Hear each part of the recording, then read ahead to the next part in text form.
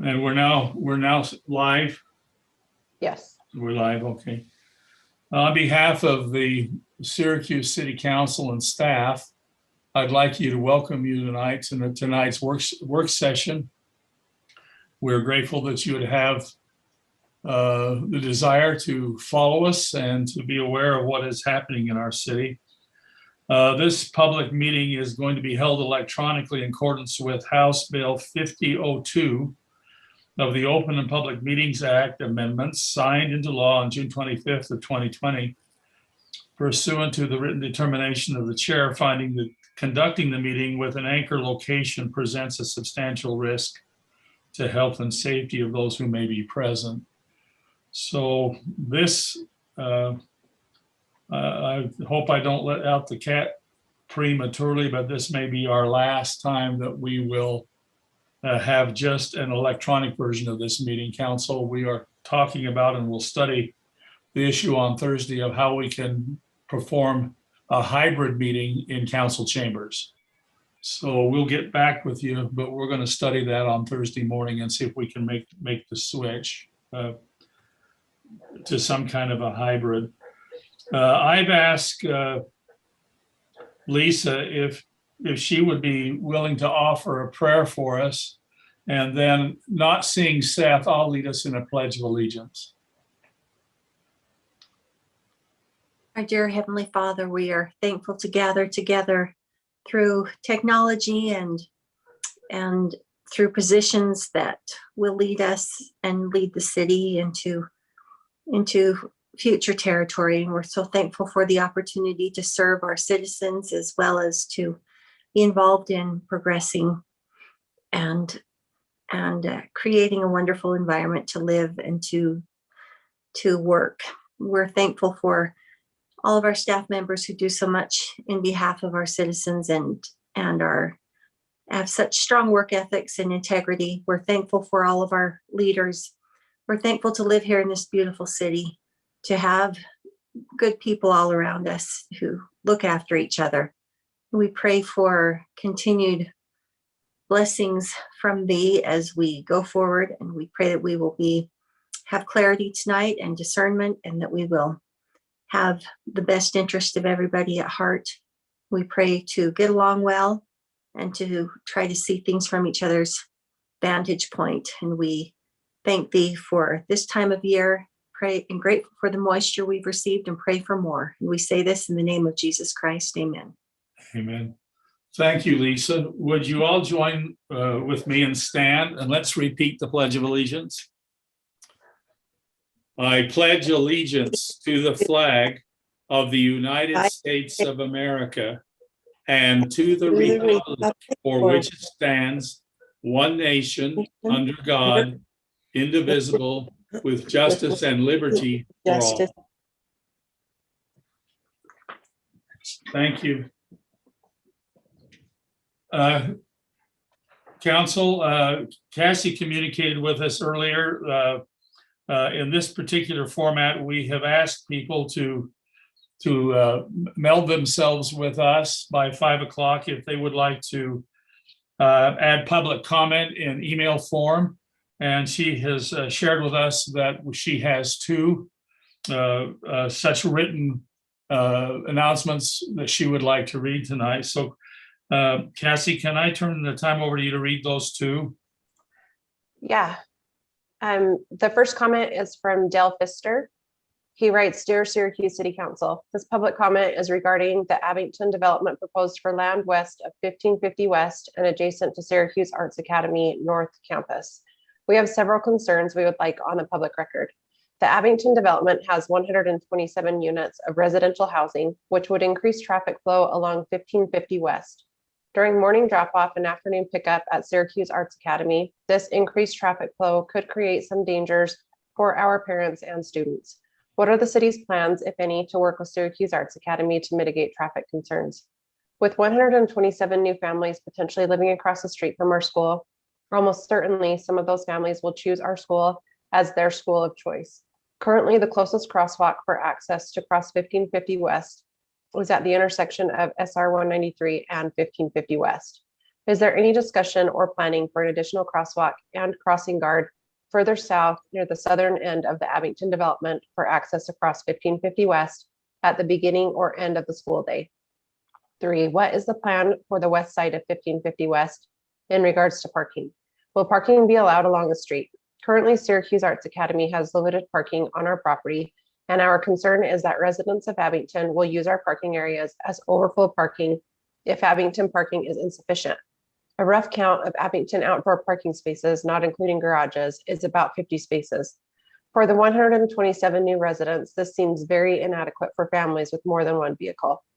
4, additionally, Syracuse Arts wants to make public their notification that our amphitheater is in full operation and several nighttime events are planned, which may create some noise for nearby residents, including the new residents of Abington.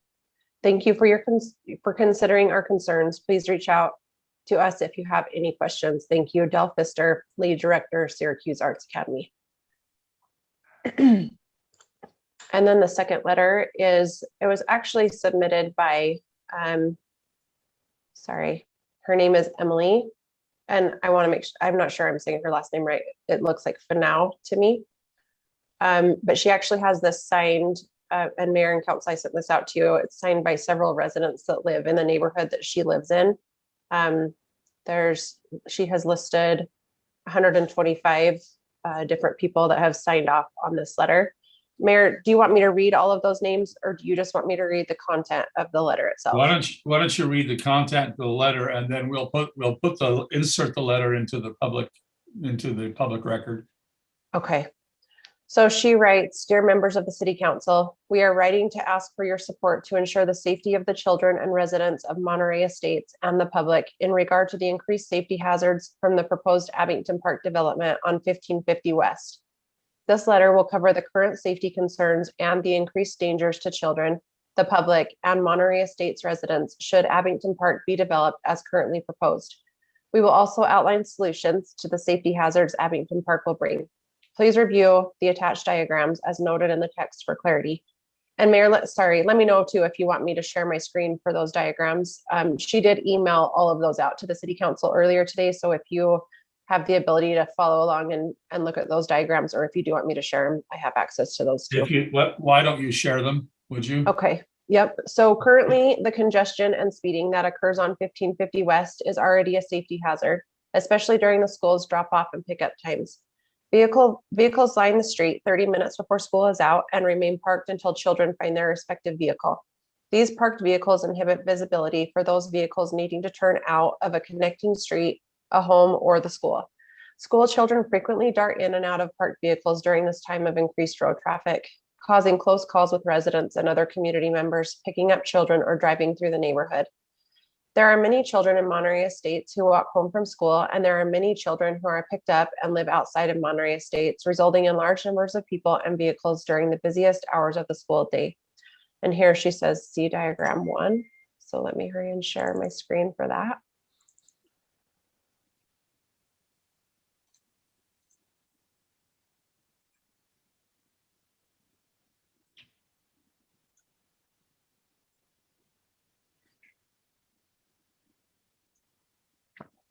Okay, are you able to see that now? Yes, we can see it. Okay. Then she says, additionally, 1550 West is prone to speeding vehicles, which not only happens during busy school hours, but during any hour. 1550 West is a long road that runs north to south off the busy State Road 193. It passes by the Arts Academy and into Monterey Estates. Vehicles frequently speed down this road and whip around corners near the neighborhood where children play. Children and adults alike have already had several close calls and have fears about impending accidents should the speeding on 1550 West continue. There is also speeding down 1525 West as some drivers try to bypass 1550 West traffic. And here she says, see diagram 2. Let me get to that.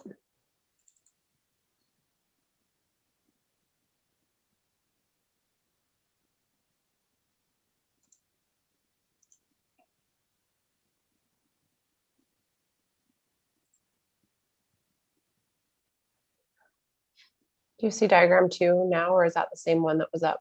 It's the same. Okay, sorry about that. Let me just start a new share.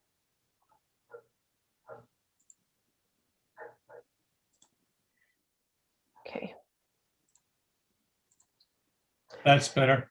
Okay, upon learning of the city's proposal of a mixed-use development of 120 townhomes on 1550 West, many safety concerns for the residents of Monterey Estates and the children who attend the Arts Academy have been heightened. First, the proposed townhomes have a one-car garage, which means many townhomes residents will likely need to utilize street parking for additional vehicles, personal vehicles, trailers, work vehicles, etc. Seeing as the current street parking conditions are extremely hazardous, especially during peak school hours, adding additional street parking only increases the risk to both children walking home and those riding home. Additional street parking will further impede visibility for drivers. The new townhome development will also bring in new children to attend the academy, which will result in a large number of children crossing 1550 West near the academy to get to and from the townhomes. Here she says, see diagram 3.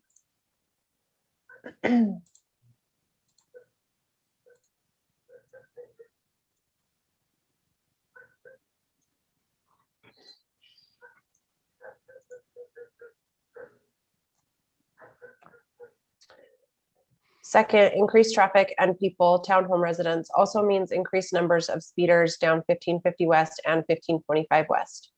Third, there is currently a car wash being built at the intersection of SR 193 and 1550 West, further increasing traffic and congestion in this area. See diagram 4.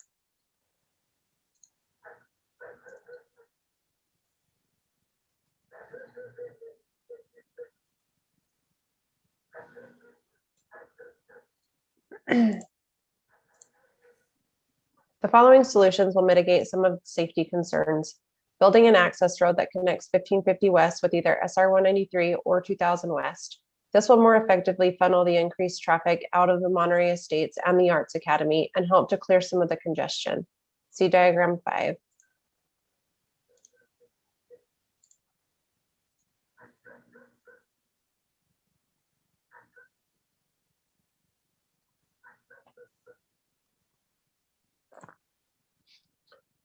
Painting the curb red on the west side of 1550 West will prevent additional street parking. See diagram 6.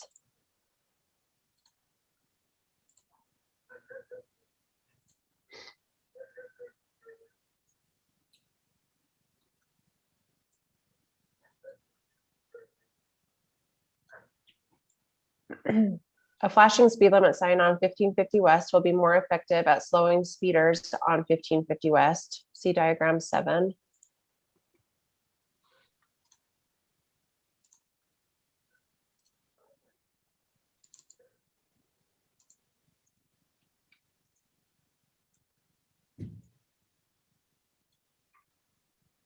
The addition of crosswalks and crossing guards, both to the Abington Park development and in the Monterey Estates neighborhood. See diagram 8.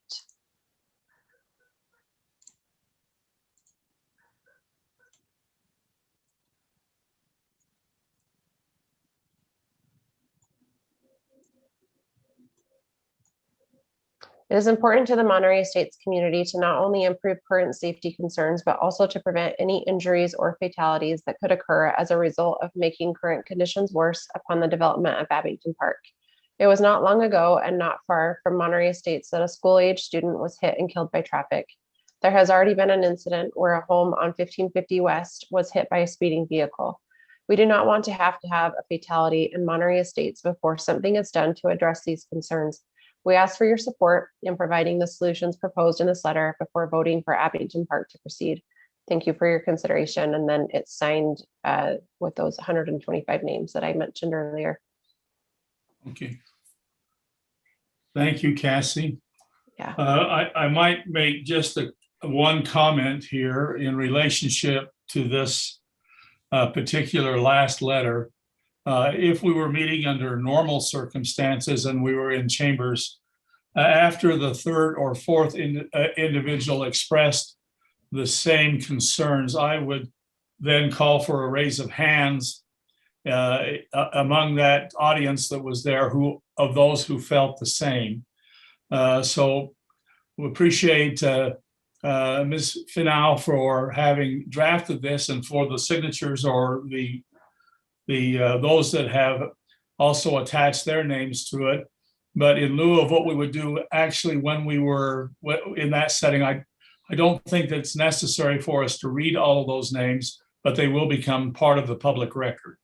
So thank you for your comments through email. We really do appreciate it. We love to hear from those that are nearby developments.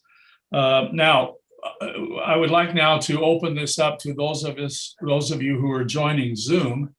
If there are any of you who have any other issue that you'd like to bring before the council, whose names are not on the letter that was drafted by Ms. Finau, we would love to hear from you. So if you're here and your name was not on that second letter, then we would be glad to hear from anyone who's here. If you'll raise your hand, and Cassie, will you help me watch? Yes. Okay, I see. I do see. Oh, go Cole ahead. Tusi. Yes, I don't think my name got on that letter, but I just would second or 126 that Okay, message. all right. Thank you, Cole. Anyone else?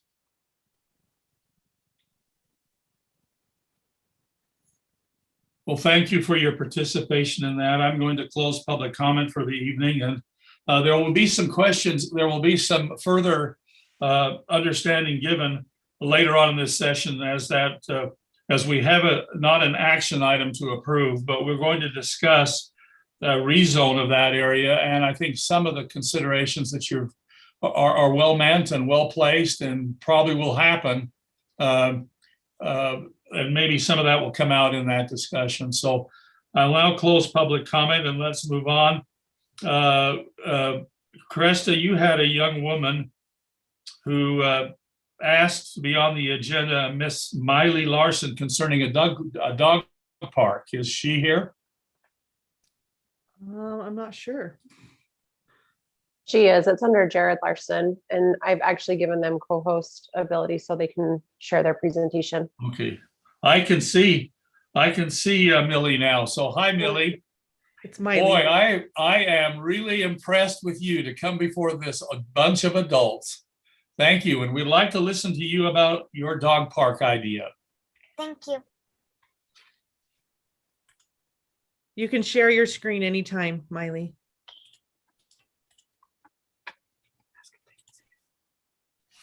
Can you guys see it? Yes. So I'm Miley. I'm in 5th grade and homeschool. Thank you for giving me the time tonight to share about my project. In honor of an employee at my Tekai, the school we use for homeschooling, who passed away, there was an opportunity for students to plan and implement a service project that would benefit our own community. My mom helped me do a survey on the Syracuse Citizen Facebook page. There was over 600 people that responded in favor of a dog park. They were more than just yeses or a thumbs up, but shirts of hooray. There are several reasons why dog park would be a benefit to our community, for the people and for their pets. A few being, it brings community close and gives more of a sense of belonging to a community. Homeowners and pets are healthier and happier. I've never built a dog park, but this is a list of basics that I found to be needed or helpful. Things like toys, trees, water, color make it more than just a piece of land with a fence around it. The more interactive the park is, the more dogs and owners would enjoy going and use it more often.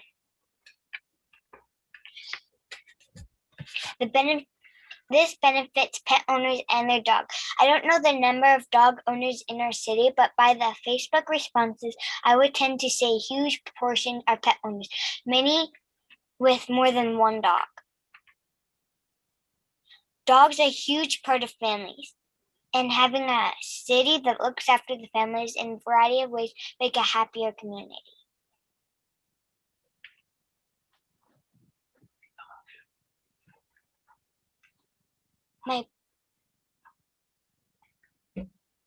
I'm presenting my community service project to you tonight to see how we can proceed to make this happen.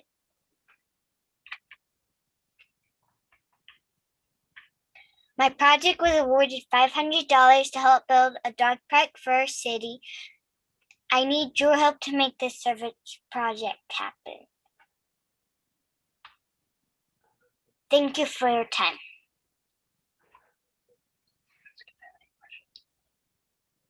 Thank you, Miley. Great job. Yes.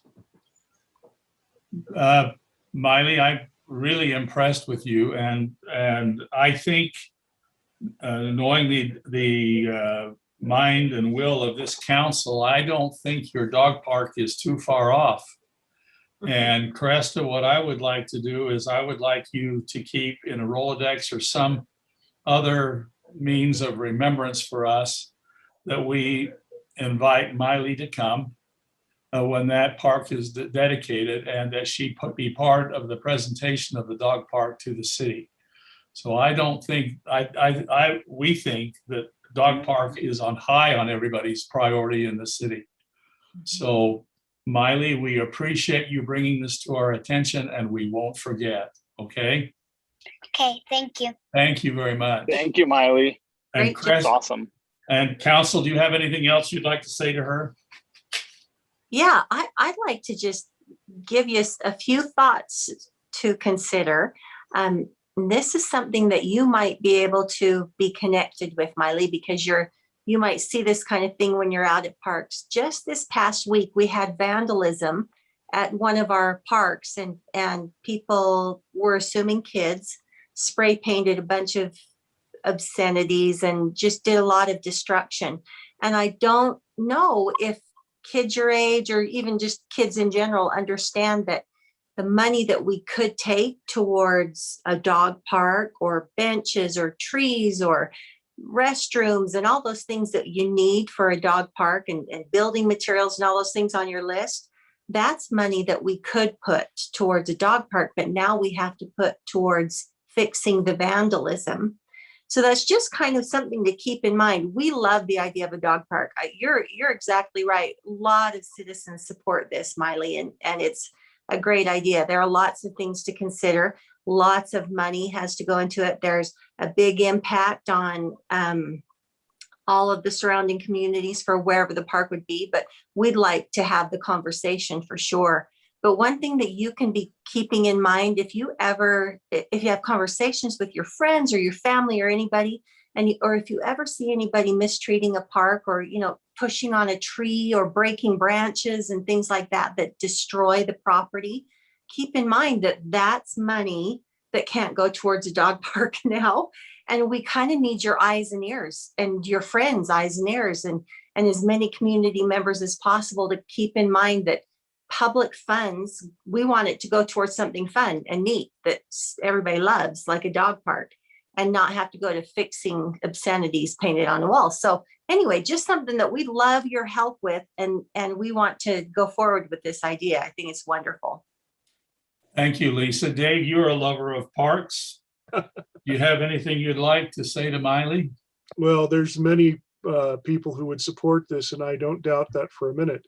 The question has always been, can we find enough money to do this? And while $500 sounds like a lot of money, but we've heard that the cost would be a lot more than that. So I I fully support the idea of having a dog park. We still have to figure out where that would be, and we still have to figure out how we would pay for it.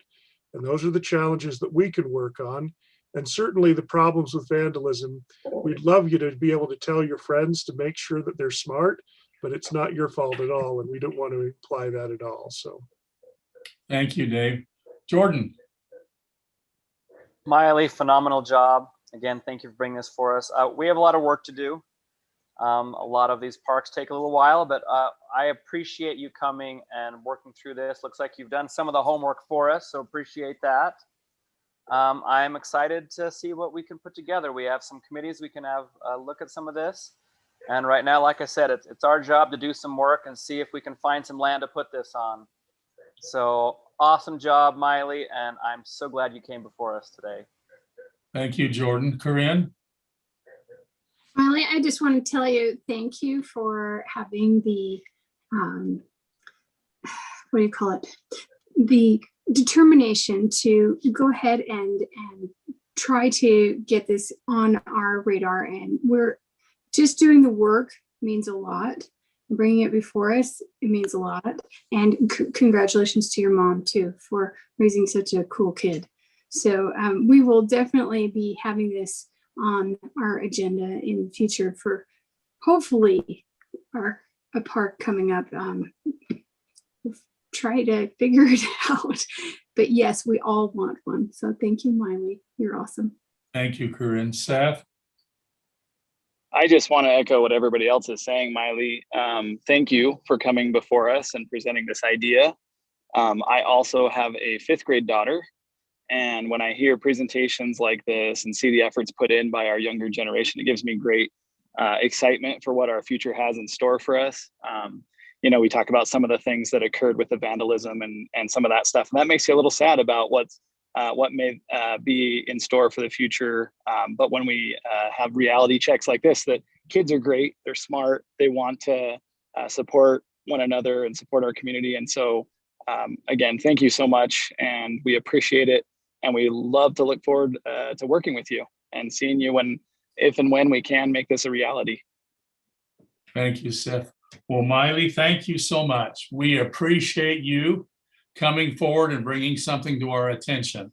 We wish grown-ups would do that more often. So thank you. Thank you. Council, I'm going to move us on. We're going to talk about fiber through Utopia. Brody, do you want to set this one up? Sure. As requested, Roger Timmerman from Utopia is here tonight with us. If you recall previously, so the council's discussed fiber, what they call fiber to the home, several times.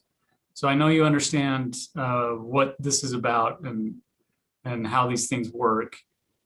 Specifically tonight, we asked Roger to come and speak about more of what the specific requirements or conditions surrounding a project like this in Syracuse would entail. And so I'll turn the time over to Roger. He can present that information. He's done some additional research and he'll share that with us. Yep. Thanks, Brody, for the intro there. So I'm Roger Timmerman with Utopia. Excited to talk to you and give you a little update on things. We've made some progress on this, even though it hasn't been towards fiber to the home, but we've had some growth of the network in Syracuse, and there's been some other things happening that help the terms of what a partnership might look like. So let me give you a kind of a update as to where we're at now and then what that might look like. I'm going to share my screen here. Let's hopefully this works properly. All right, can you all see this presentation? Yes. Okay. Yep. Just a quick recap. We're not a company selling you anything. Just keep in mind who we are. We're a group of cities. We're a public entity.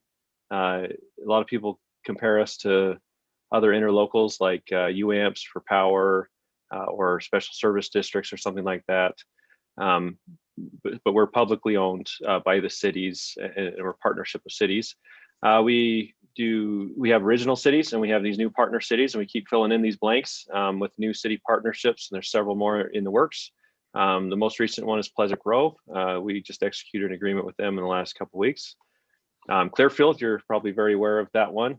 We are pretty well underway. That one was closed in August, and the first neighborhoods will be able to sign up at the end of this week. We were hoping to have it done before this meeting, but it'll be later this week that we'll be taking signups and doing installations for part of the city, and the rest of the city will be done over the next few months. Our network kind of goes along the Wasatch Front mostly. We do have extensions down in St. George, but fiber to the home projects are mostly along the Wasatch Front and Wasatch Backcliff to Morgan.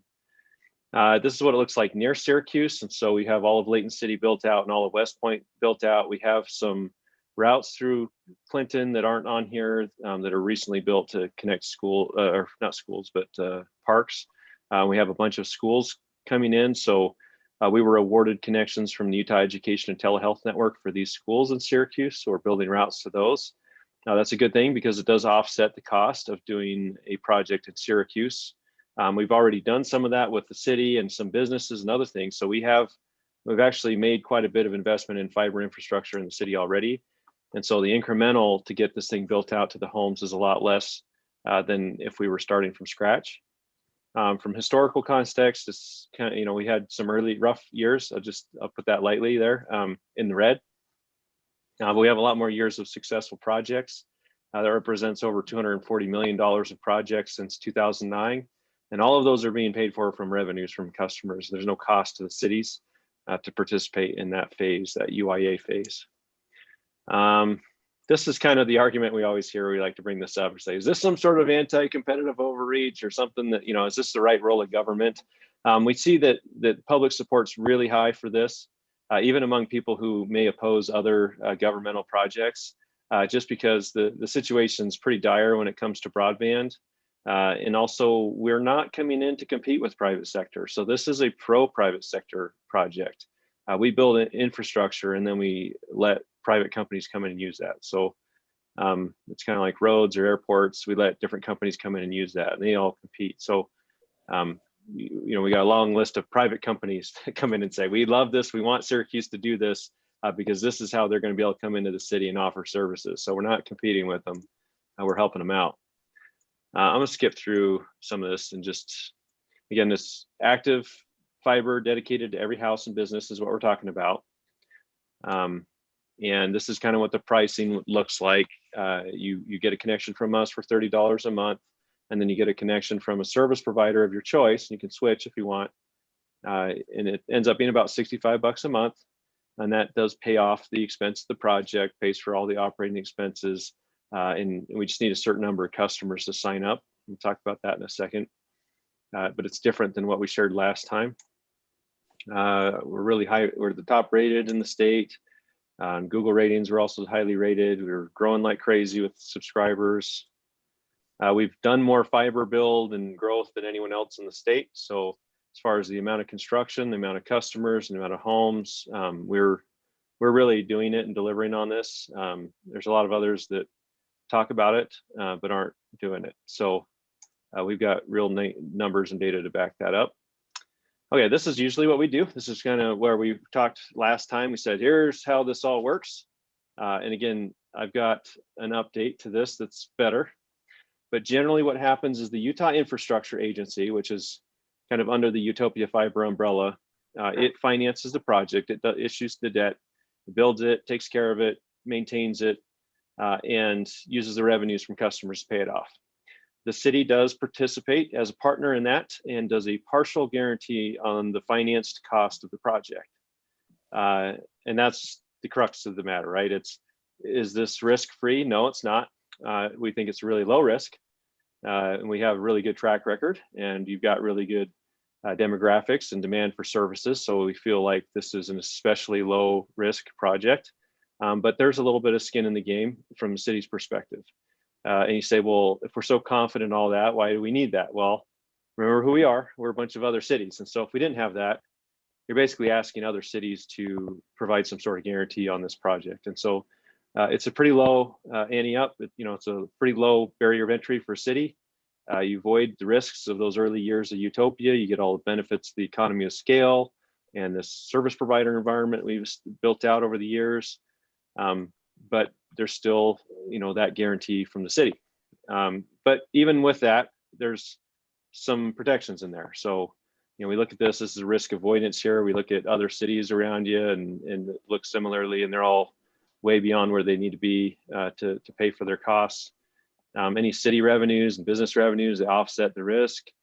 All the technology trends, some people ask about 5G and other technologies. We actually sell connectivity to those. And so we get revenue, and those do pay for the project. So those offset risk rather than compete with it. And also in a city that's growing like Syracuse, we put a ceiling on your risk, and that's tied to the revenue from customers. Well, if you have more homes come into the city and be built and developed, those new revenues count towards that risk. So if we're measuring that risk as far as take rate, like a percentage, you're percent actually goes down over time. So your risk decreases. Even if you did have to pay on that, I can make some arguments here that it would be worth it. I mean, of all the things cities bond for and pay for and support, this would be at the top of the list as far as the benefit to cost, even if you had to pay for it. The beauty of this is that you don't have to pay for it. It pays for itself. But the benefit is enormous. And those benefits come from people just save money because now you've introduced new competitive options. You increase property values, although we don't need any help with that in Utah these days. Maybe it's a problem, right? You protect net neutrality principles, so an open and a free internet for, you don't have any blocking or prioritization or bandwidth caps are eliminated. We don't have any of those on our network. It's all unlimited, dedicated. You improve quality of life. There's all these enormous benefits to come, and yet that all comes with no cost or taxes or subsidies required. So if it was an independent project, the city would basically look at this and say, okay, we've got a project cost and we need take rate, and we need revenues, and we're gonna have to build this thing and hope for this. And as a standalone project, they generally need to have about a 50 to 55% take rate to cover their costs. When you partner with Utopia though, because you don't have any startup costs, you don't have any economy of scale issues, and we already have so much of this already in the ground and paid for, the incremental cost is much lower. So our cost just to do it compared to any other option is much lower. So that usually will pull us down to that 40% take rate level that I mentioned. That's kind of our standard model. And then that also gives us revenue potential for covering our take rate or additional take rate. Additional take rate is a good thing, but it also costs money because it's a lot of installations and new investment. It also covers new development and things. So this is the typical model. Now this gets really interesting when we look at Syracuse. So this is the update that we're at. So before we were looking at a much more expensive project. That's gone down as we've continued to build more in the city, and none of that's been on the city's dime.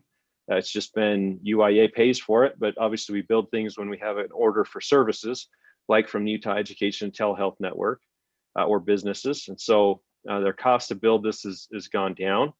The guarantee from the city has gone down even more so. And you say, well, why is that? Well, interest rates have gone down. So that's not anything special we did. That's the interest rate environment that we live in today, that corresponding guarantee is lower because the interest rate on the financing is lower. So that pulls us down to only needing 3,451 subscriptions if they were all residential. The reality is that some of those will be businesses in non-residential. We do really well with churches. We do really well with the schools, obviously, cellular backhaul. There's a lot of things, even though you're not a heavy business city, you have some. And there's a lot of other things that are just non-residential that we get better revenue from. So when we look at that, we really only need about just less than 31% of the homes to sign up for services, and we cover all the costs. And then we make some assumptions about some of those addresses being businesses or non-residential units, and really we cover the obligation closer to 28%. That's phenomenal. So this is a big deal in the sense that we would still think that you're in good shape if you needed to hit 40%. In fact, we were about 40% where we needed to be on the project with West Point, and we're there. I mean, we're trending there, and we're really close to it, and we'll blow past that easily. So I would go into this very comfortable with a 40% take rate requirement for Syracuse, and just because of how things have gone with the school orders and businesses and interest rates and everything else, it's really made things a lot more attractive, and that corresponds to the risk from the city that's required in that partnership agreement. So lower risk is better, obviously. So we look at that and say, well, because of those benefits, we get to pull this down to that, this is the assumption with the business blend of revenues, we pull that down to about 28%. So those higher risk, that color area that's red, we eliminate that because our likelihood of getting these types of take rates are easy. There is the potential. We've had some cities say, well, we have this American Rescue Plan Act money and other things. I mean, if that risk was still a pain point, there is an option. You could use some of that to offset that, either in the take rate risk or the term. I honestly don't think it's needed. I mean, already this is one of the very best projects that we've looked at, from a risk perspective. But if there was a reason for a city to be hesitant about it, usually it's tied to that risk, and so you could take the top off of that and even further reduce the risk with just a one-time subsidy, if that was what you want to use that money from. Again, I honestly think it's better use of funds to do it somewhere else, because this is already, you have the demand in your city easily to get this paid for from your revenues. This is how we've done another project. So this was Layton. We did the same sort of model at $23 million project there, and the revenues came in much faster than we needed to cover that actual debt service. That's the dark lines. The light lines were the projected. So right now on yours, if I go back to that, this is a projection of a break-even scenario. We expect to do much better than that. And then what I'm showing you is that in all of the projects we've done much better than that. We clear way past the guarantee from the city, way before we need to. So Layton, we cleared it before we needed to and didn't need to use this buffer of accumulated revenues in advance of the 2 years. There's that 2-year capitalized interest period before the obligation starts. This is Payson. That was a $3.5 million. I stopped charting this one because we cleared it pretty easily. Morgan, I stopped charting this one. We're actually at about double the take rate we needed. Morgan, we're about 60% plus take rate in Morgan. They had especially bad options there. We do have Comcast and CenturyLink in most of Syracuse, and we still do really well with them in place. But Morgan, it was really easy. West Point. So this West Point, we still have another 2 years before we need to get the take rate we need to get to. But we're probably going to hit that in the next month or two. It's obviously trending way ahead of where we needed to be. So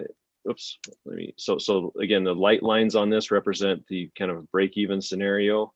And what happens is we model it out with, these are the terms that we expect. And then when we go to market and we put some buffer in these numbers from a financing perspective, but what we close on on the markets is what you actually get your guarantee pegged to. So West Point's guarantee was actually lower, so it dropped down to this dark blue line.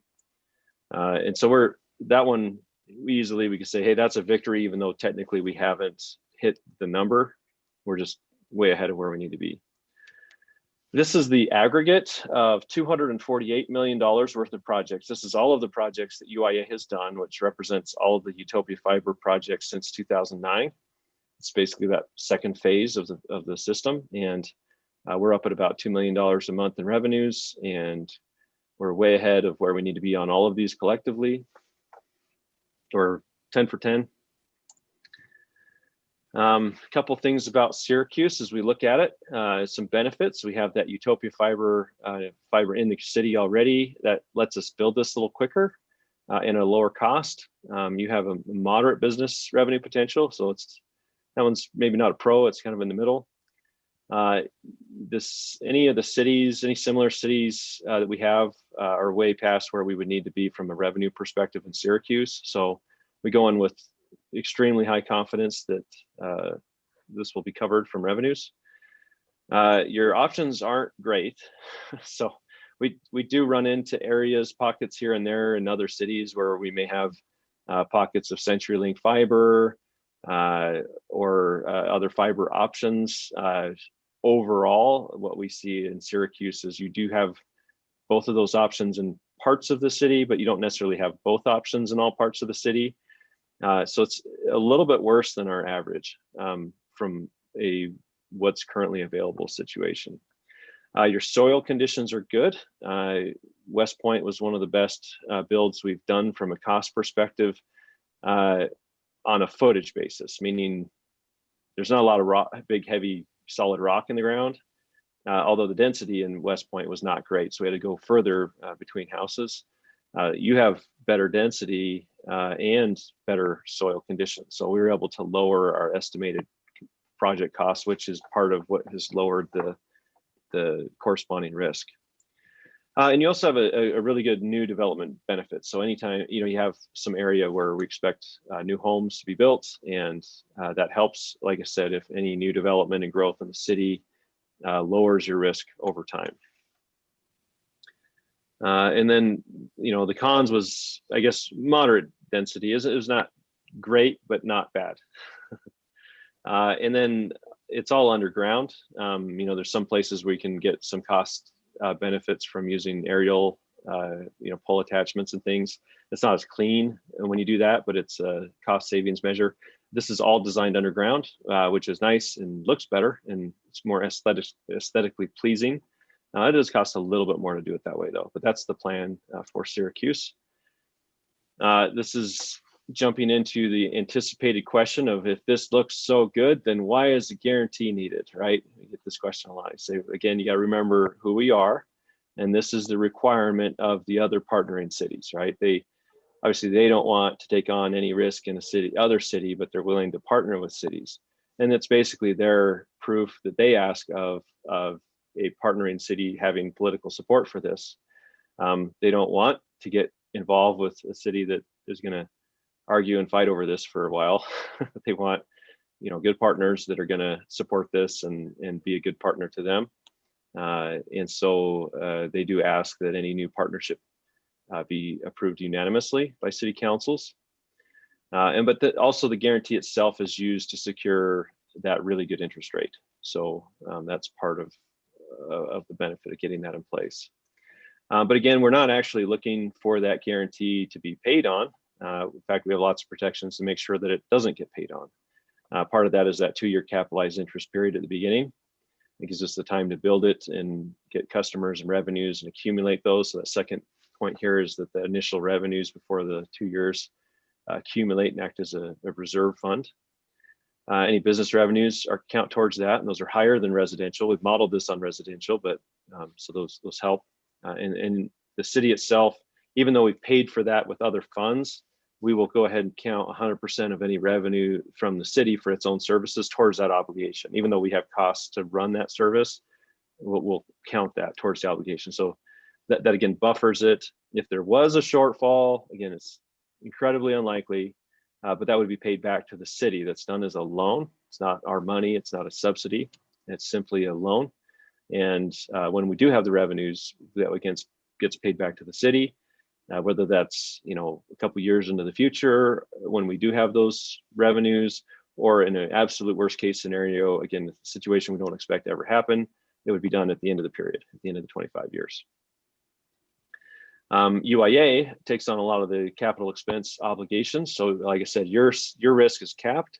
However, there'll be additional expense in the city. We'll have to grow this network. We'll have additional installations, new developments. If you annex new areas, you may be landlocked a little bit with that. I don't know. Everything else is taken care of. So you get your risk put in a nice little box, and UIA takes care of everything else.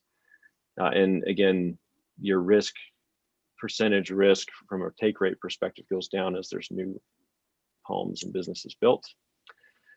That's kind of where we're at. We've given you a proposal. We have updated that proposal, but that's kind of temporary. It kind of goes up and down with market conditions and things like that. Or fiber in the ground doesn't go away. We've done the detailed design and feasibility. That's what this is based on. The city this is kind of our generic plan forward. The city, I believe, did its own survey, which showed that demand was extremely high. So that was pretty consistent with what we would have expected. And again, there's kind of two aspects to the surveys that we look at. One of them is just to see what the demand and current options are in the city, but the other is a political one, right? This is the city getting involved. And just because someone may not like their broadband service may not mean that they're supportive of the city getting involved. However, what we've seen largely from these surveys is that the public is actually very in support of these projects, even when they may not be for other city projects. It's just broadband is one of these things that people are really frustrated with and see the city as a good solution. And, it's being in the space of infrastructure. And so usually we see really strong support for that. is an optional step here. We have RFP listed. Some cities choose to do that, some cities don't. From a public procurement perspective, Utopia is a public entity, and so all of our purchasing and processes follow public procurement processes with RFPs and competitive bid processes. And so the city is welcome to enter into a public partnership without going through the procurement process. However, you have that option. You know, this difference of whether you want to treat us as a vendor or as a partner. And in some aspects, we like the RFP process because it usually vets out the, mom and pop companies that make promises they can't deliver on. There's a lot of those going around. So just, we're not opposed to city really vetting those different companies to see if they have the capability to do these types of projects, which they don't. And so Utopia, we like to, sometimes it's painful to have to write proposals, but we do have the resources and track record and existing facilities and routes and fiber and everything to take care of these projects. At that point, the city council considers, whatever they want to do, whether it's partnership with Utopia or to do nothing or some other model. If it is a Utopia partnership, we put in our term, a 2-year projects schedule. I'm going to skip forward to that. So we have this designed in 6 footprints. It's been designed, down to the foot, down to the house. We basically stagger the schedule by about 2 months for each area. So for example, we signed the deal with Clearfield in August, and we have, or it was fully executed and closed on in August. And so, we're about 9 months in, maybe 8 months. I don't know what math is on that, but, and we have the first areas coming online. We expect kind of the same type of a ramp out for Syracuse, with the first areas coming online after about 8 months, and the last areas coming online about 18 months out. We do put it 2-year buffer, so we commit to 2 years being done, but we actually plan to do better than that. Back one slide here. This is just kind of the comparison. I said, I kind of like that RFP because it's an opportunity to vet out the other guys. Whereas Utopia is actually building, millions of feet of fiber and conduit every year. We have an established service provider marketplace. We're the only one in Utah who has an open access system. And so we hear from other companies who are like, we're going to do this. And you're like, no, it took 15 years or so for Utopia to really recruit and establish this marketplace. And that's where you get to go in and pick and choose from different providers, and we have all the interconnectivity to all them. And so anyways, that's a pretty big deal. We have actual citywide fiber deployments. We're the only one in the state, other than Spanish Fork City, which is another municipal fiber project, and just Provo for Google Fiber. They haven't finished any of their other cities anywhere in the country. But that was already built by the city, so that one doesn't really count. So we have several citywide completed networks. UIA financing, so this is something that we do. Other projects or other strategies may require city to actually issue debt and the full cost of the project. Ours is only a partial cost of the project, and we do it. So there's no city debt. It's a UIA that issues the debt and finances this. We have the existing fiber backbones where we need them. We have all the interconnectivity with the school systems, with UDOT, with the state for any state agencies and needs, the county. All this is all in place. It's also publicly owned. So there's a lot of benefit to that in the sense that our motives are your motives. We are cities, right? We invest back into our communities. We build it the best way for the city rather than the cheapest way for the provider. So we put it all in the public utility easement rather than micro trenching through your streets and other things like that, other shortcuts that you'll see other providers do. This is done from the cleanest, best way for the customers in the city to the highest standards, and that's the way we do it. Okay, so what questions do you have for me? So Thanks for the presentation. I feel like I am slowly but surely figuring it out more as we go, and each time we hear from you, it seems like it makes a little more sense. A lot of the questions I had were answered in the presentation, but some of the ones that still, well, at least I don't know if I heard it, was so in the scenario where a guarantee is hit, like where we do have to make the guarantee, are there, based on the footprints you just displayed, are there going to be areas that we don't anticipate ever getting built out to? No, so we are obligated to build the entire city. Okay. That's what I was thinking. So I just want to make sure that so there was nobody, paying for something that they'll never be eligible for. And then so you demonstrated some of the take rates across all the other cities, Payson and some of the others. With what you said about the, kind of the 10 for 10 or projected 10 for 10, is that kind of indicating that none of them are on track to get to the guarantee? Is that? It means all of them are past the guarantee. And was that including West Point, or was that just projecting Yes. West Point? Well, okay. So from a revenue perspective, collectively, we're way past where we need to be. West Point is trending ahead of where it needs to be. So we consider that a success, even though technically we haven't hit the obligation yet. We still have another year before that obligation hits, and we're ahead of where we need to be. So we're marking that as a success. We're not counting Clearfield a success yet because we haven't, we're just finishing the build. And we still have another year and a half before we actually need the revenues to cover the debt. And in that year and a half, we'll have accumulated a pretty good reserve. I mean, that reserve actually buys us about a 4-year cycle to get the take rate we need. So even though the obligation starts at 2 years, the way that reserve applies buys us another year to 2 years. Okay. And then on the subscription amount to get to the take rate, so that's not a static figure, I assume.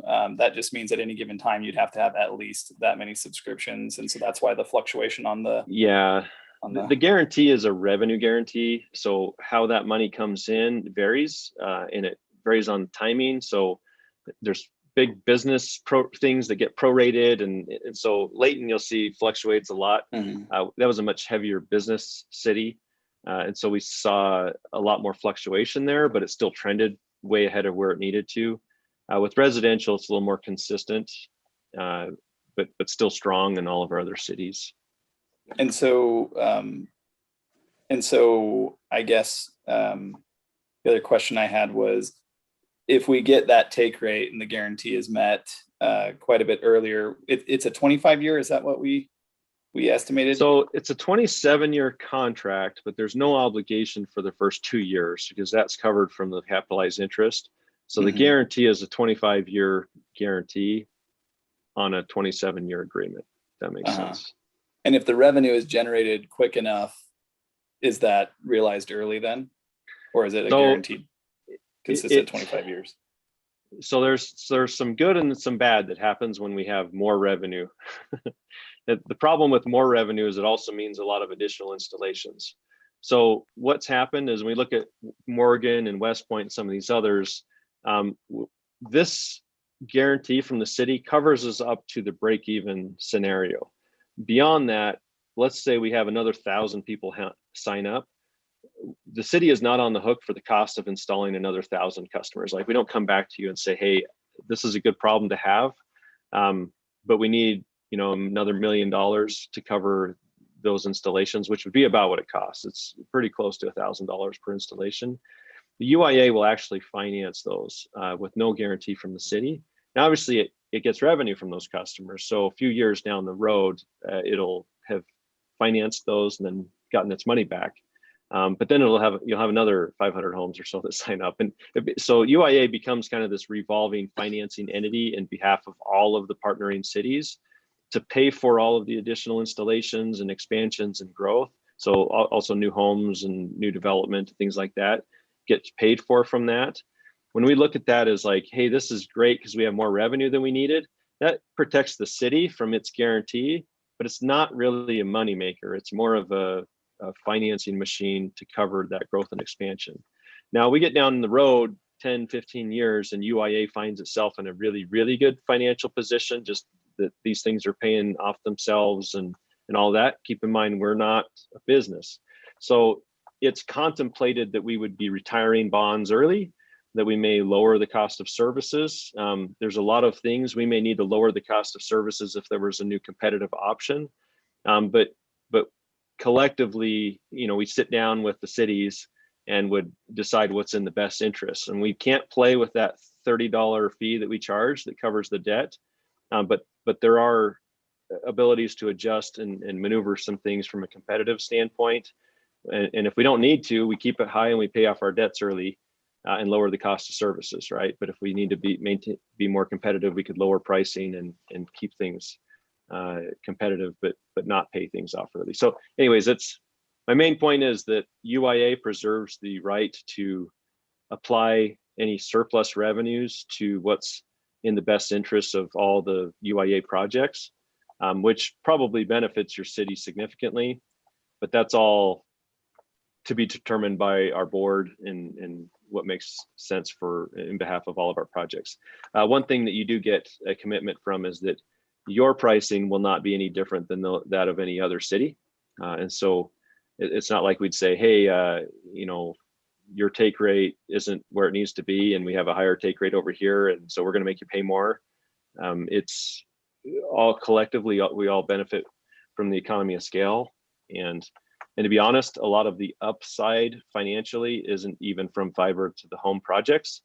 It's from business projects and business revenues, schools and other things that aren't even in these fiber to the home projects. So you kind of get a financial benefit by partnering with UIA in that sense. Okay, thank you. That helps. Council, I'm going to intercede here and give us another 5 minutes to discuss this with Roger. And then what I'd like you to think about is what our next action would be. Do we want to request an RFP put together? Just like to know, again, we have to act unanimously on what we do. So if you have questions of Roger, let me extend the discussion for 5 more minutes, and then I'll look for a straw poll on what we do next. Quick technical question. As I was reading through the comments from our previous poll out to the residents, one person said, my house is wired with cable. Is there only going to be one hookup? How do only one device that actually works with Utopia, or can all the devices work off of it?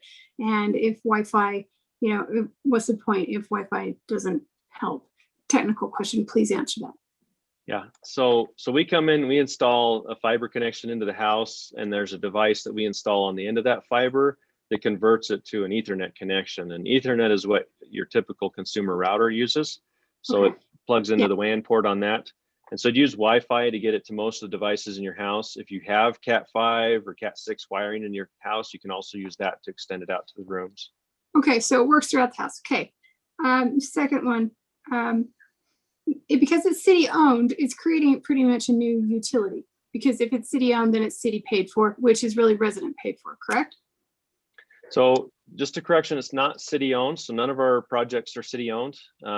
It's UIA owned, but we are a public entity. So it's kind of like if you were part of a water district or something like that, a lot of times, like, you have say and involvement, and our cities treat it like they own it, but at the end of the day, it's on our books, and we insure it, we maintain it and all that. So just a little clarification there. Let me have Brody respond to that. Brody, could you respond to Corinne's question? Yeah, so as far as the project itself, like Roger said, it's kind of like, it's not exactly the same, but it's kind of like the mosquito abatement district, right? It's made up from cities, but it's actually a separate entity that owns and operates everything. One thing I want to make sure that the council understands, when you talk about going to RFP, we do have a choice there. As Roger said, that this is kind of like we're partnering with a bunch of other cities, or a governmental entity. So technically, you don't have to go to RFP. It's an infrastructure project with another public entity that you're partnering with. It's not like you're just putting out a bid for a construction project. You're actually one of the partners. Okay, but like, for instance, one of the comments here was that it's especially welcome since it won't raise my taxes. but everybody will pay more for it, right? I'm just clarifying that. Does that $30 that would be for the service connection apply to everyone in the city? I don't think it does. I think it only applies to those who have a connection. How about the Exactly right. installation? Oh, okay, so, okay, if we don't meet that obligation, then people will pay. So if we didn't meet the obligation, again, Yeah. we haven't had this happen. We think it's very unlikely, but we got to talk about, worst case scenario here. Yeah. Let's say instead of 30%, we got 25%. Okay. Then that's a sixth of the guarantee that the city would actually have to pay on. And that would be done in the form of a loan. So the city could pay from that from any source of funds that it wanted to, if it decided, Yeah. I mean, yeah, I get it. And that's a good explanation. Thank you. With us being a fast growth city, is that target constantly moving though? It is. So we did our best job to draw a line in the sand. So if we were to move on this the next couple of months, we're good. But any more than maybe 2 months, we've got to come back and ratchet that number a little higher to contemplate some additional cities. So that cities, new homes. That number will be stationary. It won't change like year to year as we get more residents. No, UIA takes on all the growth guarantee, right? So we draw a line and say, this is your guarantee, and everything above you beyond that, UIA takes it. That's where he was saying that any new growth would just help you meet your take rate earlier if they sign up. Okay, that helps. 10,000 homes and they needed this percentage, then even if there are 20,000 homes, they still only needed that many homes to do it. From the sign-on rate or the sign-on time. 3451 is where we're at. Okay. That Dave, really helps. Thank you. Dave, you've been kind of quiet. Well, my first question is, if I understood your slides correctly, then you're suggesting that from the time that you get the go-ahead, there would be access to every resident within 6 months? 18 months. 18 months. Remember, he had the 6 different areas. Yeah. Each one of them was a time frame. He said build out would be 18 months. Sorry, so the first areas, the first areas after about 8 months, and the last areas after about 18 months. Our contract would give us up to 24 months. Sometimes you get held up with like a canal permit or something like that. So we do preserve the right of having 24 months without breaching the contract on our side. But it's unlikely that we ever go anywhere near that. We should have this wrapped up after about 18 months. Well, one of my concerns, just to be perfectly clear on this, is that we are a end of the line city. We are not a pass-through city. So as a city, sometimes if you're a city that has neighbors on all sides, the building of those cities, or getting to them helps you get that build out. I'm worried that people on the outskirts of the edge of our city will have access and be able to sign up for it within a reasonable time frame. And you're guaranteeing me that within 2 years, everybody could sign up. Yeah, and you can look at West Point. I mean, we had to go quite a ways to get to some of those houses in West Point. That's why I'm asking. Those cost a lot more on an per home basis than the ones that are clustered together. But we did it, and we did it in 15 months. Most of it was done in 10 months. But just the little last pocket took a few more months because of a canal crossing. But yeah, we are committed. But everybody did to have the whole access. thing out. Oh yeah. There's not people out on the edges that say, hey, we just can't help them. They're too far out. No, I mean, we're cities, right? Like we're not going to go in there and cherry pick, the best neighborhoods and avoid the others. This, from our perspective, this is a critical service that everybody needs access to. And so, yeah, we're going to have to go a little ways to get those outskirts areas, but they will be included because everyone in the city. You understand that competitors have done that, and that's why I asked. I mean, there are other fiber companies who said, no, we just don't service your area, too expensive. Yeah, I mean, they're only going to do it where it's most profitable, and right. That's why we as cities decide to get into this. Okay. Council, I need to tell you we need to tell Brody where to go. Well, I don't mean that. I mean, we need to I'll tell him give where to Brody, go. we need to give Brody some direction. What So an happens? RFP isn't committal. Just I want to point that out. If you did an RFP, you don't have to award, but it's a process that really gets everything nailed down into formal proposals. What happens to a contract after 27 years? What happens to it then? So the contract ends, and you have And UIA, so you have no obligations at that point. Now we have an organization, UIA, that exists for the purposes of running these networks and building them and reinvesting and all this other stuff. From a cost perspective, UIA will be in a really good position to lower cost because we don't have the debt on this. But that all happens at the same time for all cities from a cost perspective, from a pricing perspective, but not from a cost perspective. So we'll have $250 million of bonds that are paid off before yours is, your corresponding bond is. So we'll be in a better financial position to address, lowering pricing and other things like that before your individual guarantee ever comes into play. But there's no triggers. We have a collection of cities and we meet and we discuss pricing and strategies and what's in the best interest of all these cities. But there's not a position, we don't have investors. We don't have, it'd be like some other, governmental group that's, just trying to do what's in the best interest of its members.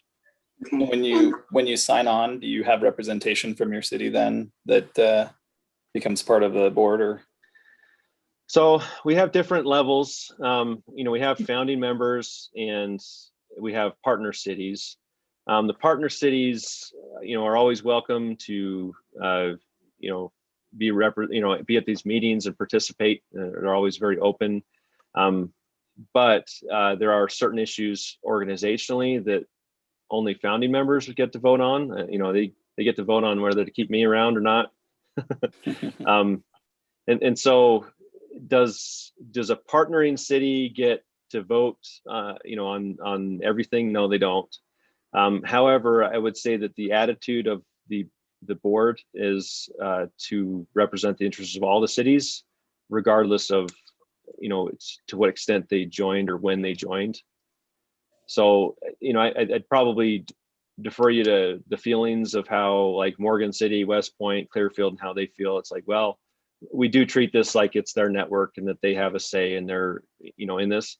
But there is an organizational difference between founding members and partnering cities.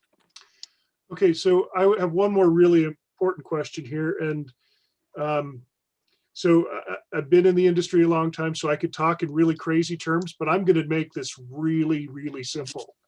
Let's say that new technology comes out halfway through this 25 years and people don't need fiber anymore. At that point, is the city obligated to pay for this for the rest of however? It's obligated through the 27-year period. So that's a possibility. It is a possibility. Crazy wave, whatever it is available, and people don't stop using fiber. Now I mean, I've installed fiber. I know what fiber is. I know the advantages. We could go on that all day long. The point is there actually a risk of us being contractually obligated to an outdated product? So I'd say there is a risk. I think it's extremely low. Utopia was founded in 2002, and we've only seen, demand go up over the 20 years. I think every single technology innovation and trend favors more fiber compared to every other possible technology that's even being considered. And utilization is certainly skyrocketing. So everything is going in our favor, but yeah, there's that what if, right? I think there's a good chance that, 10, 15 years into this, we're probably paying off the bond anyways, which retires your guarantee, but that isn't obligated. We don't, UIA as an organization does not have to give that, right? The guarantee is based on a worst case scenario, And we hope to be able to come in and retire debts and lower the cost of services. And that happens if we do better than we hope, right? So what you just said, I think is really important. And that is, if we pay off our obligation, say in 10 years, but If down the UIA road, does. okay. So if that obligation is met, then that means that if fiber suddenly falls out of favor for some reason, we don't have a further obligation. So if things go really, really well at UIA hope, we hope to be in a position to retire these guarantees, which would be us basically paying off the bonds. Unless the bonds are paid off, there is no guarantee anymore, because it's tied to that financing. But there's no commitment from UIA at this point. We're basically saying we need, we can't go to bondholders and say, what if this and what if that, right? Yeah. To secure financing, we need an absolute guarantee from the city for 27 years. And that's a worst case scenario, but that's what bond investors need. If we find ourselves in a much better position, then we have lots of things that we can do at UIA, all of which are directed at the benefit of the cities. And that could be investment. We've done some smart city applications and investment in networks and technologies and things like that. But obviously debt is of big concern. And we would love to retire debt sooner than we have to. And so I think it's very likely that we end these obligations voluntarily before they come to term, because that's what we do, right? We don't have anywhere else to send that money if we're incredibly successful. Hopefully, a quick question here. Kaysville last year put this on a bond and it was voted down. What's your understanding of why they rejected it? That was not for Utopia. It wasn't. It was for high fiber. It was. I believe very confidently that had they been considering a Utopia fiber partnership, they would have proceeded. So it wasn't Utopia. It was their own. They went out for RFP. They found a service that was going to install fiber for them. They were going to run the utility themselves. Wow. Okay. That would be them being a utility company, which we're Right. trying to avoid. Anyway, I just want to be clear. I'm not gambling that fiber is going away. I'm not. I'm just trying to outline the financial responsibilities. Yeah, and it's not all upside, right? There's some risk involved, but if you look at it from here's the level of risk and then here's the benefit. You go back to that slide. Even if the city did pay for this thing 100%, there's still a pretty compelling argument that it would be worth it because the benefits are enormous. If the city had to partially pay for this, it would be enormously worth it. The fact that the city would be in a position and that we're all looking at this and modeling this out with a track record and history of this, saying all this benefit comes at no cost and very little risk that there would be any possible cost, but it's there, some risk. Is it worth it? And that's where it really, is tipping the scales in the favor of this, for a lot of these cities. I'm going to ask the question again. Where from here, Council? Where would you like to go? I would be supportive of moving forward. I mean, if the council was in favor of going the RFP route, I would be supportive of doing that as well, but in an expedited nature so that we don't lose a guarantee. But that's where I'm at. And I don't know if 2 months is feasible on an RFP, but wouldn't be in my world. But this is actually the first time that I would not be for an RFP. I believe always in competitive business, but what we just understood is that when you go out for RFP and you try to get somebody who isn't equipped to actually handle this scale, what we could easily get back is comparison of bids of 10-year obligations, or what some of the competing sources have said, well, we're never obligated to reach certain quadrants of the city because we just can't guarantee they'd be financially set. So my concern with going out to RFP is it's non-comparable service in any way. Lisa? All of the questions I had and my earlier concerns have been alleviated. I think I'm in favor of going forward, and because we are looking at benefiting the city if we stick with the development and growth that we have currently, rather than waiting to go further down the line, which ups the amount of people we need signed up for it. I would prefer to have this be something we do sooner than later. Okay. Jordan? I've been pushing for this for 3 years. So I'm of the same opinion. I've actually done a lot of the research. I followed the Kaysville political issue very closely to see if some of these other options were viable. I've talked to many vendors and things like that, and this is the best deal. And so I would actually be in favor of putting together an agreement and getting this moving as quickly as possible. Okay, Corinne? Especially at the better rate we're getting now. It's only gotten better since we saw it last. Thank you, Jordan. Corinne? Do you, how long do you think an RFP would take? Because, you know, it's kind of like what our policy is for council. I mean, don't you think these cities or companies are ready for these kinds of things? Corinne, let me ask Brody to weigh in on this because he's probably in the best position to know what's best for the city. Okay, thank you. Well, yeah, it's, yes, you can do an RFP if you feel like another partner is going to be as competitive or more competitive. Remember, this isn't just a construction project. This is an actual partnership that for 25 years. So having another set of government entities, you know, they are elected officials. They understand, you know, how the cities work. That's kind of why these are set up. So the RFP is you don't, even per our policy, you don't have to do an RFP, but you Right. can do an RFP if you would like. Okay. I I'm just like- saying, what's the likelihood of another company putting in anything? That's my question. Ask Kaysville. Yeah, it's all conjecture. I'm not gonna. I would like to just characterize this in this case. My concern with an RFP, and I am 100% with you, Corinne, our policy should always be RFPs when there's comparable services. But this one is a little bit like comparing oranges and tangerines. It's not quite the same because they're under a little bit different structure and obligation. So it would be kind of like bidding out garbage service and having one guy say, I'll pick it up at your house.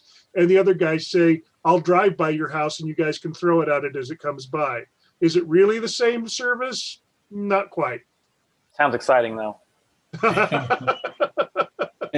And it's not quite to the level where you could go for like a sole source direction, right? Because there's still entities out there that would come forward with the, like Dave's talking about, but yeah, there just, Yeah, I mean, if you were making the case that you wanted open access, you know, publicly owned governmental partnership, we're the only option. So there's a sole source argument to be made there.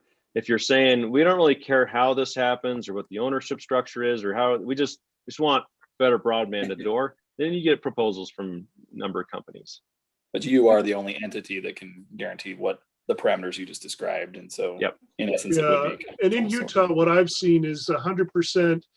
The only other people that have even come close to saying that they would actually service the whole city is Google, which hasn't. They've never quite come through on that, but they're the only ones that actually suggest that they would. Everybody else is going to be on a as economically feasible basis. At least that's my exposure in this state. I'm just concerned with hopefully, you know, with the whole 40% thing, and I do agree that they change. Well, this hasn't come up here, but the speaking with another guy about this, that since COVID, the demand has changed for internet and services and all of that. So I'm just concerned about it. So To be clear, it's 30% now, not 40. And are you saying, and Corinne, I think it's kind of I like think what with we're seeing is- businesses, then we get 30, right? Because it's really 40. With businesses, it was 28. Yeah, Yeah, that's what it's I- dropped to full 10% since we first considered this. We're Yeah, at and we 30% just- residential. We just don't have a lot of businesses. That's my worry, you know? Council? And to be clear, fiber attracts business. Yeah. Okay. Council, would you allow me to put this on a consent agenda? Yeah. Yeah. If something comes up, I'll talk about it then. I don't think it should be on a consent agenda I don't simply think so because either. I think we should have the It's money. discussion. It's money. We can't. And so I would like to have it an open forum. I'm believing we can get unanimity. I can't speak for everyone, but I don't think it belongs on a consent agenda. I think we should All right. discuss it. in a Any of the public rest meeting. of you feel the same way? If there's one, then we won't.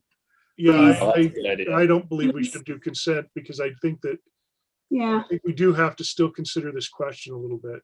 But you have to admit it got us out of dialogue. Yeah, So I'm going to rule, and Cassie, would you put this on the agenda for the business meeting in May? Yep. Thank you, Cassie. Let's move Roger, on. Thank you, Roger. When you Thank come next Thank time, you. Roger, it'll be like 5% lower, right? Let's see if fingers crossed. Guaranteed. I don't know if interest rates can go any lower, so Oh, we'll dang. see. Maybe we'll get some more business orders. Let's move to item E, council. And Paul, are you going to lead this ordinance change? I'll actually start with this one, Mayor. Okay, thank you, Brody. I'm already on the line here. Okay, so I don't know if you wanted to provide any background on this one, Mayor, but I can. then I can frame up the actual changes. Here's my concern, council, and we just had it. I sensed with the Utopia thing that we were pretty much all on the same page as we were talking. What I need to be able to do is then direct the administration. We can't take every decision that the council makes to a business meeting, or things would move so slow. But when I can see that there is general acceptance of what here, I mean, I think generally we're all in agreement that Utopia should come to Syracuse. But there are some here that think it should not be on a consent agenda. I have weighed in and said, I think I'm sure enough that we can make some progress on this issue rather than tabling it to put it on a business session. The same thing is, I had the same concern with the Parks Advisory Committee. We all wanted to improve our parks. We all want a dog park. So as I began looking about the Parks Advisory Committee, it says that the council directs agenda items to the Parks Advisory Committee for discussion. And I have taken it to mean that if I saw majority or consensus that we should have a dog park, I was thinking that maybe that would authorize Cresta to take, who is the staff liaison to the Parks Committee, and put that on their agenda. So Paul has looked at the ordinance and amending it. I just want it to be something that's workable. Everything that comes for discussion at the Planning Commission doesn't come before us. We eventually see everything, but the decision to put something on the agenda is a staffer, that's Noah, and with the help of Paul and others that are there. And again, and our chair can put that on the agenda. So Yeah. is that a good introduction of where we were with this, Brody? So yeah, I think that's a good background. I think so for the ordinance, the draft ordinance that we have here. So there's three components, and so the first part, which is A, right? It basically gives the Park Advisory Committee three standing responsibilities, meaning if you were to pass under this language, that body would just have these responsibilities already given to them. Similar to what the Planning Commission does, whenever an application of certain types come in, they have a standing obligation or standing duty to review those applications. And those three things are, they would give you a recommendation on the development and design of parks, any adjustment to recreation programs, and the 5-year or the prioritization of the 5-year capital parks plan. So under this draft, that body just gives you recommendations automatically on those things. The second part is specifically when asked by the city council, and that is any changes to the parks master plan. And the reason behind that is that's the governing policy of our parks development program. And you only need to look at it so often, and we really only need to look at it when the council's ready to look at it. And then the third component of this draft is and then there's any other projects. If there's any other projects that you say, hey, let's send that over to the Park Advisory Committee, have them look at it. You can make those assignments. So the third part is for the Park and Rec director, whenever creating or eliminating a park or a recreation program, she would get a recommendation from this body. Obviously, she would also be coming to the council because these are budgetary decisions. So they would still come, but you would get a recommendation from this body on, the benefits or the drawbacks of doing an addition or reduction of a rec program. So that's in a nutshell what the ordinance does. It's just a matter of how do you want to utilize the Park Advisory Committee. If you want their input on these things, that's what they're there for. If you really don't think you need their opinion, then you really don't need the committee at all. So it's just kind of a matter of how you want to utilize this body for your decision making.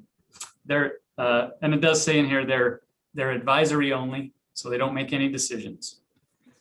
So that's kind of in a nutshell what it says. Dave, would you lead us out on this one?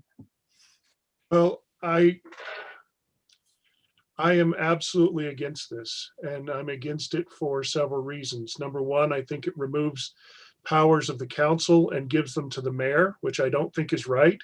I think that there should be input given from a council about the direction of this, and I don't think that, this is people aside. This is not a reflection of you personally, Mayor, but a mayor could say, it's generally my feeling that we should go in this direction, so I'm going to advise the Parks Advisory Committee to look into it. And I don't think that that's right. I think that that should come from the council as an elected body. I absolutely think it's the wrong procedure to go through and say that adjustments to the recreation program should go through them, because I take back to the example that 5 years ago, we were concerned about financial health of some of our programs, and we charged the recreation staff to decide how to make them profitable. And they even came back with some recommendations of things to add and things not to add because of the possibility of how to make those work. I am now 100% supportive of that staff doing that. And I don't think that that's really, I think that the council should be able to suggest or ask for the Parks Department to look into that. But I really believe that fundamentally how the operations go of a program needs to come from the people that are going to be accountable for its success, which is the staff. So let's say that we want to initiate a Frisbee football league. I think that suggestion could come from the council, but it could also just come from the recreation staff. And if they were to have that suggestion, they should look into what would make it affordable, what would the level of interest be. And if they could say we could sustain this, then we would vote on it. But I don't think that you get 5 people on a committee to do that, because you could have one of those members be just absolutely passionate about a sport that really doesn't have success. And then, that's 1/5 of your voting group. I think that you have to go to staff, for example, Cresta and her team, to say, we believe there's enough interest that we can make this financially, viable as an addition to our programs. And they've done a lot of additions to programs that didn't come from Parks Advisory or this council. So I kind of like leaving that with them. And then finally, I just think that, again, all of this comes down to money. And especially when you talk about your prioritization of a 5-year park plan, that we would never do this with capital spending. And yet we look at it the same way as we do every year in budget. It's money. And these are not elected officials. the whole concept here of our government is that you can elect people to be your voices on this matter. And so I don't think that you can elect people to decide how to, or you can say, we'll elect people to appoint other people who we have no ability to replace, to be that voice of spending money. So it really does. It comes down to money again, and that's a council's job. I don't think that that should go away from the council ever. And yes, the final approval would be here, but quite frankly, my concern is always that it comes down to the council as, if you disagree with what a committee said, then why don't you like them? Or why, instead of whether we should really do this or not. Jordan? So I would say that a majority of what Dave just said applies to the Arts Council. And I love the Arts Council. I think they are a great service. And I think anytime you can involve citizens in some of the goings-ons of government, you get a better answer. I think that is true in pretty much every scenario. There are scenarios that I think, yeah, you're absolutely right, that when it comes down to selecting the actual priority, you're right. That's us, because that's where the money comes into play. But I think I would love to hear from citizens that says, hey, you know, this park is pretty bad. And if you and they see that, some of this stuff. I remember not too many years ago, there was a park in your neighborhood that you advocated for quite a bit. And I was grateful to have a voice there, but not everyone has a city council member that lives in their neighborhood and is fighting for their park. And I hope that they can come to us, but I feel the Parks Committee gives more people an opportunity to have that voice. I've said this many times, that the more often you can get people involved in government, in any role, be it on a board or a committee, we win. I think you have, to a certain extent, attacked this committee relentlessly for almost a year, and I think it's entirely unwarranted. I would say that our committees do a phenomenal job. They give us recommendations. I can say the Arts Council, I know I use them as an example. I don't think they need, I don't think I need to approve every decision they make, whether or not they do a musical or if they do an orchestra. I think that they are at liberty to kind of run their program. We're not even giving the Parks Committee that much power. We're saying, you guys can kind of make some recommendations and we'll take it from there. I don't see why you are so opposed to this committee, other than the fact that you said they might influence the spending of money. But yeah, they can make a recommendation, but that's your job. That's our job. And I take that job seriously. And if I can't afford something they propose, then it's not going to be on this budget year, or if we'll have to reallocate budget. But I don't get why you are so adamant against this committee when I have the Disaster Preparedness Committee that makes disaster recommendations. We just ran a whole disaster scenario the City Council didn't vote on. And we went through and gathered a whole bunch of gift cards and ran a whole program. And like I said, these other committees are doing much more than this committee, which the only thing they've done is kind of said, hey, we think this is a good idea. Here's some kind of the things we want. We try and have this committee represented throughout the city. We try and pull in all the quadrants. I actually think this committee is an added benefit to our community. So I want to be clear, because you keep saying it's about the committee.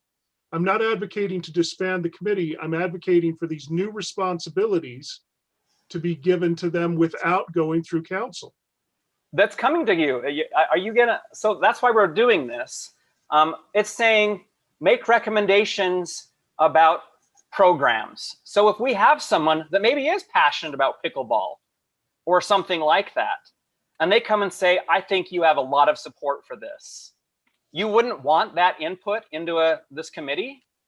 Or you would just say, sorry, that didn't come before the city council, don't want to hear it. Or they should have talked to the city council Okay, so I think what I said, and I want to be very clear, is that I think anything of that nature should go through Cresta and the staff. I don't think that goes through us. Let's say that somebody says, hey, we want to do pickleball leagues. Okay, but Crest is the group that has to, I mean, the And recreation Crest is on the department committee. has to support that. I understand she's on the committee, but her staff has to run it and manage it and make Absolutely. it profitable to continue. So I really think that goes through them. I don't think that goes through a committee of citizens. What if this committee of citizens says our priority is a dog park and nothing else should be important at this point? Well, Then maybe is we that should listen. really? Then maybe we should listen. I mean, because that's really what they're doing as resident, as a group is saying, hey, this is really important. We feel it is the priority for Syracuse, and we really want staff to hear that, and staff and ourselves make that recommendation to you. It's not rocket science, and they know their role. They know that they aren't voting on any monies or any permanent decisions, and it's only a recommendation. It's been very clearly spelled out in our code what their role is. So if in the past they were This confused changes about that. that role, that's in the past. You cannot have the past Parks Committee being still responsible for the present day committee. I mean, the present day cannot have responsibility, for the past committee and their actions and their willingness to say, hey, we want you to pay for this and we're mad at you because you won't. Well, that's not the same committee. None of them are the same people. So you got to let it go. Staff? Yes.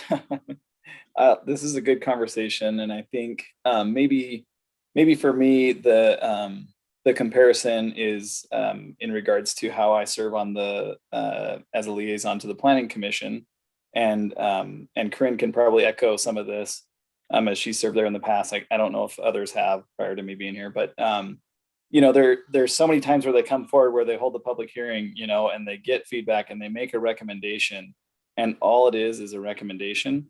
And we are charged as the liaison to come back and explain, here's why we didn't follow your recommendation. And so it puts a little bit more responsibility, like you're kind of describing, Dave, on the liaison and the staff and everybody else who serve on the Parks Advisory Committee to, communicate that back to them. That, if this is their role, is to understand that they're making a recommendation and they're aware of that, we can bring back those decisions to them and let them know that while we appreciate your research and feedback and everything else you've done, we went in a different direction. Here's why.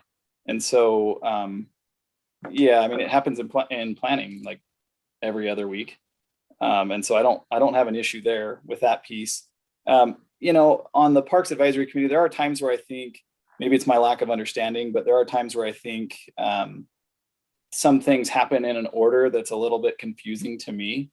I think I guess I'll give the example of the BMX project that came forward. I kind of wish that one might have been vetted first. Like if we're imbuing this power or this ability to review projects ahead of time, maybe staff starts with it, looks it over, vets it. There's some ideas that just need to be filtered out, and that's okay. And then that gets handed off to the Parks Advisory Committee.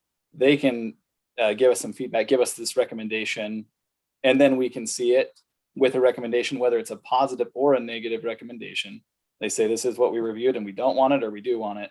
And then we go, yeah, well, you want it, but it's not realistic, or you want it and let's go forward with it. So that's kind of where I stand. But as far as like most of these, the ordinance corrections, I don't have any concerns there outside of, I guess, making sure that we delineate what a program is. Maybe that's very clear with staff. But as a program, maybe that's just not clear for me, and everyone else is fine with it. But I just want to understand if there's a definition of program in ordinance that allows us to say when they need to be, reviewed for elimination or creation. All right, maybe in the definitions in that ordinance or something, we could talk about what program is. Paul, can you take that note? Lisa? Yeah, I've got it.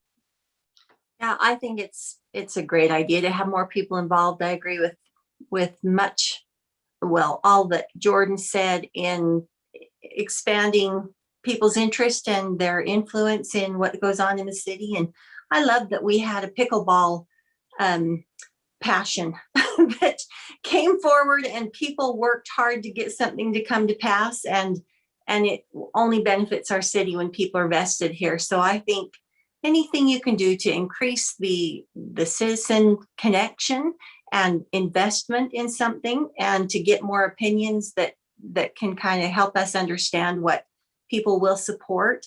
And then once again, ultimately, it comes down to these recommendations. The money is decided, or the allocation of money is decided by the council. And if there's a worry that 2 council people sit on this committee, keep in mind it takes 3 to pass anything.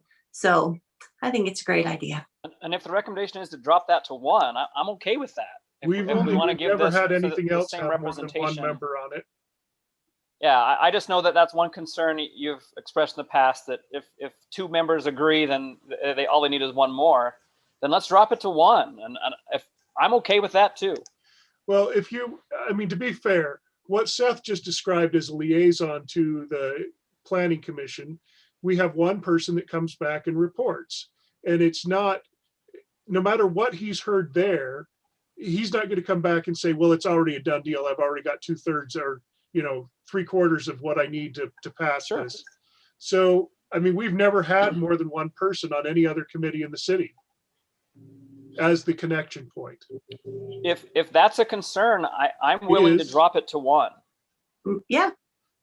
How is that a concern to have 2 of us on that? And that, it doesn't matter who the 2 are. Why does 2 voices that are, if you're so concerned that the council isn't having the final say, but we have more council members on this committee than another, why shouldn't that be a pro?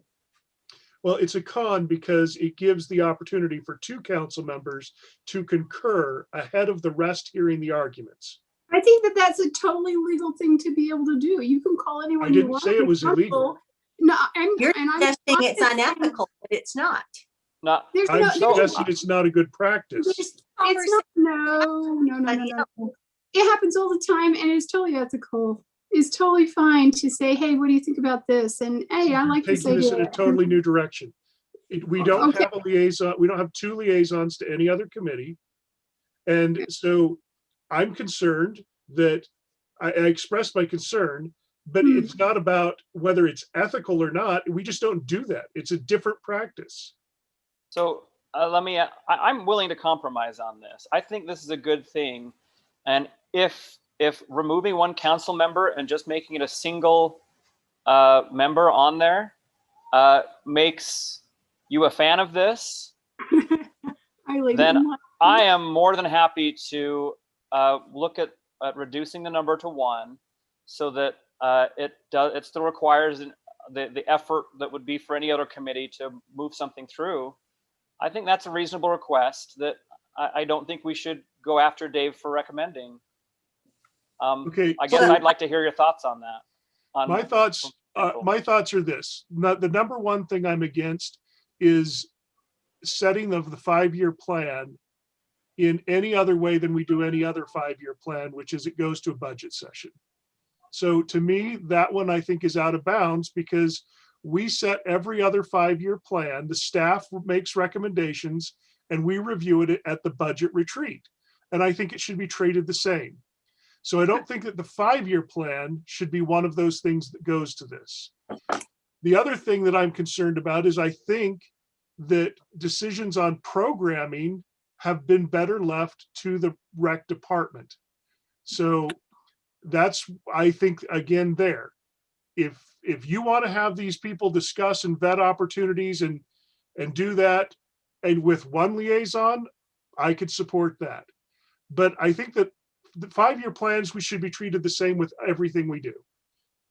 Every 5-year plan comes from the staff department that has it, and it comes to our budget retreat.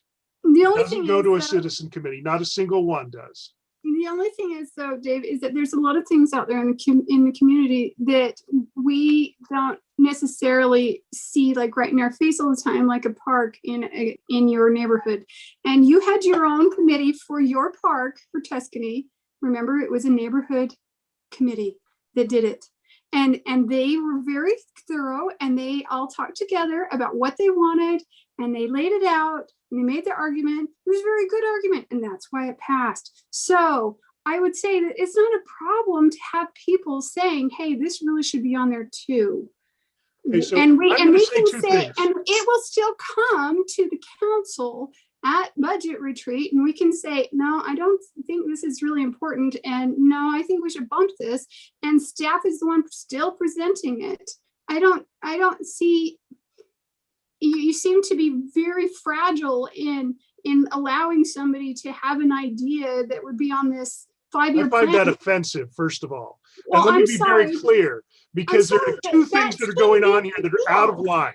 Number one, everybody keeps going back to something about my park. I came to the council before I was a council member. It advocating for changed a because park. of your situation. And because then of when your I was a situation council with member, I brought it Council, forward. Council, I'm going to intervene here. What I would like to do is, Cassie, would you place this on the agenda for discussion and a vote on our May business meeting? Yes. Mr. Mayor, Yes. I would like, first of all, Dave, I apologize. I didn't mean, if I called it your park, I didn't mean to. I think that went very well. But I would like to see about the rest of what everybody thinks. And obviously you get to call for a straw poll if you want to, about reducing the liaison to one. And I have to say though, that situation is why the Parks Committee changed. That's why I bring it up. In regards to the reduction, I mean, to me, I would want to hear Cresta's opinion on how the PAC operates and whether it's a benefit that two serve there, and just get some feedback from there, or maybe some staff recommendation, or not recommendation, but just thoughts on that as they've observed. Yeah, I mean, I think either way it would work. We've had the two, and I think when it first started, why we had two is it was almost like we had two differing opinions, and so they wanted like the voices of both. But I think one or two work. Either or would be fine. I'm good with that. That's fine. But I think the 5-year plan should stay. You're fine with the reduction? I'm going to step in, and I'm going to do what Dave accuses me of. I'm going to take a straw poll, and then I'm going to act on the straw poll. Jordan, do you think you'd rather see one? I think if one helps to move this forward and allows the committee to be more effective in the opinion of the council, then I have zero problem with that. I think Dave's right that this is the only one that has two on it. And if this brings it into more of a agreement with the other, what appears to be our policy, then I have zero problem with that. Okay, Corinne? I have no problem with moving it to one. It's more consistent. No problem. Okay. Seth? Yeah, I mean, I think Cressa just said it works either way. And so if it helps in the harmony of things, yeah, I think it's fine. And Lisa? And I'm actually fine to release my position and let that go fully to Jordan. And you're so benevolent. if Chris feels like that's going to work, then that's great. Okay, and Dave, we know your feeling. Paul, can I get you to draft a version of the ordinance that limits the liaison to one individual from the council? Yes, and we keep using the term liaison in the code. They're a voting member. Is this going to be changing it? Okay, I just wanted to make sure that we weren't, whatever you want me to do, I'll do. I just wanted to make sure I was clear. Do you want the liaison to vote? Yes. We want it to be a board member, like mosquito abatement type. Okay, so what's different about this one than any other board? I was going to ask the same question. Okay, yeah, you might have another discussion there. Good question. So Mayor, I might be able to provide some color on that. If I recall, when the Park Advisory Committee was first established, I think having two council members on as voting members at the time was a determinant surrounding the type of projects getting online, and that was what the council wanted at that time. I think a lot has happened since, and a lot of projects going forward. You may not need voting members from the city council at all on this committee. It can be a totally quasi-independent body that's appointed by you, that can make the recommendations without a voting member. Okay. And it can still function. The only question, if you go that route, is how many total members should be on that committee appointed. Mayor, if I can speak, that's what I was going to say, add the same thing Brody just said, because we've had needed that vote because we haven't had always, the full Parks Advisory Committee there. So the quorum. So we've needed that vote to move it forward. Okay. That's what Paul described in the ordinance, right? That there might be some times where we have to look at, oh wait, I might be missing. Yes. That's an explanation. I appreciate that. Thank you. Yeah, currently we have 5 appointed members, if I'm not mistaken. There is 1 from each quadrant of the city, and then 1 at large.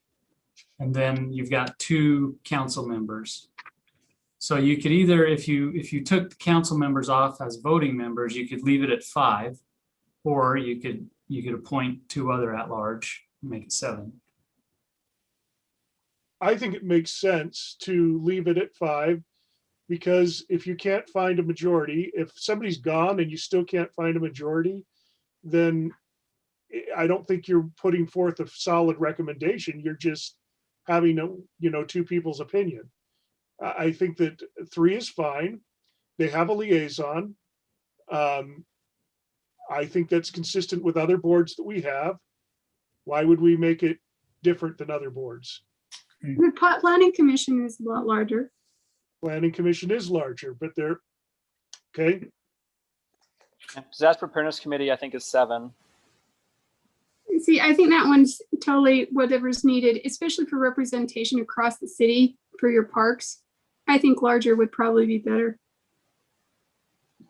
I mean, what we could do is, right now we're dealing with quadrants. If we wanted to move it to more like the Disaster Preparedness Committee, where we do each of our emergency districts, that would essentially give you slightly smaller areas. Instead of quadrants, you're dealing with smaller sections. Then we have 2 at large, and I think you do want to keep it an even number.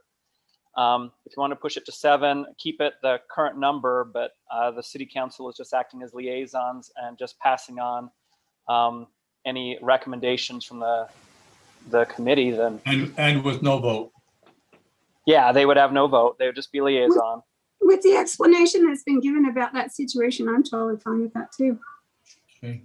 So do you want to mirror the Disaster Preparedness Committee with the districts, and as opposed to quadrants, then to have a couple of at large? And how many districts are I'm there? okay as long as we're doing things consistent with other things. That makes sense to me. I'm good with that. Make it creating situations where it's not consistent concerns me. Yeah, that's fair. How difficult is it to find representation from each of those districts? I think you have people lining up for that committee. I think that as we've grown as a city, we're getting more and more desire to participate, just like Jordan started out with. That this is a good thing. Yeah, the smaller you make the district, the harder it can be to find somebody for that. And what do you advertise a region of the city and say you have to live within these boundaries because we need one? Well, that's where, yeah, you would. And Okay. that's where Because in the quadrants. past, we had everybody living in one neighborhood. But I do We don't think want that anymore. No, for sure. But I do think the quadrants is better situated for this situation because there's going to be large parks and small parks across a quadrant and not just one or the other, where some people are going to prioritize one or the other. So I really think we should stick with the quadrants. You want to stick with the quadrants as opposed to the districts? Yes. Because then you're going to have better representation for that entire quadrant. Just from a communications or messaging standpoint, to get the word out to people, it's a little easier to do quadrants. I mean, you can put out a map of the city with the districts, and people can look at it and follow the lines. the boundaries, but with a quadrant, you could say 2000 west and Antelope is the dividing point. I'm okay with that, but do we still want to do 3 at-large then that are just interested parties?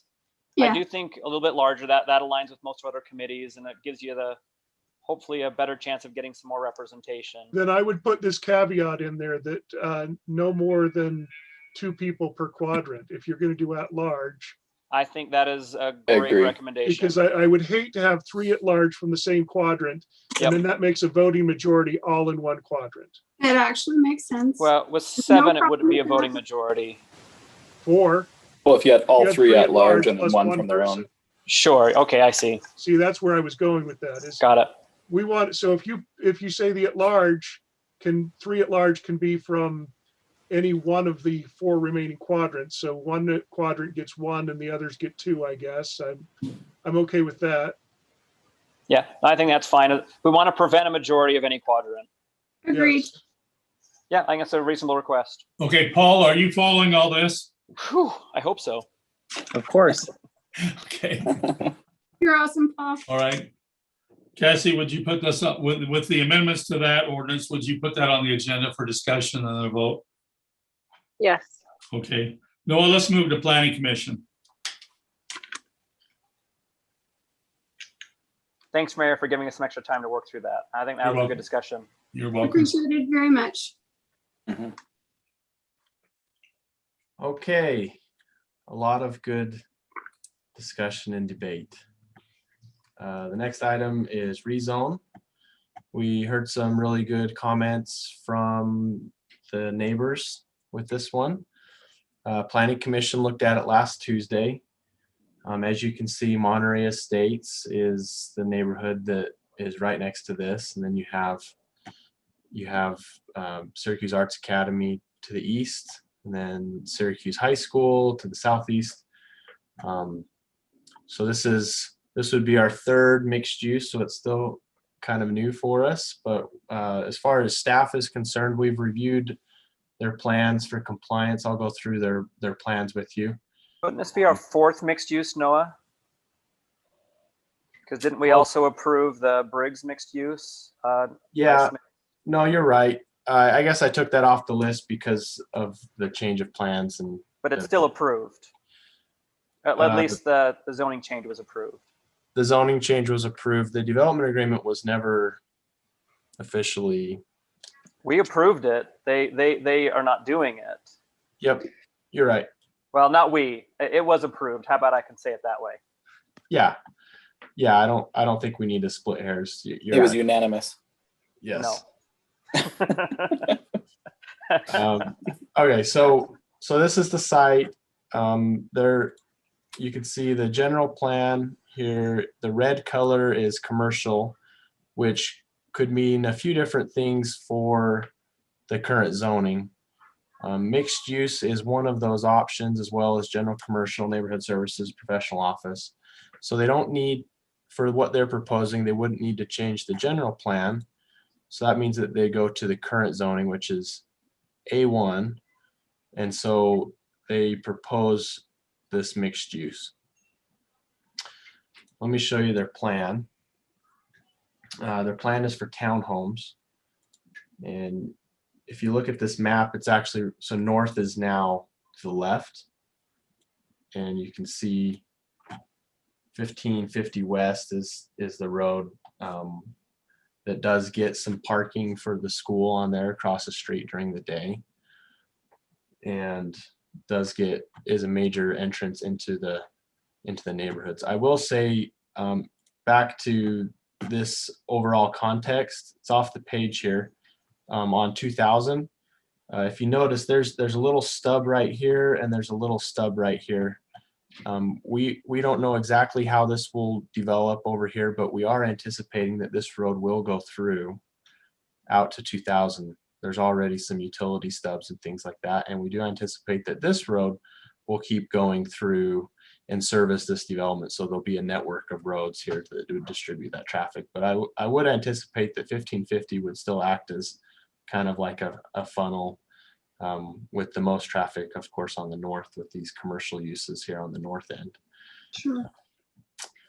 So back, oh, sorry. Okay, so you said this is townhomes. What is the proposed mix? And yes, I saw that there was some mix in the packet, but I don't understand what that's proposed to be. I can answer that.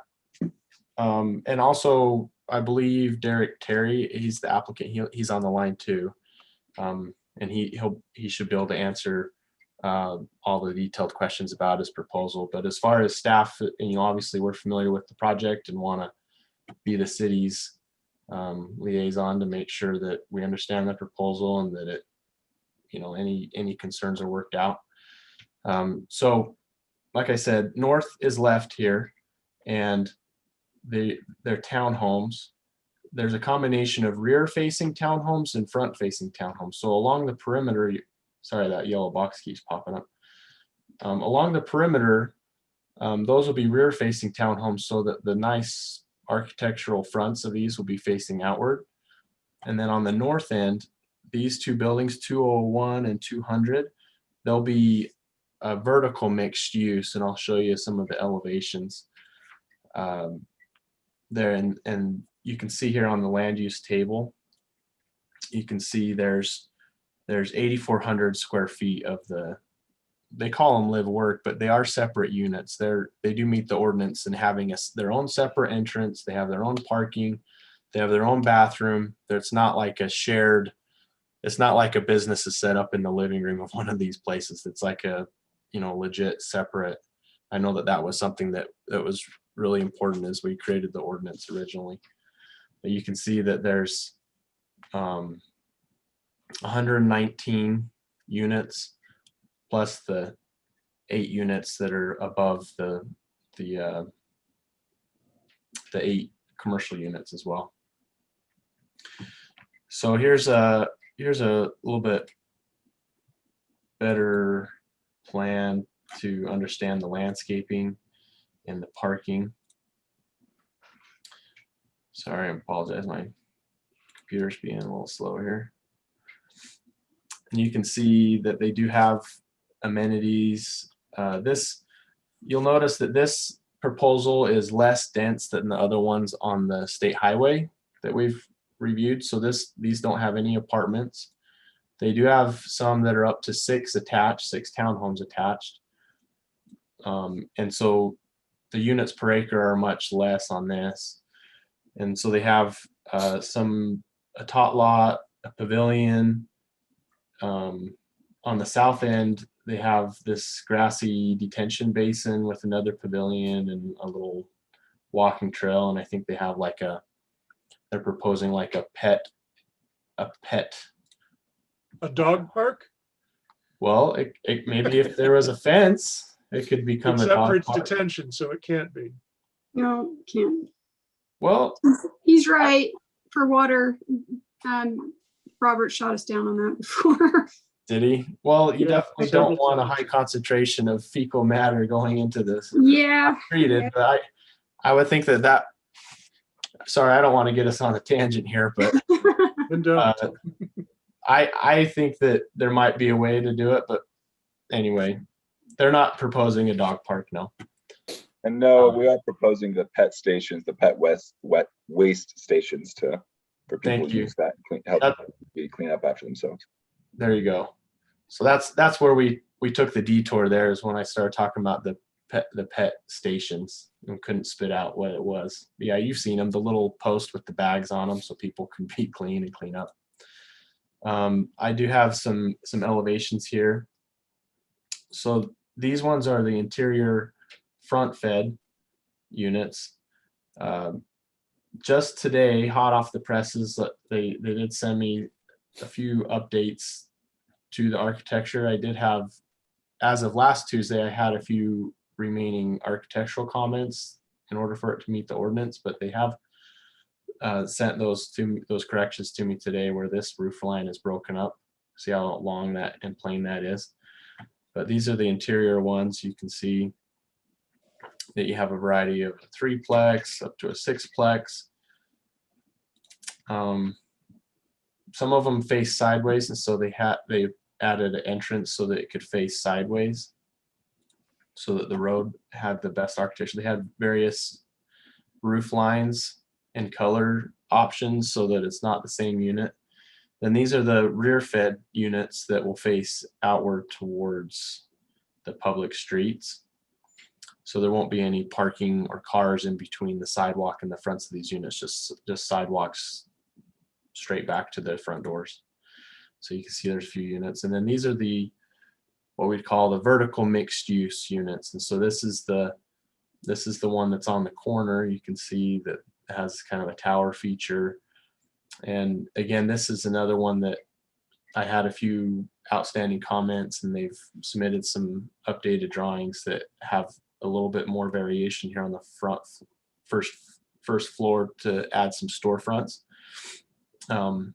But you can see they have a lot of brick, a lot of hardy board. So if you were to look at this unit right here, this would be the first floor commercial. And then this would be the stairway to the upper level. So you'd have basically a 2-story townhome on top of the first floor commercial. So then this is the door that goes up to this side.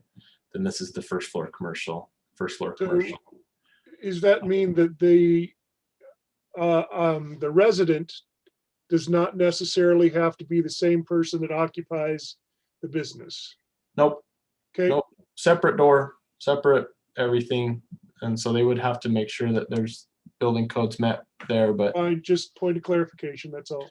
And then Noah, with a rear fed garage with the stairs in the garage, or how does that work on the backside?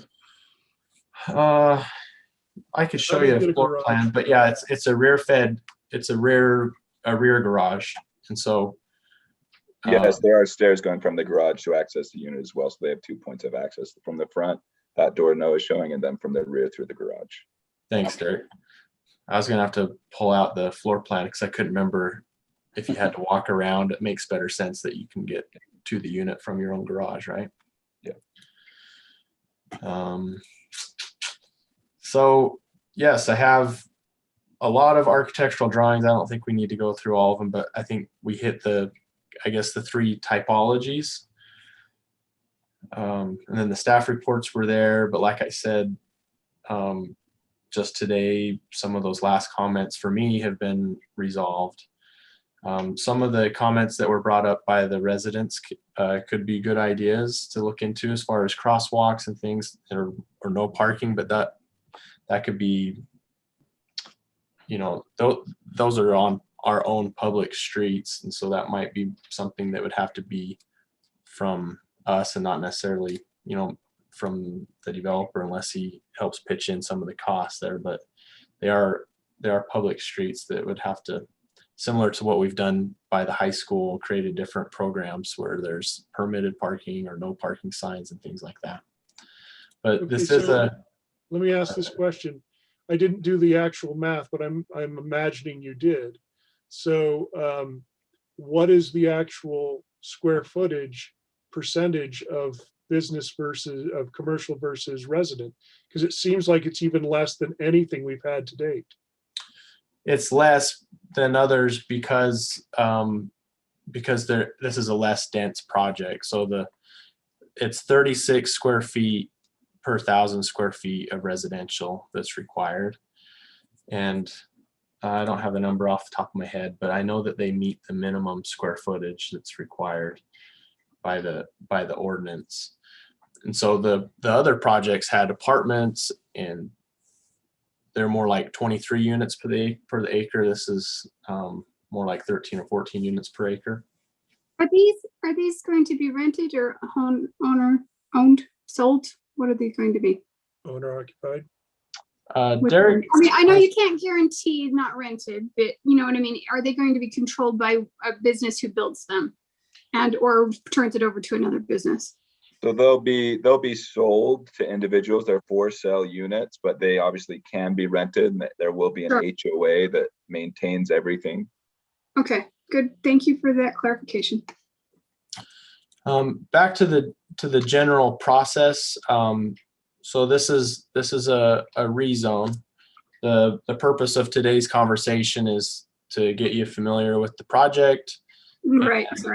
The decision is do you need more time to talk about it in another work meeting, or are you ready to vote on it? And There's been no discussion. yeah, I'm not saying that you got to vote right now. I'm just saying, I'm just explaining, I guess, the intent of what our conversation is supposed to be tonight, so it's clear. And then if it were to get a rezone, then they would move towards a site plan application, just kind of like the other ones that's seen by Planning Commission.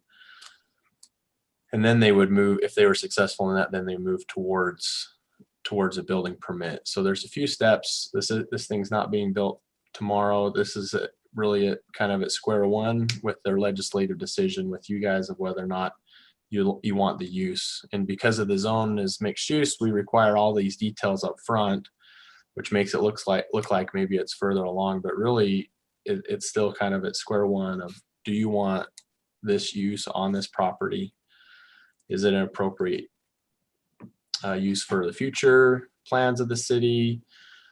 And is it compatible with the surrounding, that sort of thing? Jordan, Jordan, you want to lead us out? Sure. So we've been looking at a lot of this, and I know that we've been doing some mixed use. We've been doing a lot of townhomes. For me, when I look at this one specifically, we have a potential buyer for the lot to the west. And if that goes through, I don't think this is a good use of this land. I think if that buyer does continue on with that plan, I think there are other services that would fit better in this location that would better serve that facility. So again, I don't want to count my chickens before they hatch, but I also don't want to throw away the incubator just yet. So I would probably be a no to this. Okay. Lisa? I don't know that it's not coming to mind what another proposed business is, so I can't comment on that. So maybe someone can refresh my memory, but it's not been announced, so I can't. So I don't. We can have. I think it would be appropriate in considering the potential future land uses that could be adjacent, and so we don't have an application. And we don't know for sure, but there could be kind of a large user next door. Right. So a user in my world is not a good thing. Not that either. A large facility. Okay. Yeah. I'm not good at secrets. Sorry. Let me just say that something big economic development wise could go here, and it's not Costco. Sorry, folks. That's probably all you need to say for the. Yeah, but if you look at a little bit larger scale, right? You have single family development, and then you have a hard corner, right? And at the hard corner, there's going to be commercial activity, and usually there's a gradient of commercial activity that occurs from the. This is the loudest, the noisiest, the most visibility. And as you get from loud to hopefully a peaceful, quiet, nice neighborhood, there's usually a transition. There's a gradient. However, you just said there's going to be a corner a few inches on the screen for me, down from that. So a second corner, if that street goes through, right there, and suddenly now you have a whole nother frontage of businesses that could also help service that facility. Yeah. And keep in mind, this is 50 acres. I know it's hard to get scale on a screen like this, but yeah, I think we did a little bit of this in the general plan visioning, like 50 acres. I mean, that is a lot of space. Like you could fit, I mean, here's Smith's Marketplace and all of the surrounding commercial uses. The west one, which is that huge area. Yeah, look, this right there. So you could fit probably 3 of those in this space. So I think it's a noble effort to say that you don't want to squander any commercial potential, right? Because we do want to capitalize on our commercial, but we might have enough room to attract commercial and some. My concern is if there is commercial here from a planning perspective, and say these are office buildings and traffic, those are higher traffic producers than a townhome use that might need maybe additional buffering, because you go from straight up commercial to single family. Usually that requires a little bit more of a transition. But you guys are right. You have these hard edges. I mean, the corner's the main thing, but you have a state highway and a state highway. So all that frontage here, and you can see all of this is going commercial. And that's why they located their commercial kind of on this top edge, because that's kind of going along with all of that frontage. And so we would anticipate that depending on what happened, there could be all these out parcels and office type uses along here. And then there would be the big kind of central thing in there. A lot of selling. I'm sorry to bring this back again, but just looking at the packet and everything, I gotta ask, I mean, it says Fourplex Investment Group. So that to me sounds like a group that buys and builds and owns and invests. And is that the case here? They're sold to individuals. Are they all part of your group? No. They go out to for sales, doctors, dentists, they buy them and they can rent them out. So yes. So doctors and dentists only? I mean, are they No, not I mean, to the general public is what you're saying? No. Yeah, no, they're for sale. People can occupy them, but yes, they can be rented as well. So it's kind of well, I understand that for any sale, property. and then they buy it by the building, right, Derek? Is that how they work? Yes. But it's an interesting comment about doctors and dentists.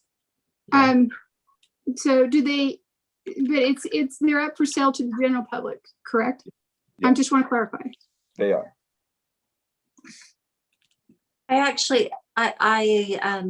Having seen the greater span and scope of things, I agree that it's a better idea to have a buffer and a transition. In my opinion, I think I would prefer that myself. And I do want to publicly comment on the citizens' suggestions. I love that they came to us with suggestions of how we can work with it. So often we see a lot of fear and trepidation about accepting changes. And so I just appreciate the citizens saying, here are some things that we feel would help facilitate more safety and help with our concerns. So I just want to give accolades to those citizens for being proactive as well as communicative and cooperative.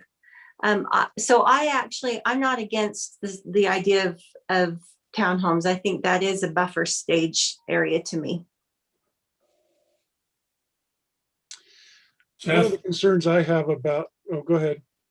Oh, Dave, you're starting. Go ahead. Good, Dave. One of the concerns I have about this particular townhome is that everyone has a one-car garage and there doesn't seem to be very adequate extra parking.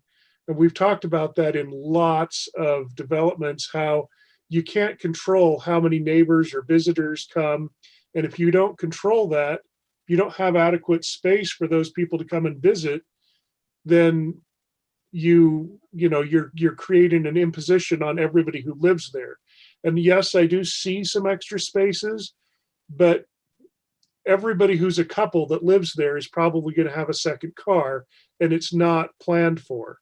And you don't even have enough spaces for a second car for every residence. So to me, I think that that's the first concern I have, because that does push parking out to the street, which makes it less safe. It is a school zone. Yeah, especially if there's on-road parking from the school. I think having cars on both sides creates a safety hazard. Sorry to interrupt, Dave. No, you're absolutely correct. But are we at a site plan, or are we discussing and if I can address that, every every unit has more than 2 parking spaces per unit. And it exceeds the requirement of parking. We have more parking than is required by the ordinance. Are you counting the driveway as the second? Yeah, that's parking Yes. space. Yes. That's what the one on 1700 has. Yeah. Yeah, so we exceed the ordinance. And we try, I mean, we want that. We want as much parking as we can get in there as we can make sense. And that's why we've added extra parking spaces. And all of these are 2-car garages, right? Correct. On the back. But to your question, Lisa, this is a rezone. So, but it's also coupled with a lot of detail that you usually wouldn't get in Mixed a rezone. use, so we have to get the. Yeah, we really were cautious about the density, and we were cautious about these proposals. So we wanted to get the detail up front so that we can make judgment call.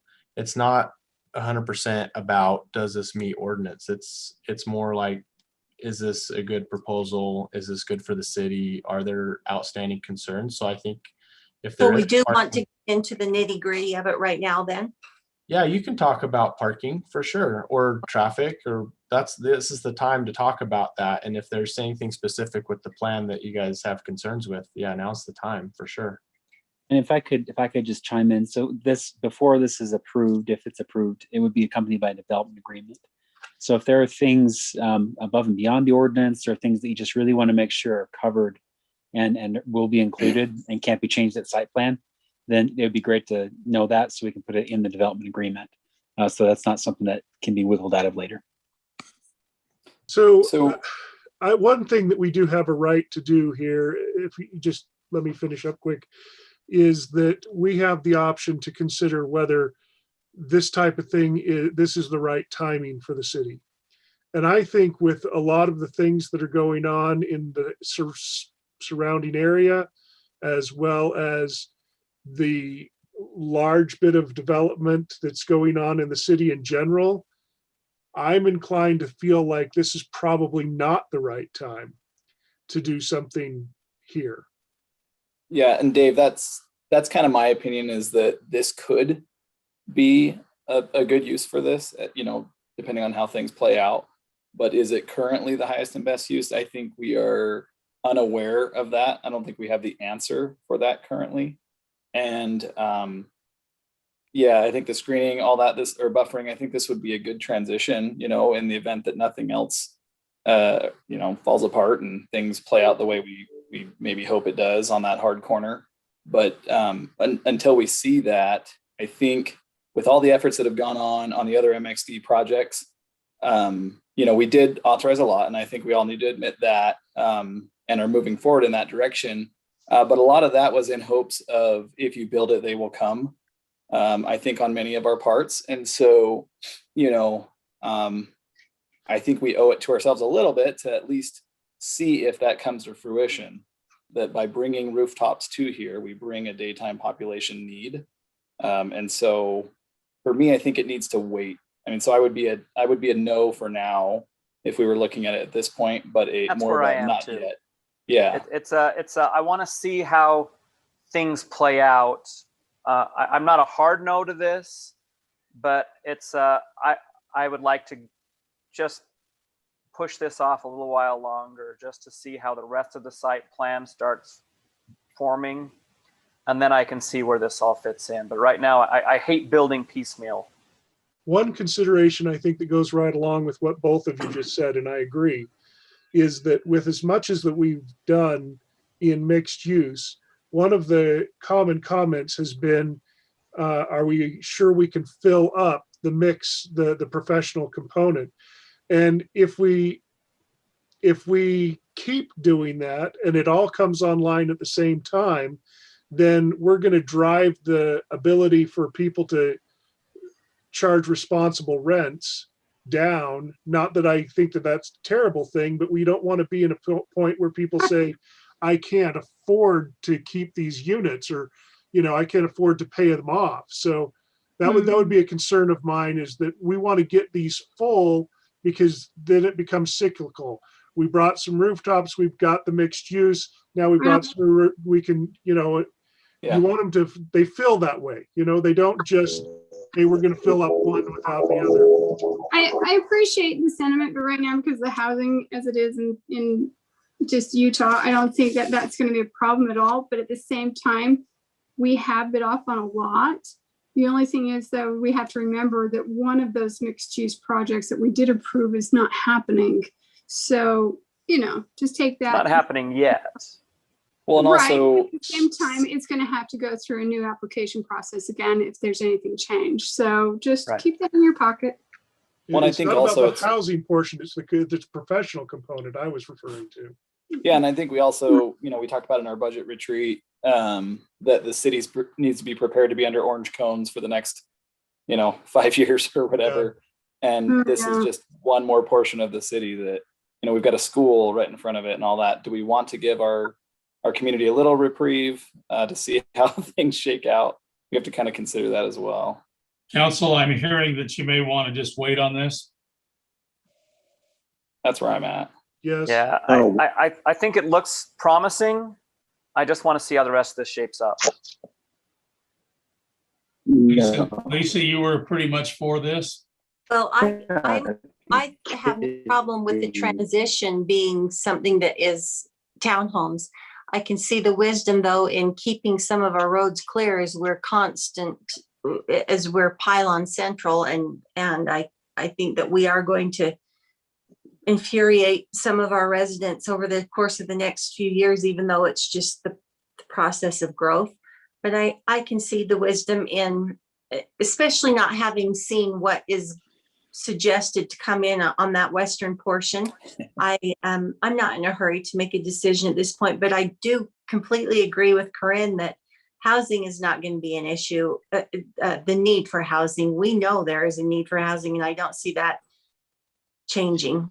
And so I think that I'm okay to wait a little bit on this, not to make it difficult for developers, but just generally, I think that I can see the wisdom in postponing. Okay. I see Garrett Seeley's iPhone with a hand up. Can you tell me what your relationship is to this discussion? I'm partners with Derek. Okay. That's great. That's great. Go ahead. We allow the applicant to speak. You have a bad connection, though. I can't understand him. Hold on one second, then. Oh, Can you better. hear me better now? Yes. Okay, sorry about that. Sorry. I guess I'm a little frustrated when you, in your ordinance, you force a developer to spend an awful lot of money to produce a site plan that, frankly, on this one, we've spent over $20,000 to get it to preliminary plat. To put it on hold, I think that there should be something in that ordinance that you don't have to go through that much detail to get to that point. That's a huge risk that we just throw away now. I mean, is the preference that we deny it? No.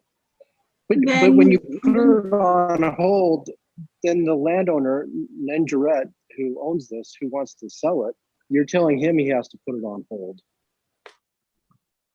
Well, if we're not sure about it, then that's how it falls for now. Let me just intercede here just a minute. I think we're at a point where maybe within 4 or 5, 6 months, we may know what's going west of this. And I think the council is justified in kind of hanging on just a little bit. Maybe, I don't know, Derek or Garrett, would you be willing to take maybe a 90-day hiatus and let us discuss, and maybe when we can actually make some things more public. Personally, I don't see a conflict with what's coming, and they may not either. But in fairness to the council, they're not all in on this. So, we're kind of caught between a rock and a hard spot. I personally think that this would be a great buffer for both what's east and what's coming west. So that said, I guess what I'm going to do is ask that we just kind of set this aside, council. I know I understand, Derek, I understand your situation. but we're kind of caught between a rock and a hard spot as a council right now. And we've signed non-disclosure agreements, and so we can't speak to what's happening. So we hope you understand that. We understand the expense. We're not saying that the expense was not justified, because it may be. In fact, if I were a voting member of this body, 4 months from now, I'd approve it. So is it going to be just tabled, not denied or not approved, but just tabled? It'll be tabled. Table. Okay. Okay. And if you'll stay in touch with Noah, that would be your best contact. Great. Let's move to item number 2, Noah.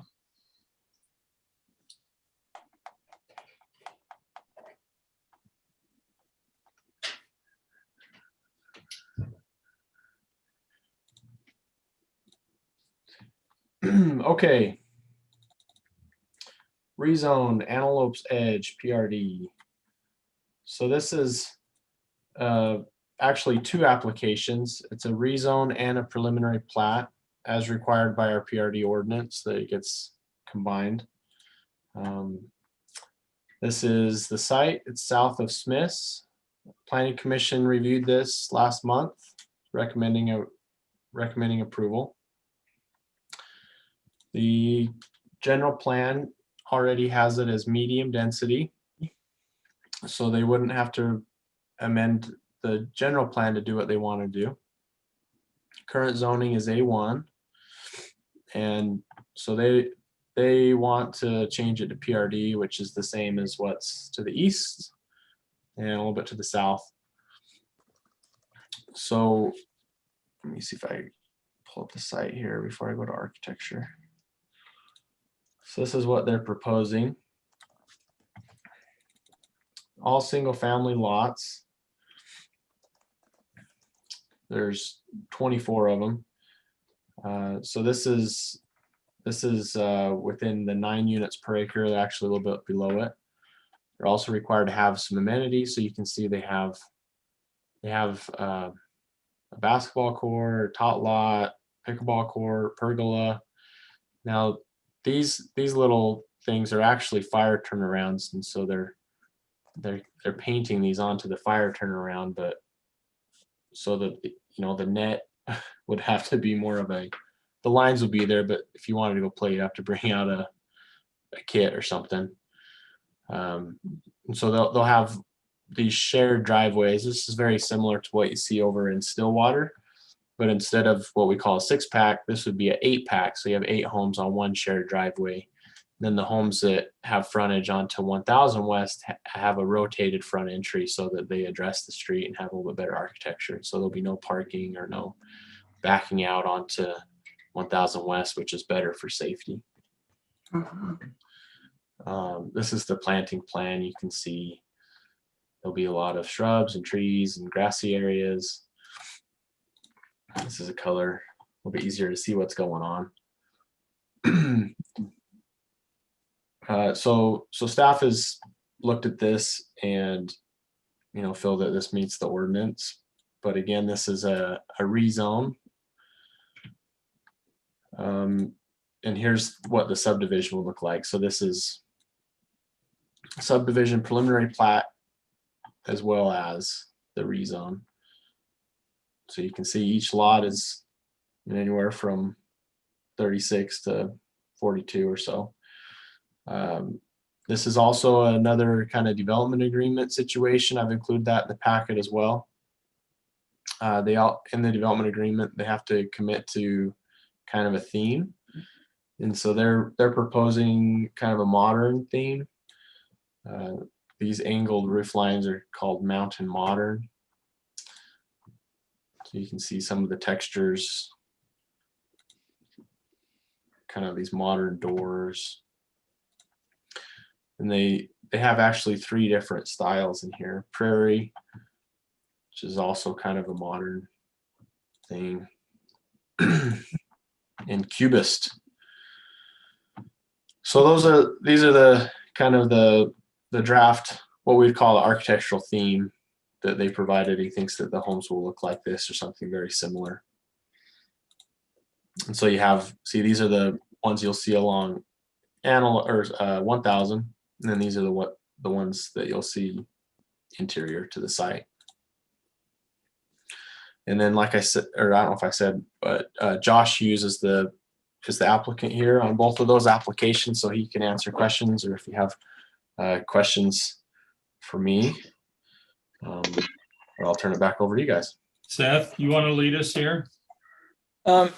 Yeah, so I've seen the application and I saw it through Planning Commission, and I think generally this is a good use for the area. We were pretty close to the previous project, an iteration in the past that I thought was less in harmony with the neighbors than this. And so I've had a chance to look a little bit more detailed into the project as I've discussed it with the applicant. And I think generally it's a good use for the area.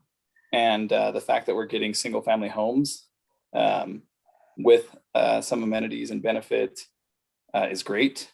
And so, yeah, I mean, I was probably ready to go on the previous project as well, if it could get a little bit more positive support in the community. And so I think this is getting us closer to that. And so obviously I would like to hear from the applicant, maybe any discussions from the neighbors, because Sunset Villas were pretty vocal in the past, and we haven't, I don't know that we've heard anything yet. Well, at least I have not, or very little anyway. But that's kind of where I'm at now. Okay, Jordan. You're muted, Jordan. Thank you. I'm looking through it. The only question I have is the viability of the amenities. I'm worried that I'm hopefully with usually when you build a pickleball court or a shuffleboard, it's generally more than just painted lines on pavement. I'm just concerned about the durability of that. How will those amenities be maintained? Can I add to your question, if I may? Sure. So you're hitting on the part that concerned me the most as well. And that would just be that I think that there's a safety concern with the way they're laid out, which could easily be fixed. But I just want to bring that up.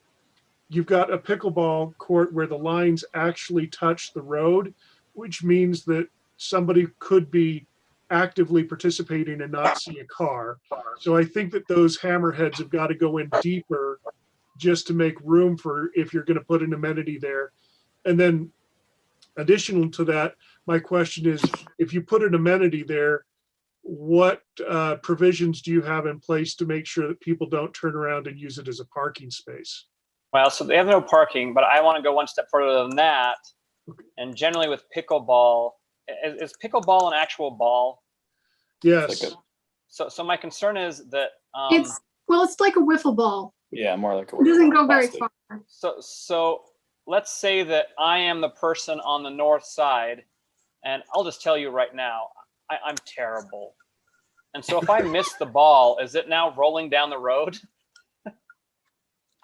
Well, I think the way it's facing, you would be into the grass, but my concern is if you play north to south, whoever's on the south could actually back up into the road to play the ball. Oh, you're right. I had it reversed. Yes, you're right. So I guess that's my concern is we're going to have people running into the road to likely me if I were playing on this, chasing a ball, and I understand this would be a low traffic, but I just want to make sure that the amenities don't create safety hazards. Yeah. And that they'll be maintained. Lisa? So I'm trying to figure out where you're concerned that the ball would, because I'm looking at if you zoom in on those hammer. And I had it reversed. I thought 1000 was on the top. I mixed it around. On in the bottom.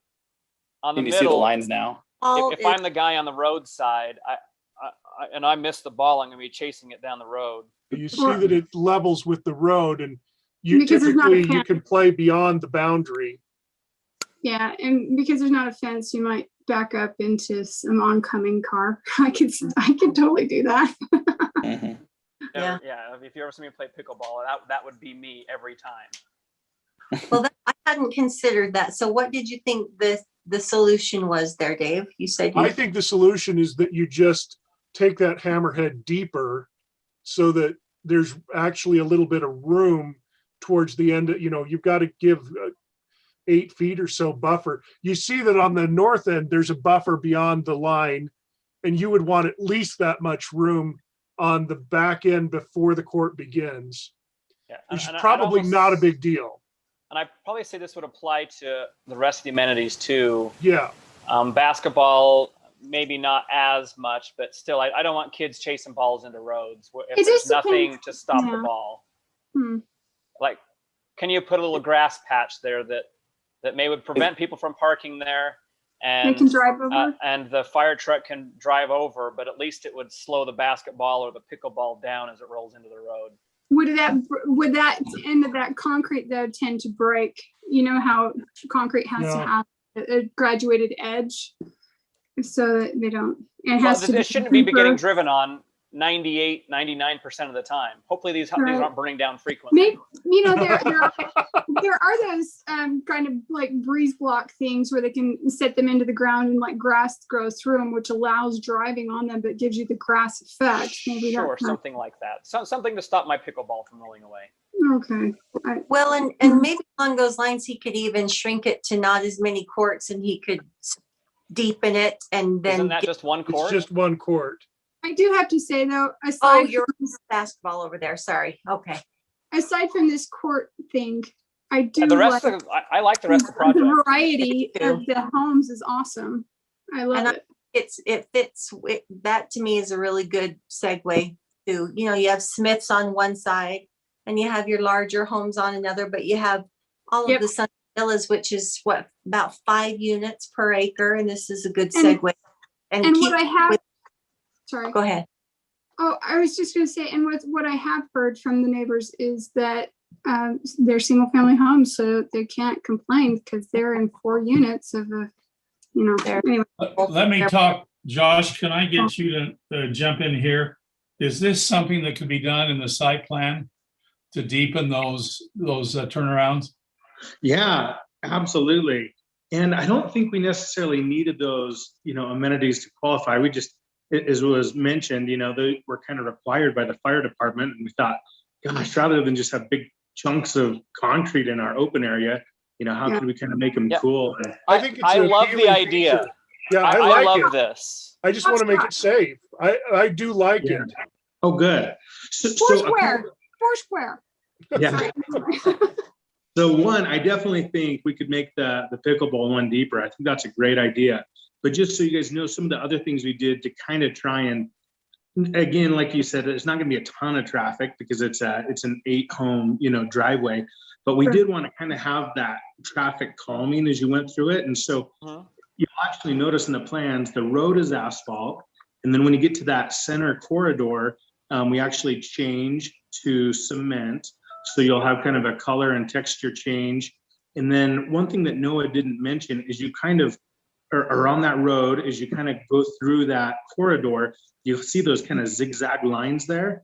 Those are overhead string lighting. So we kind of try to create this environment where people push down their grill, kind of hang out. They're not like you said, they're not, professional courts by any means, but it's somewhere that you can kind of have activities on top of just the tot lot and the pergola. But I think pushing the pickleball deeper would make a lot of sense. Yeah, I'm not sure, how much on the shuffleboard or basketball necessarily, but we did try and kind of make it an area that people would drive slower anyway by changing color, changing texture, adding those lights, and kind of making it clear that, hey, you're driving through the amenity space. Hopefully you're not going 30. And just a quick suggestion on the basketballs: reverse the painting of it, so it goes, the basket's at the grass end. Just a thought. It is at the grass end. It doesn't. It has the key at the driveway end. You shoot away the free throw line. You're shooting towards the tree. Oh, okay. I'm looking, Nice, I'm Corinne. looking for a key in there. You know how they have the key and then no foul zone or whatever? That's it. Yeah, there you go. Just so you know, I was thinking the same thing, so it's. Thank you. It's a Hey, good. Josh. On Council, go ahead, Steph. Well, I was just Sorry, gonna say, I like the light idea. I just would wonder, I don't know how high they will be, but just thinking of our young Moving families trucks. with U-Hauls and military family with big rigs potentially. You know, what are they, is it just gonna be a move in from the street kind of thing, or? Yeah, I'm trying to, I can't remember off the top of my head what it is, but there's a standard clearance that you're kind of expected to have over any road. And you'll notice as you drive, there's some power lines that, or, you know, telephone cables that aren't super high, but, you know, I don't remember if it's, you know, 13.5 feet or something like that. We would definitely match that so that any, you know, street legal, you know, U-Haul type of thing should be beneath it. But, you know, it still kind of gives the ambiance, you know. Just a consideration. Yeah, that's great. Yeah. And then just to answer a couple of the other questions that came up on the court, the pickleball court, the fire department was clear we couldn't have, you know, a permanent net system, but we will kind of have like one of those outdoor storage lockers there that has a removable, you know, court system or a net system that, you know, still has holes and they can, you know, put it in and set it up and then, you know, put it away so that it's open for the fire department should they ever need that. But, you know, people won't have to supply their own net, of course. Definitely no parking on those spaces.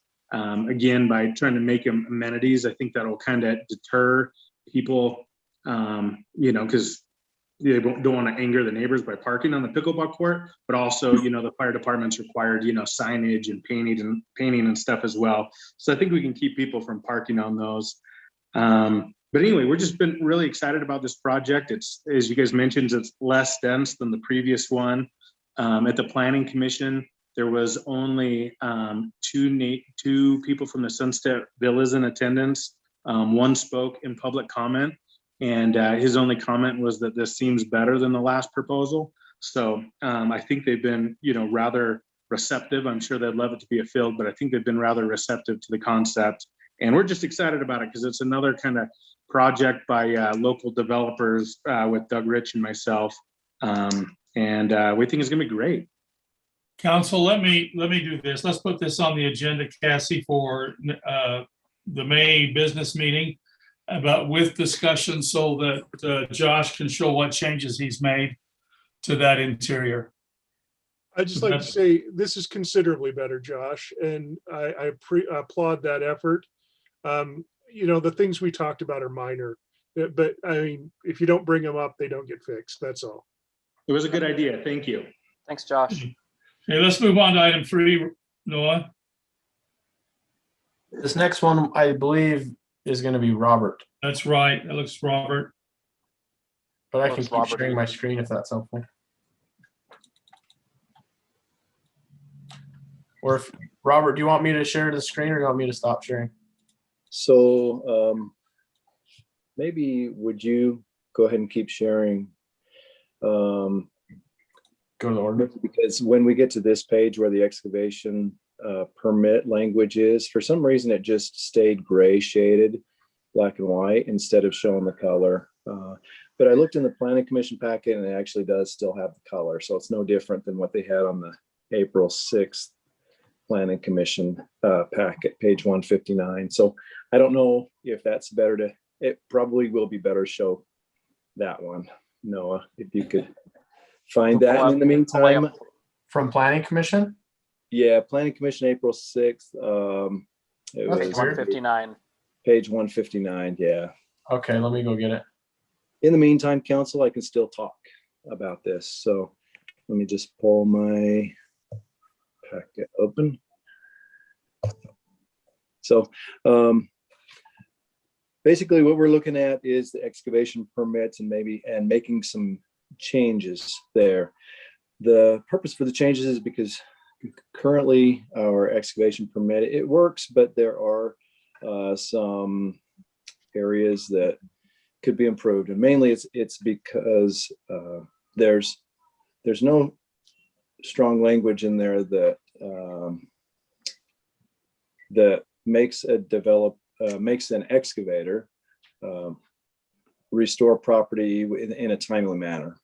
And it requires a lot of staff time to try to get an excavator back to either patch a road, fix a trail, fix a sidewalk, or even if they're into a residence property, it could be sprinklers, grass, or landscape. And currently the permit allows up to 5 years. And oftentimes the amount of money they have in a deposit's small. It's right now, I mean, it's $1,000 is what they put down, which is okay for small projects, because a lot of times it's just people wanting to widen their driveway. We just don't want to charge an astronomical amount, but we want the job to get done right. So what we're proposing in this is some penalties for being late after a date that is set by the inspector and what they have on the application permit. So if they say this is going to be 30 days or 14 days or whatever the timeline they believe they need on the permit, we hold them to that.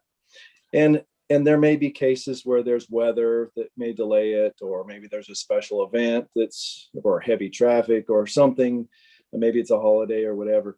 The inspector can determine what is the reasonable deadline and institute that deadline. And anything past that deadline would be charged a fine. And what we're proposing is updating the consolidated fee schedule with a fine. There's currently no fine in there now, but a fine of $500 a day past the deadline is what they would be charged. So it gives more reason and incentive for an excavator to finish the project and do it right. The $500 a day is not out of line with our neighboring cities. So I know Layton, Kaysville do a $500 a day fine. So it's not out of the ordinary. That makes it so that we don't have problems with, like I mentioned, say the trail was excavated in and they're not leaving it for a long period of time and inconveniencing trail users, or even a resident with their property. Maybe their sprinkler's broken now and it needs to be repaired. So that's the main purpose for doing this. Another thing that becomes difficult for our administrative staff is handling the fee schedule. The fee schedule is like 2 or 3 pages long right now, and it's different based upon the type of utility and if the utility crosses the road part way or all the way, or if it runs parallel to the road. There's different fees and it's incredibly cumbersome. So we're proposing simplifying the fee schedule to trench maintenance fee, a permit fee, and an inspection fee. So that's in the packet as a proposed change in the consolidated fee schedule, which will save the staff a lot of time in trying to determine what the fee is. It'll save an applicant in the future. If we get to a point where we can have these permits paid for online, then this will make it easier for a permit applicant to just pay that upfront money online, rather than waiting for afterwards an administrative person trying to determine by calculation what that permit cost should be. So this prepares us potentially for the online permitting.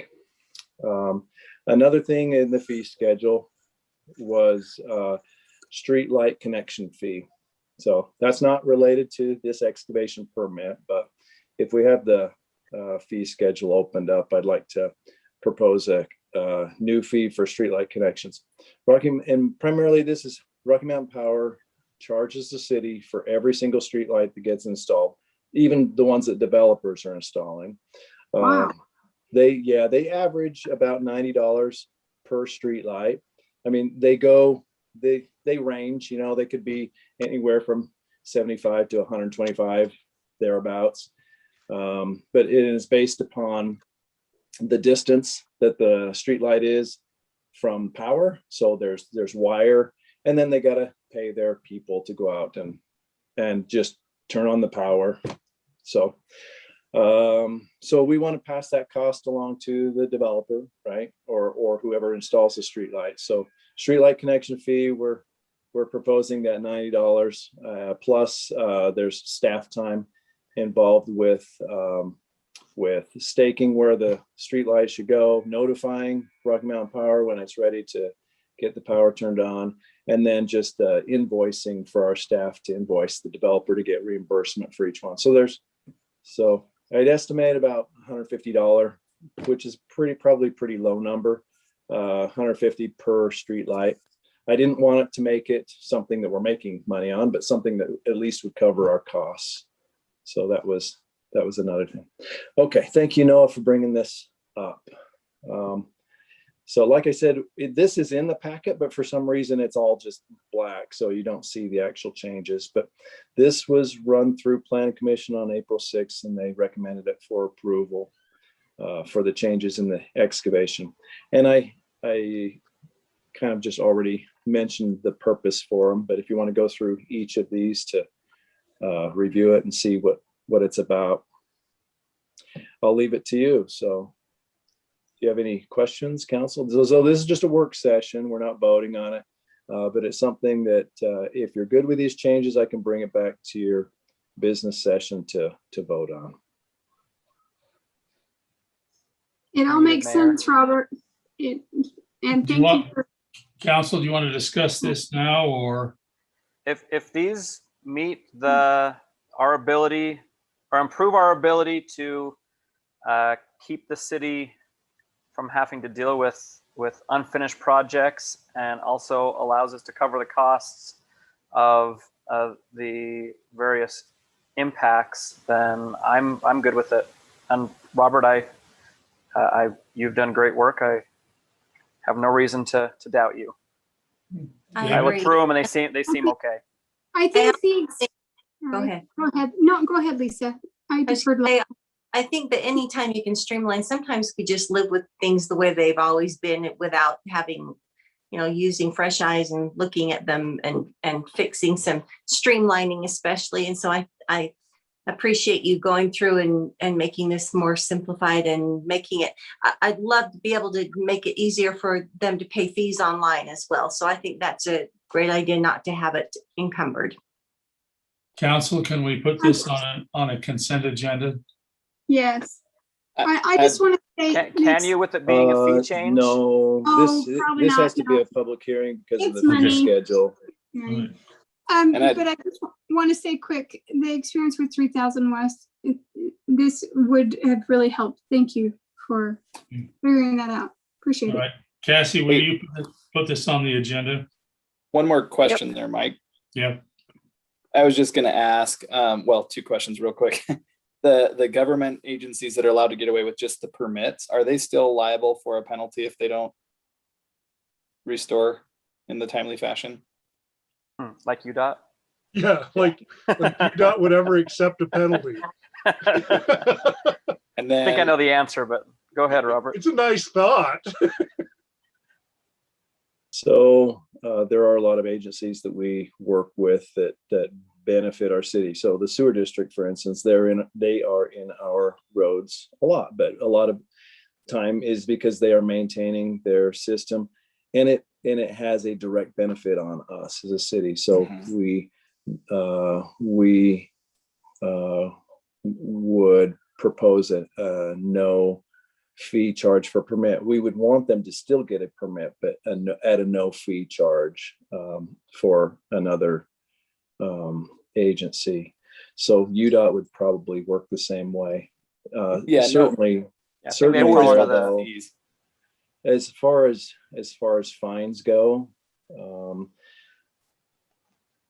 I don't have an exact answer on that, but I know we could send a letter. I know they work closely enough with us that they would respect what our wishes are, because we're going to be lifetime neighbors for, forever. We're going to be working together. So it is very easy for us to work well with not only UDOT, but the sewer district and the irrigation companies and other agencies that work in our city. Yeah, that's great. And that's a good answer. Thanks. And then the other question I had was just like, if the work is not up to quality, does that fine continue, or how do we determine when it's adequate and the work is considered deemed quality? Because I see some work done and you're just like, yeah, that's great, but that's not if they do, that's a great question. If they do poor quality, it is not considered complete. And yes, the fines continue. Okay, cool. I love it. Oftentimes UDOT, let's say for instance, UDOT will have built into their contract a liquidated damages to their contractor. And then we would, they would pass it along for us. Yeah, more or less, they would just pass that along. Okay. So that's what I wanted to bring up is with all of these government agencies, they all use subcontractors. At some point, there's some things they can do on their own, but they all use subcontractors at some point. So I think that it helps us actually to have leverage they can use to say, okay, subcontractor, now you're imposing on the city's code and our ability to be good neighbors with them. So even though we don't really go after those government agencies, I think it helps them have some teeth. Agree. You're absolutely right, Dave. Yep. That is true. It would be easy for us to say, listen, we need this road open. You're inconveniencing us, or the trail needs to be open, or, whatever it is. And our fines are X dollars, right? And then that agency can go to their contractor and say, listen, we're going to have to charge you these fines because you're inconveniencing the city. So I do think you're right. It does give us a lot more leverage to get the job done well and get it done in a timely manner. Okay, I'm going to move us on, council. Let's not move to item 4. Cassie. Hey, Mayor.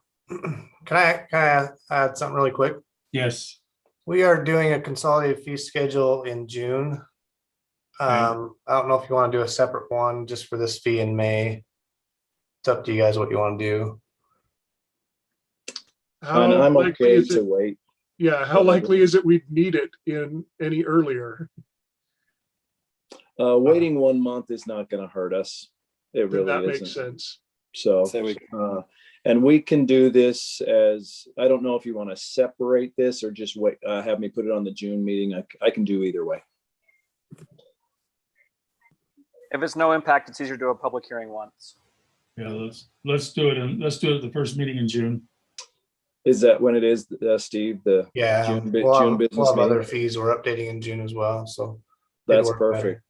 That'll work out great. We'll plan for that. Thank you. Thanks. Good idea. Thanks, Steve. Noah, let's go to item 4, and I'm going to cut you down to 15 minutes. Okay. Talk fast. I'll try to consolidate everything and be concise. We've recently been talking about our town center. What do we want our town center to be? What does it mean to be on I-15? Obviously, we've had a little bit of conversation with that with our economic development, and some of the things that we do in planning gets kind of couched as aesthetic, extra, not important. And I just want to bring full circle that a lot of these things aren't just eye candy. They have something to do with actual quality of life and even safety. So, in our town center, the key word walkability. What is walkability? What does that mean? And,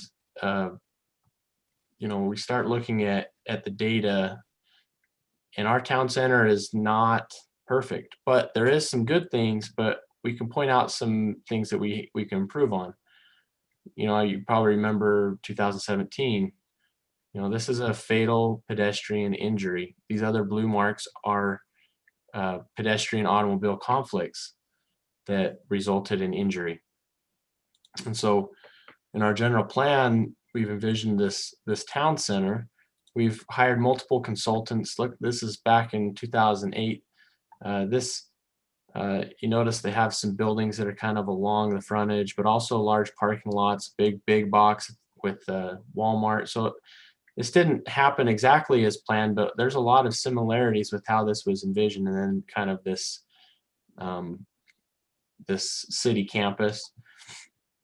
The one that we just recently had done in 2018 envisions some infill, a lot of little tiny green dots. And you know, our general plan, we talk about the town center, pedestrian activity. We've taken visual preference surveys with that, of what we want our city to look like.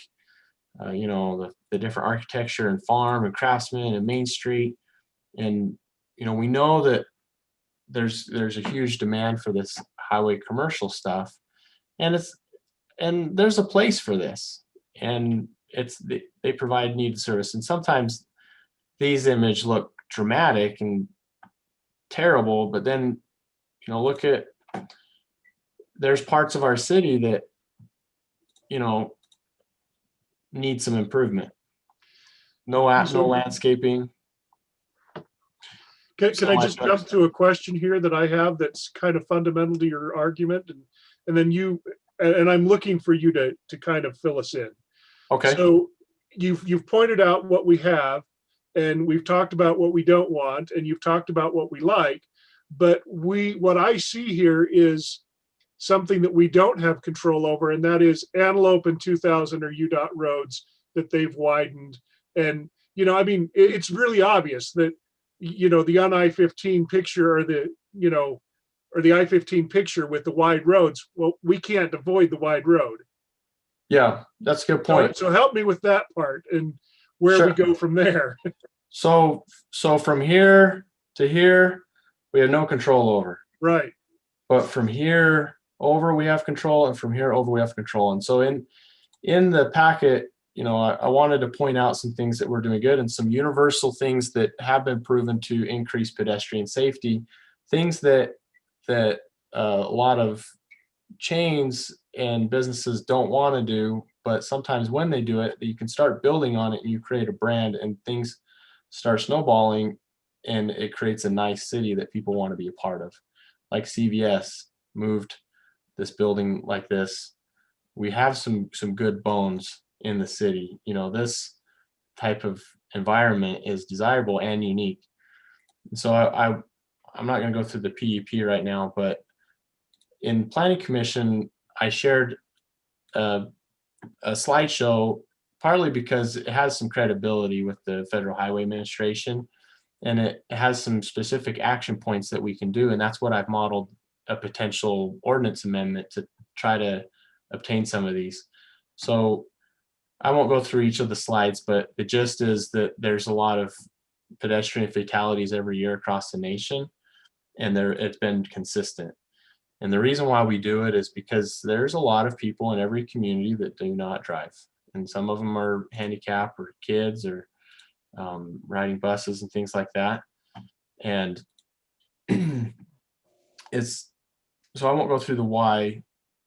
Well, I think, Noah, it is worth mentioning that, Dave, maybe an example of some of this is like the 5-lane highway through Logan. You know, that is a major thoroughfare, and it's so crowded, but they built it kind of similar to this pedestrian friendly design standard. I was actually driving through there last weekend and saw double Maverick across the street from each other, right in kind of the middle of town. But the one Maverick's very old, probably similar to our current Maverick. The second Maverick, they put it right on the corner and had like the bays tucked in behind and made it taller and much more appealing.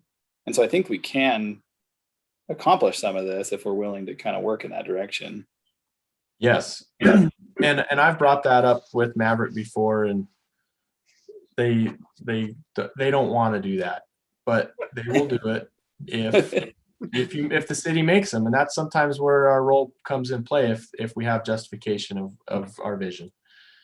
but yeah, you have like Logan, you have Heber. There's a lot of good examples, but I wanted to show you. They have some photo montages that show what you can do and some kind of universal things. Let's see here. Let's see. Sorry, I'm trying to go as fast as I can. Site design, and so bringing buildings closer to the street. It makes sense that as a pedestrian, you're not crossing drive aisles and parking lots and things. It makes it safer to get into the building, and it also has.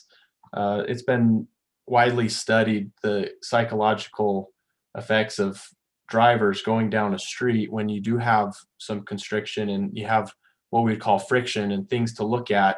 It gives some cues to a driver to actually slow down. And so when drivers are driving slower, when there are conflicts with pedestrians, they're much less deadly.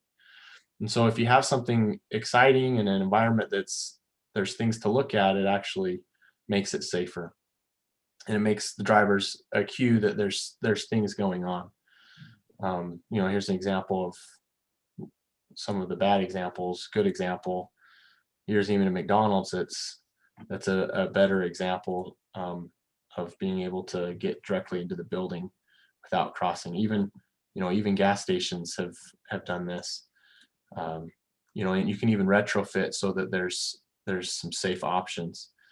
And so this is a photo montage that they've done. So the city doesn't have too much control over the right of way. However, UDOT does have programs where you can add things like bike lanes, and they're actually working towards this. Sometimes, depending on turn lanes, you can't do anything in the middle, but you start looking at the infill standards of behind the sidewalk of what could happen.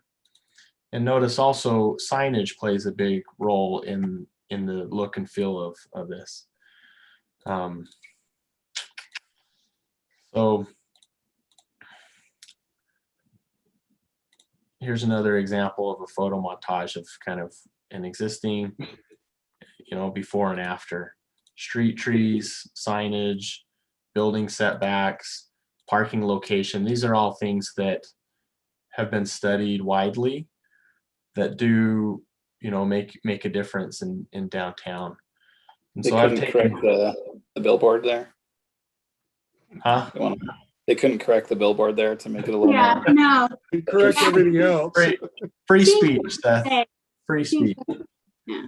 Well, since they're playing magic with a thoroughfare. I did find it interesting that they buried all of their telephone poles. That's really expensive. Insane. Yeah, as the city matures and you have RDA areas, and there's projects that can. Yeah. A lot of cities spend money in they call it streetscaping. I remember when they did it in Logan. I was a kid. Yeah. And so here we are with our town center. We have some text here that I created that could help us. And it has to do with directly correlated to that pedestrian safety goal. Minimizing the front setbacks, having doors that face the street, which add interest and also decrease the amount of distance that pedestrians have to walk. Parking location, located to the side or rear of the building. And then if there is some parking to the side, you have some landscaping and screening. Down in Farmington with the McDonald's and some of their fast food, I've noticed that they've done a good job of kind of screening some of those drive-throughs. And then signage. Even Riverdale's done a pretty good job pulling some of their buildings up front, I've noticed. Yeah, I mean it's Riverdale's not what I would consider walkable though. Well, no, but you kinda, there's people that are not yet. I think that ship has sailed for them. Yeah. And the good news about our town center, we have some good and we have some bad, and a lot of the bad are actually areas that will in the next few years we'll probably see some redevelopment on. And so, like I was saying, it's kind of cyclical and the trends. Don't mess with Don's Meats. Don't even think about it. Well, that might be one of those, you know, by retrofit, I don't mean bulldoze, you know, maybe that might be adding some landscaping, street trees, some sidewalks, you know, that kind of thing. On the superstore. Yeah, upgrading, I don't know. So, yeah, signage, parking, building location, it's kind of those standard items that do make a big difference. And some, even communities like Riverdale and Roy, you know, they're sometimes you're stuck with a precedent. The good news is we have a lot more good than we do have. Yeah, neither one of those communities really have a town center. We have a lot of potential, I will say, and especially with the location of our civic uses kind of in the town center and the parks and some of the different infill and the mixed use. I mean, it really has a lot of potential if we continue down. And this is not everywhere in the city. This is just kind of really focusing on what we want. Yeah, I see you struck town center from the description though. Was there a reason for that? Good question. Oh, up there. Sorry, I was looking down in this potential amendment. The header. Yeah, just the header. But yeah, okay, I forget that's up in the section up above. So talk to me about the 6 foot tall signage. I mean, so it can't be any taller than me? Well, that's, you know, let me go back to the pictures. And we have some good examples and bad examples of that. There's a certain view shed, and there would still be allowed signage on buildings. But I like Fizz.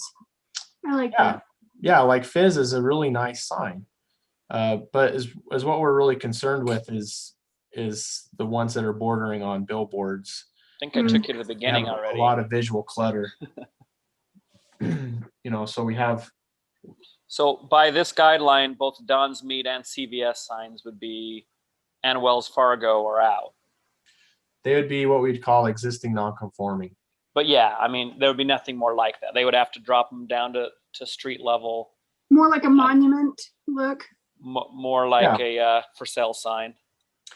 Or a monument, you know, like at the beginning of a community when you have that monument off the side, probably out. What the insurance company right next to Don's Meats has. Yeah, I was gonna try to find. We have some good examples, and our old town center code actually had some of that, but it was reduced down. Did we do that? Nope.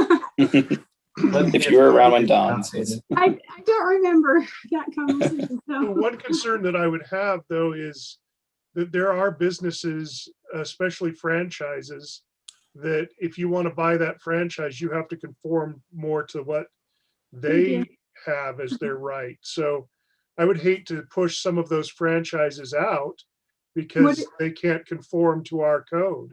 What do you think about like the area over next to the mall where you have a lot of commercial, but they've got street lined, some lower signs, but some taller? I mean, I don't know. Just saying. And no, why 6 feet? Is 6 feet a standard? That's, I mean, because I see the ones over at Peck across the street, and those look higher than 6 feet. Taller. They look solid. And yet they're fine. Yeah, they don't look crazy tall. There could be more discussion about the signage. Okay. The reasoning is the good examples. I was really looking at good examples and bad examples and try to quantify it, but there's always a lot of detail, and really we're just looking at the town center. We already have a signage code that could be a whole nother project, really, citywide, that probably does need to be updated. I mean, I like the idea of reducing the height. The height of the sign really plays a big role in the feel of a community. If you were to drive down. Yeah, I looking at this, I see your point. I just think, like Sheldon Peck's, for example, I thought that was, I mean, if anything, maybe instead of saying a specific height, say, don't mount it on a metal pole. It has to have a decorative base or something like that. Yeah, I could work on something like that, because that's the big difference. Is this is they're all stacked. It's solid. It's not on a pole. Yeah, whereas the other ones are on poles, and that looks a little ghetto. But it's still driving at level, like in your car. You're still easy to view it rather than looking up at it. Yeah, maybe you set it at 12 feet, but it has to have a decorative base. Yeah. Yeah, empty solid on the ground or something. Yeah, and it's also proportionate with the height of the building too. Yeah. I think that's And we what. could encourage them to use specific metals Now, or something. but I do want to make sure, what I don't want to have happen out of this discussion, I think this is something that's been brought up, is I don't want this to be so restrictive that we are driving away potential tenants. Understood. And including the Maverick that wants to move across the street. I have no problem with them moving across the street. I want to make sure that's perfectly clear that if we want to help them use standards that make it more walkable, I'm okay with that. But I do not want to rule that out. Well, I can tell you that they're not going to like this. And I can tell you that they might even threaten to leave. And like CVS said that they weren't going to do it, but then they did it. You know, so that's a conversation we need to have, because there are going to be national tenants that won't like these standards, and we might When lose them. we are in a situation where we're business needy and not business flush, I really don't want to present those arguments right now. Yeah, I'm in the same thing. If this starts driving people away, then I'm more in favor of kind of relaxing them. Like I say, I would love to try and find a compromise where we make it walkable. Maybe their shop is on the frontage and the pumps are on the side or the rear. Yeah, the preferably side. away from the school drive aisle. And I think that's workable. I don't want to create a standard that's so strict that they say, you know what, forget this, and then walk away. Yeah, we're just in a position located where it's too easy for them to say, I'm just going to go on the other side of the street and be in West Point or Clearfield or Layton. And I don't want to do that to any business that's interested. And the my understanding said, if you don't allow us, then we'll move away. Mayor? I will say. Yes, Brody. I was just gonna say, if you do some quick, Google searches and just type in whatever chain restaurant or whatever, and then monument sign. So if you do like a Taco Bell monument sign or a Maverick monument sign, right? Just do an image search. You'll see that as far as signage goes, most places they will do a monument sign. Well, and on top of that, I don't know if we can. Yeah, I don't know if we can share it, Brody, but I just sent you an image of the Maverick that just got built in Logan, and it meets, I would say, I mean, just judging on the ordinance here, it looks like it meets every bit of that. Yeah, the goal of this ordinance isn't to be so restrictive that we scare away businesses. That we're not trying to be a park city, and these are not even close to what are required in some of those communities. But we're trying to toe the line of finding safety and our own brand. So I don't think what's on the page here is anything too crazy, but I wouldn't be surprised if there are some businesses that kind of might scuffle about it. But I think if, like Brody said, if you Google any business, even any chain store throughout the country, you'll be able to find some examples where if they want to be in a community, they'll tell you that that's their corporate standard, but then you'll find examples where they bent that standard to be in your community. Yeah, CVS, to name one. Yeah, and back in 2006, there was some negotiations with some national businesses that wanted to come to Syracuse, and because the ordinances back then, where they wanted them to brick the whole thing, it did stop them from building, and then the crash happened, and so then they really said, "Oh, forget it." So I think it's wise to be reasonable, but show them, yes, you can do this. It's okay. Would it be okay if we table this discussion at this point?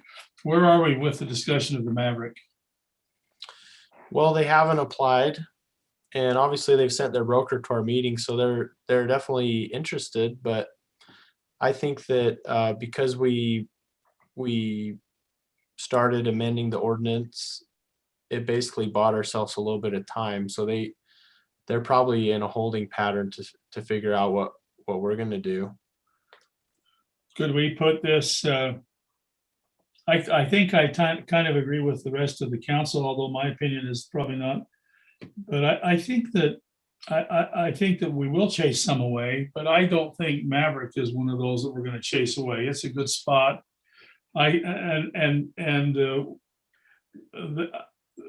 will. I was in the meeting when we talked to them, and I think that there are workarounds that they'd be willing to do. So Awesome. just to lay down and just take what they give us, I think we need to steer them in what we would, we may not get everything we want, but it would be better. So I'm wondering if we could table this when we get dialoguing with them again, it might be good. I don't think any members of the council have been in on these discussions with them. Maybe we could bring a couple of them in and express the concerns of the council in relationship to, what you're proposing here in the town center. So you're saying run this ordinance by Maverick? No, what I'm saying is let's begin dialogue again with Maverick and have a couple members of the council in with that dialogue that are concerned about, we don't want to chase you away, but could you pretty please do this?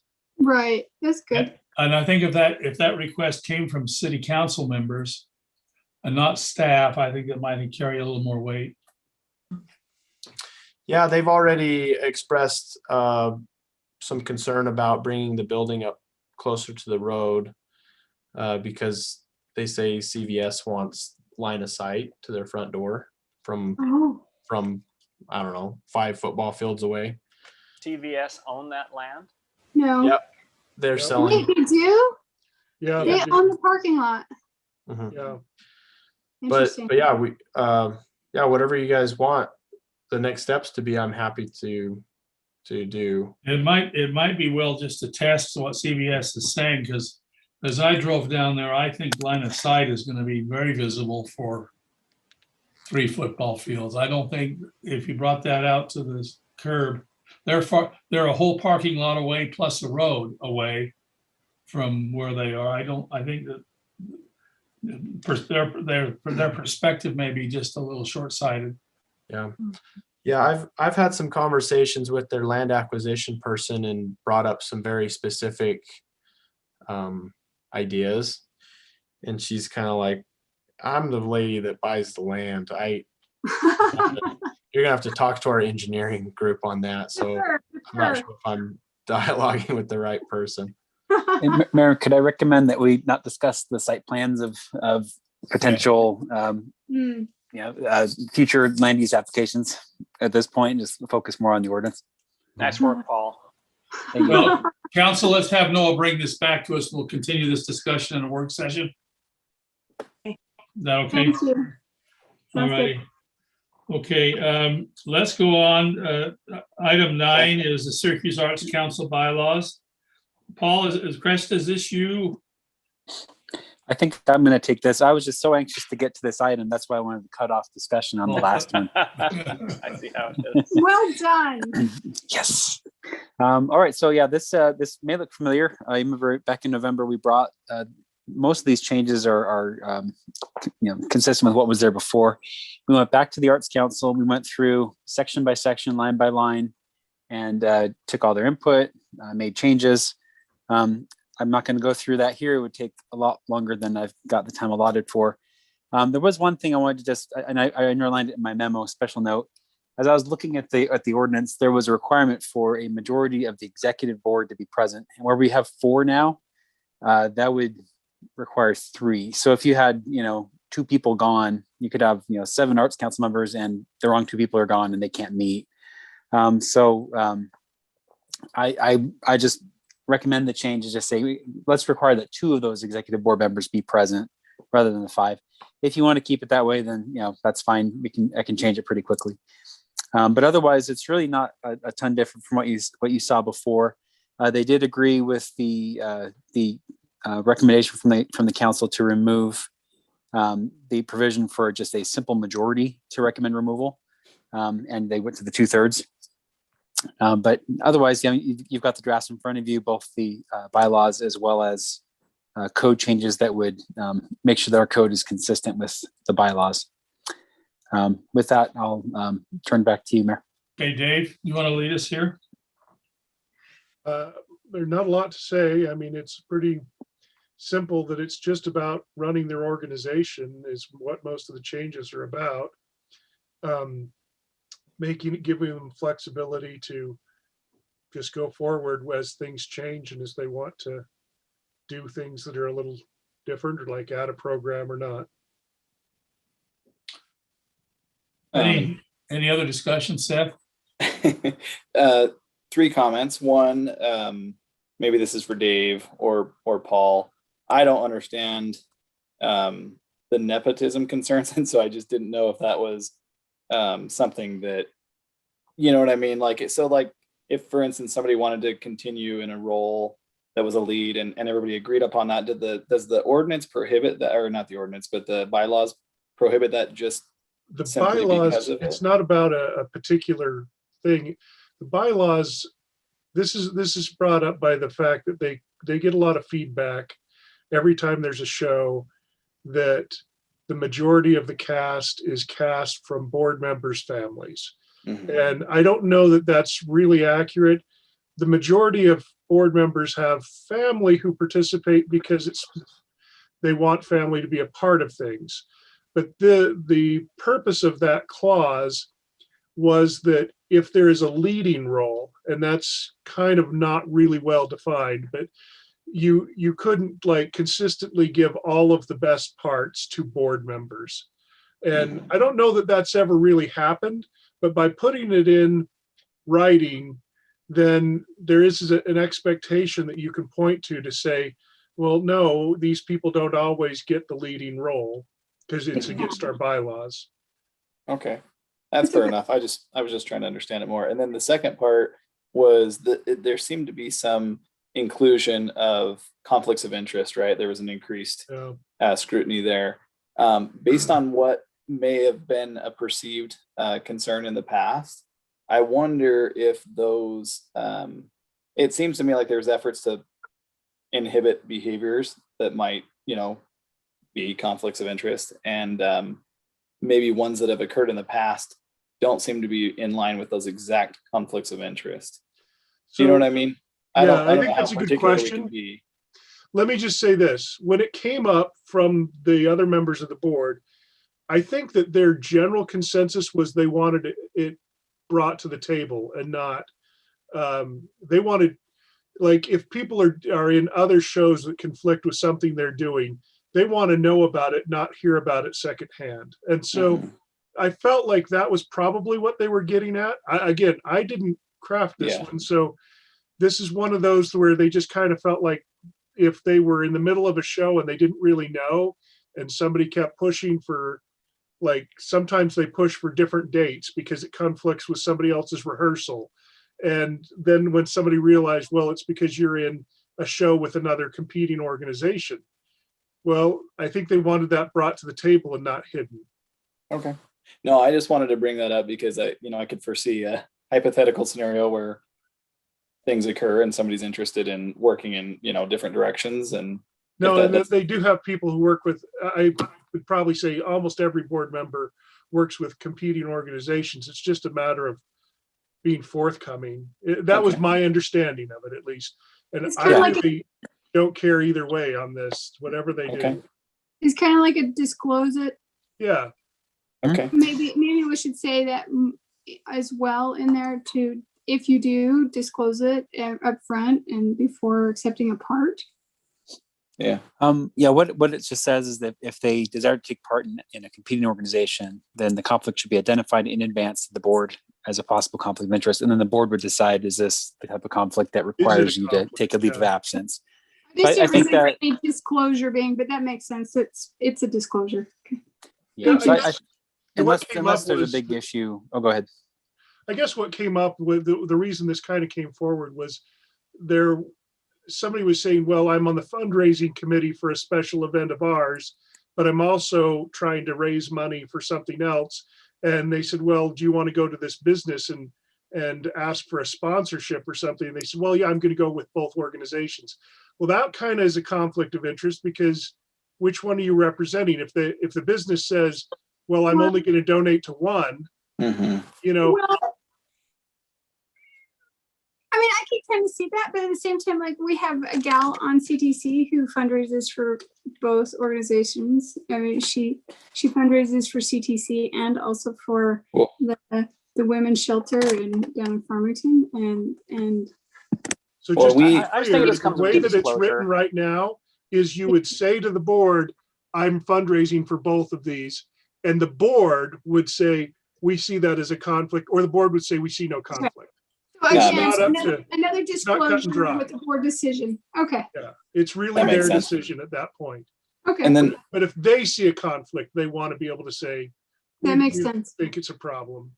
And then the only other question I had, and I don't want this to, turn into a big discussion if it doesn't need to be, but I was just wondering, like, at what point do we discuss or think about, or what does the Arts Council think about, like, being independent from the city so that they can make their own decisions without having to constantly update ordinance? And maybe that's not even maybe that's a non-starter, but I just wanted to get your guys'. Yeah, it's been talked about a lot, but I think the problem, they realized that financially they couldn't do things without the support of facilities.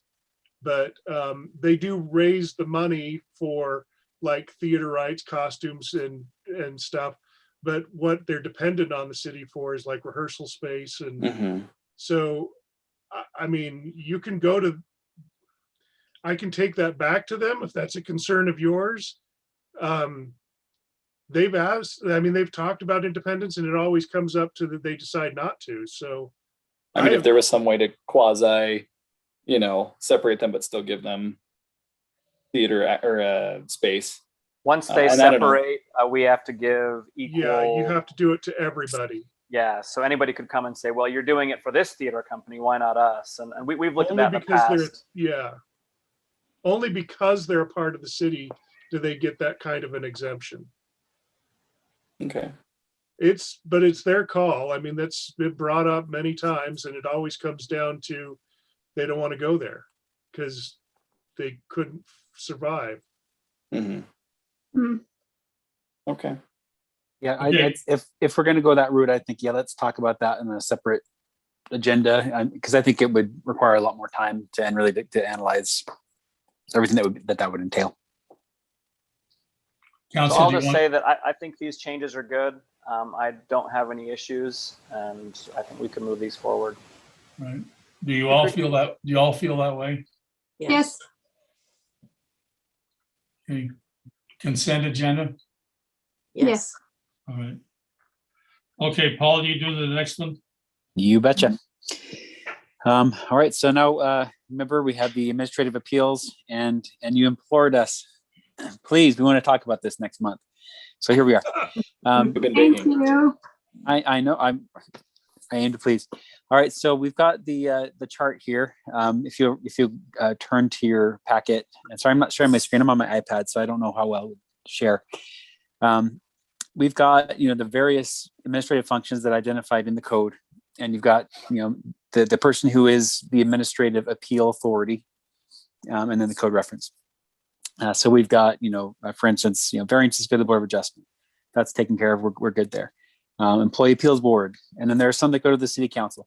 So the question for tonight is, are there some that you would like to see moved? Maybe something goes to the City Council and you say, I don't think we should be seeing those kind of issues because it's going to be, one consideration is it might be difficult to conduct a evidentiary hearing as a council. It could be done. You'd probably have, the mayor kind of preside and make rulings and things. It can be difficult though if you're considering evidentiary issues. If it's just legal issues, that's not so bad. So that's one thing to consider. But otherwise, we have a few spots that don't have an administrative appeal authority identified, or they call out a administrative hearing officer directly. If we want to, I would say if we're not going to have an AHO, then we need to change those. I guess I'd open it up to you. Are there some that you would like to change, or do you want to keep them all they are and then just change the ones that are either not assigned or at the administrative hearing officer listed? Paul, have we gotten to an AHO in the past in any of these currently filled by AHO positions? Not in the 5 years I've been here. I mean, someone with more experience could chime in. I don't think we've had one. Okay. in recent memory. So I could use a little bit of clarification on a few of these. Okay. Like, for example, door-to-door solicitor license. Mhm. That comes to city council. So if the business official denies a person a door-to-door solicitor license, then they can appeal that, and that would go to the city council, and you would consider the application and whether that was appropriately denied or revoked, things like that. But just because nobody's done it doesn't mean it couldn't come to it. Okay. Sure. And I'm Yeah, understanding what you're looking for then. Okay. Thank you. Yeah, I had the same thought to begin with too. So makes sense. We're just talking about the appeal, not the original decision. Right. Oh no, yeah, certainly not. Yeah, these are all appeals. Yep. I definitely think that the two that are not assigned, the contract bid appeals, I mean, that would be big deal on that one, and involving a lot of money and cost recovery for fire, same thing. So I think those two, that would probably be a good thing to have that go to an official The person. problem is with, like, say, for example, a contract bid appeal. Is that really a contract award appeal?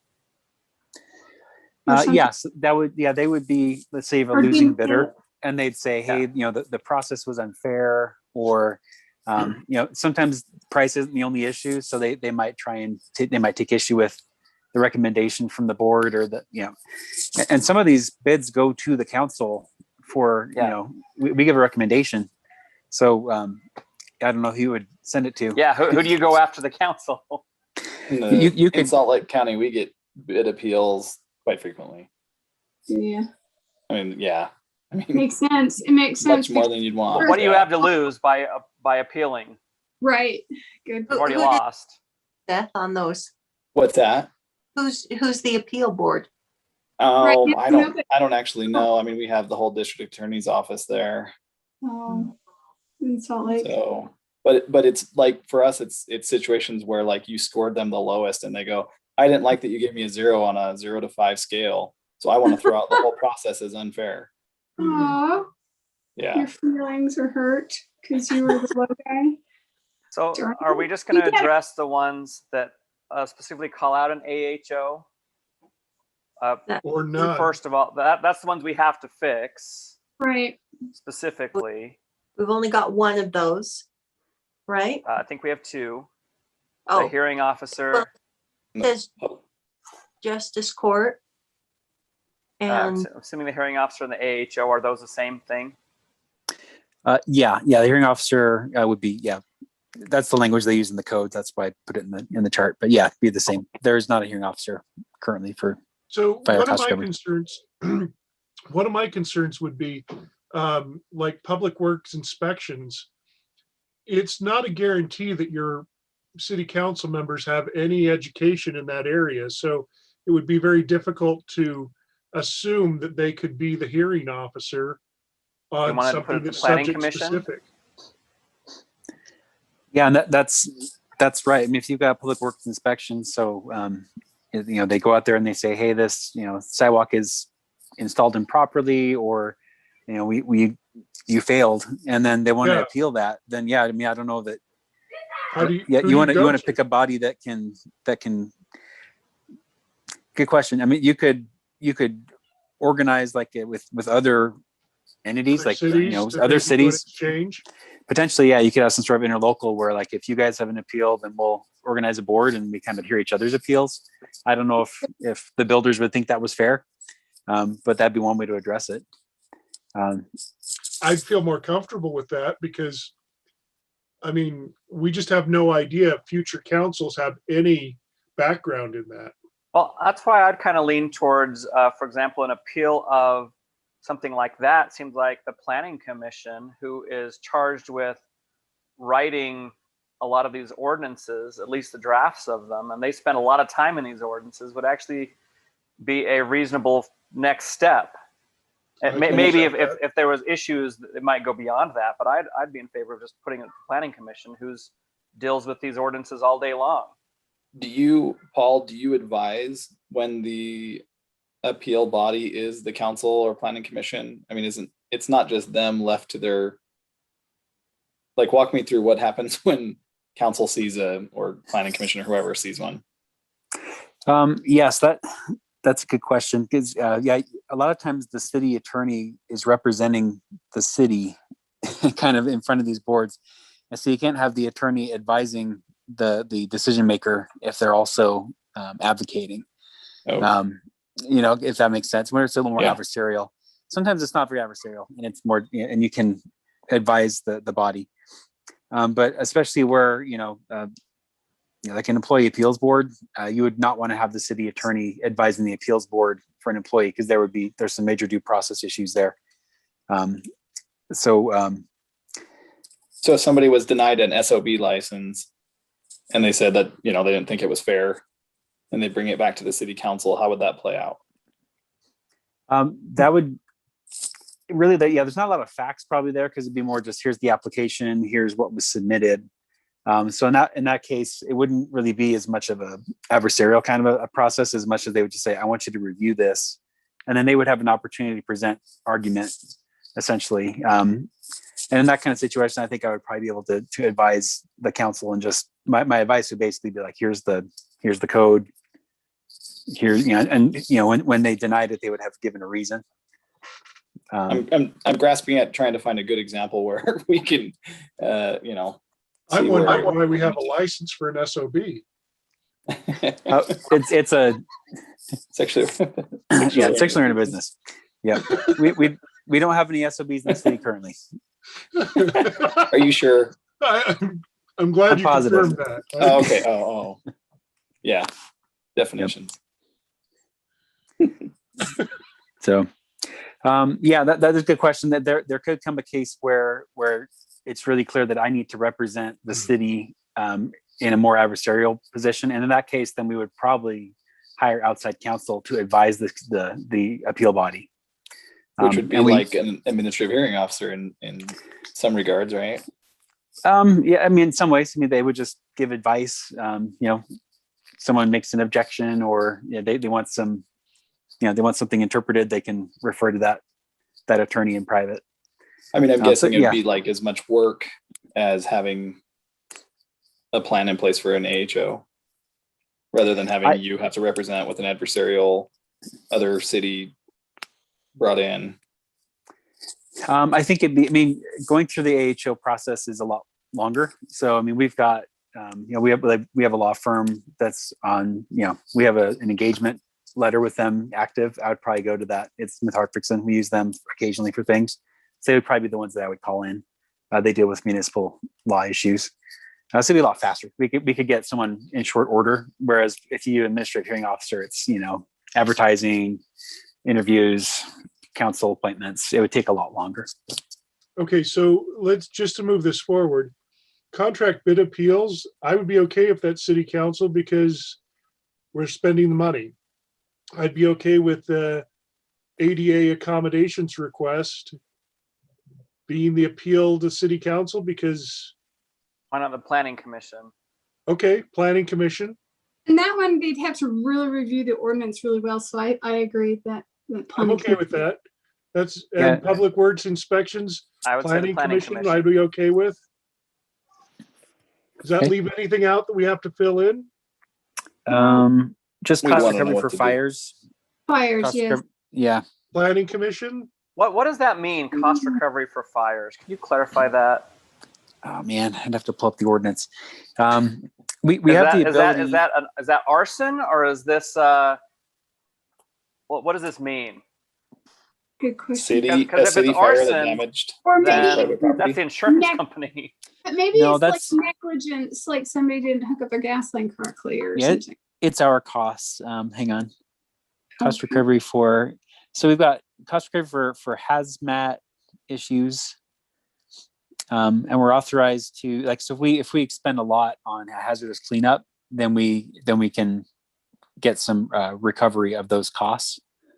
So that's in section 730. And then when you go to chapter 735, it's any sort of extraordinary cost that we have from a person who's grossly negligent. So that's kind of where I see that. I mean, maybe it's not in the same league as park trespass notices, but I'd almost say the city manager for that one. I hate to throw more on Brody, but that's just the city. But he will. Sorry. Well, I mean, these are also pretty infrequent, so. Oh, I hope so. Thank goodness they are. Well, yeah, I don't think we haven't had any. I don't think we've ever had one, so. I'm sure, I doubt we've had any ever, but it may be that they put that in place because we had an incident and they said, man, I wish we could have recovered our costs. I don't know. Or maybe they were just looking at a code book and somebody had one in there, so. That is also very That's likely. Very likely how that works. Oh, So, the I other city mean- has one in here. We better have one. That seems like it's along the idea of collecting fees that are owed to the city, and I don't know if that's a city manager or that's who we have for collecting park trespass. I guess that's not a fee. Maybe that's justice court at that point. Okay. What about contract bid appeals? Because that has nobody right now. I think that's I what think Dave was that's saying in us. council. Okay. I think that's us because we're there in the end, they're going to justify why we made a decision on money. Okay. So I kind of feel like that has to fall on us. But the problem is we made it, and so they're Right. asking us to reconsider our decision. Right. And I then hear that, but you know, it really, seems like a neutral party almost, you know? Can it be a neutral party though? Because But- everybody's an employee of the city. well, so here's the question isn't there Where- another step if they fail in this appeal? I mean, they could always file a legal action and that's what they would need is somebody that's not associated with the city. So Yeah, any of these kind of have to force it to administrative, that. any of these administrative decisions, any of these could be appealed to the district courts.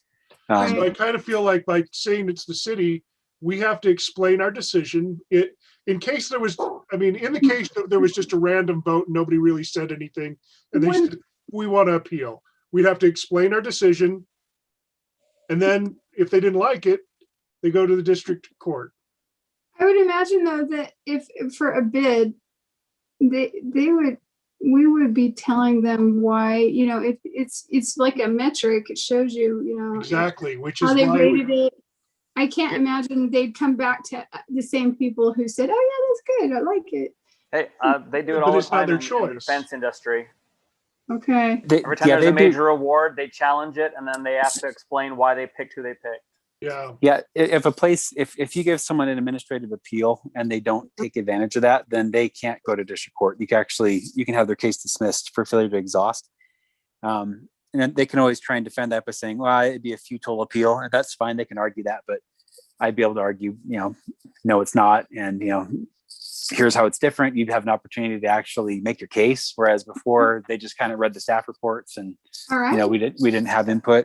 So I think it'd be fine to have the council there. And if it becomes a problem at some future date, then we can change it. Yeah, with it being a none, though, that automatically says, okay, their process says there's no appeal, and then They can could go to immediately go to district court, district court. Yeah, that would that bypass any administrative review at all. Yep. So I think city council's the right move there. I agree. Yeah, same. Yeah.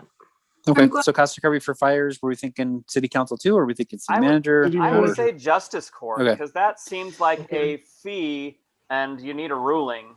And you need to be able to enforce them paying it somehow.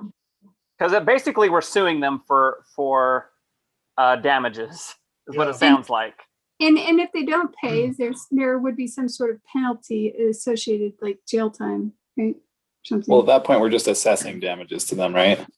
Yeah, this wouldn't be a criminal violation. It would be, and we have the ability to file a small claims actions in our justice court if we wanted to. This would be like pretty much we would get the administrative fee assessed, and if there's any appeal, then get a final ruling on that, and then you can just go to the small claims court, and that's where you can actually get the collection type of orders, like, you know, writs of assistance or garnishments or things like so that. who would you recommend? Is justice court or city manager the right way to go on this? I'd keep it out of the justice court initially. I would like to keep the justice court more enforcing, you know, the criminal, not the criminal, but the punitive kind of things, Okay. like parking tickets and animal violations. And, All yeah. right, Brody, you know who pushed it this direction. Council, All right. I'm going to move us on. Paul, could you take the input that you've got here and let's represent it again and before we vote on it? Yes, sir. Let's do that. Paul, are you doing the architectural review? I am. So with the ARC, one thing we were looking at our various committees, and we noticed that ARC is unique in that it doesn't have term limits and things like that. Some recommended changes would just be, hey, let's have staggered terms of 4 years. It's renewable, just like any other board. Let's just put those in so it's clear that these are terms, and that we can keep track of who's there, how long they've been there. And then it kind of helps, I think, to have board members not just drop out unexpectedly because they think, okay, I'm going to plan on leaving, next year. It's fine. I'll hang on until then. So I think that might help a little bit. That's pretty much the change. And then just adding, that we aren't compensating them. The additional thing, when I brought this up, Noah said, hey, maybe while they're looking at ARC, we should ask whether they'd like to expand the scope of the ARC a little bit. And so Noah, are you listening? Yeah, I'm listening. So I mean, really it's kind of your, if I can do a lateral and just kind of toss the ball to you, if you could explain what you're thinking there. And if really the discussion tonight is, this needs to go to the planning commission anyway, because they haven't seen this. So do you want them to consider the scope question, or do you want it to just be limited to just the question on terms? Is really the issue for tonight. You're talking about having the ARC review more than just the commercial and the industrial that we're talking about. You're asking for churches or there was a potential discussion. I guess there was a little bit of gray area that popped up with the temple, like, hey, should the ARC be reviewing this or not? And there's, like, in the past, we've had them review the churches and obviously multifamily. So we've started like kind of adding in some language. And for example, the MXD ordinance says that the ARC is supposed to review that and apply those standards. And then when you go into the ARC, it says applicable to commercial, institutional, and industrial. So it's like we've kind of tried expanding the scope of it a little bit in other parts of the ordinance, but maybe it's not always congruent with what it says in the actual ARC ordinance. So I think it'd be a great idea to utilize their experience to review the architecture for I guess you'd say religious buildings and multifamily. I have no issue with that. Yeah. How about the rest of you? Problem. How about the rest of you? Corinne, I think you're muted if you're trying to talk. It seems logical. The only thing is that what kind of review with religious buildings, what can they tell them to not do? Where it's, I'm a little uncomfortable with that. I kind of feel like that's the one where I'm going. I kind of wonder, because it is religious. What do we? I mean, if they say, well, this is a part of our religious edifice, are we infringing on their constitutional right to, as long as it's architecturally sound? Yeah, that's a good question. That's a good point. So with there's a federal law that governs it. It's called the RLU-IPA, so it's the Religious Land Use and Institutionalized Persons Act, and it would require accommodations for we're allowed basically to apply the same standards that we would apply to non-religious buildings of a similar purpose, so like assembly uses, things like that. Mm-hmm. But if there was something that conflicted and it was, a religious aspect of the building, then really the federal law, it's complicated, but in a nutshell, we have to give. So there would be accommodations for those things. But if we say, you need to have masonry and I don't know, unless they've got some sort of problem with building with brick. With masonry? With masonry. Then I would think they would just have to, they'd have to comply with the ARC standards.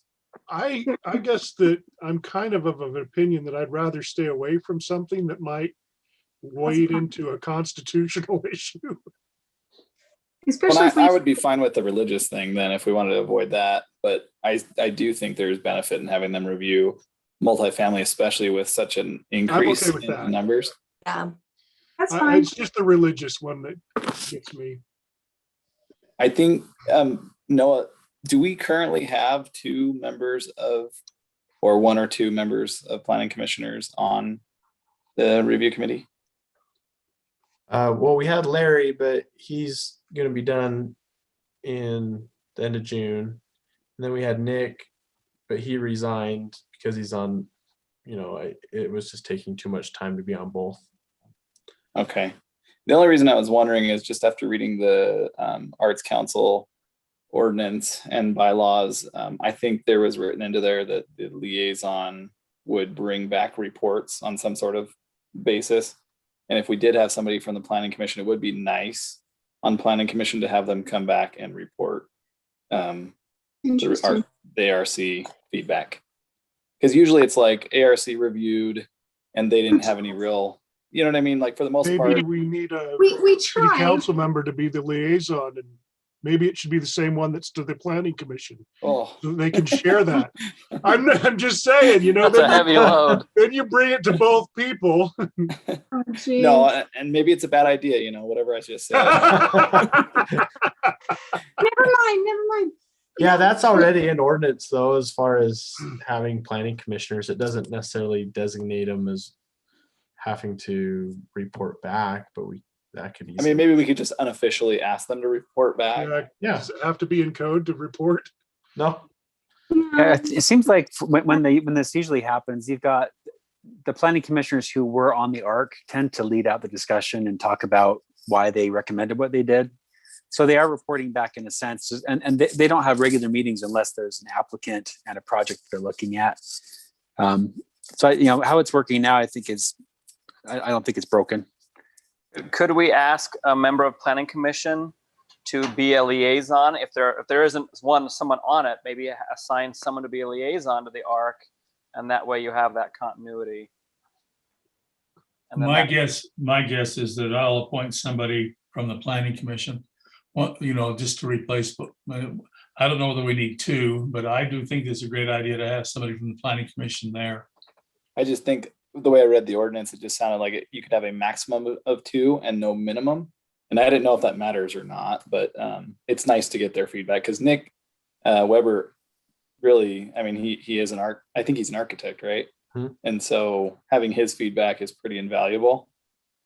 And so that'll be a loss, but having somebody there to share that information is good. Like Paul's describing. Maybe it's not broken now, Paul, but maybe it will be. Yeah, it may well break.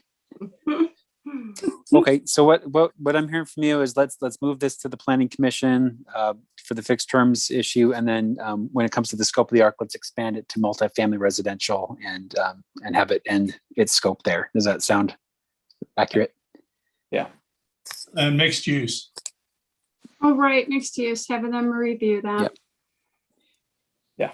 Okay. Is that okay? And is that all? I mean, we can have this is going to come back to you eventually, but I mean, when you say and mixed use, sometimes mixed use includes like townhomes. Does that include just all aspects of mixed use? Well, remember, Paul, we talked about saying something like structures that follow the commercial building code. Right. So that would. Okay. That would be all aspects. That would exclude townhomes. Yeah. No, it would be. But that would include it would be the vertical. What about if you had townhomes on top of a commercial unit like we saw today? Yeah. I might have to do a little more research to be sure on that. Yeah, any type of occupancy that's business is going to be IBC driven, which it's International Business Code, not building code. Sorry, not business code, building code. There's the IBC and the IRC. That's kind of what we're talking about, Noah and I. But we can talk about that more offline. Okay, let's move on, Steve. Let's talk about the budget. All right, I'm not going to go over much of the packet. I'm assuming you guys read it, but key dates with the budget: May 11th is tentative budget approval. June 8th would be our operating budget approval, and then August 10th would be our TNT hearing. You guys asked about a few items from the budget retreat on Friday. I'm going to actually let Brody cover that piece. Okay, so I don't know if everybody got a chance to see my email that I sent out today, but I just wanted to go over, you asked about taking that additional 50,000 that in the presentation was put oriented towards the police department. But if you took that and spread it across all departments, what would that do? That was one question.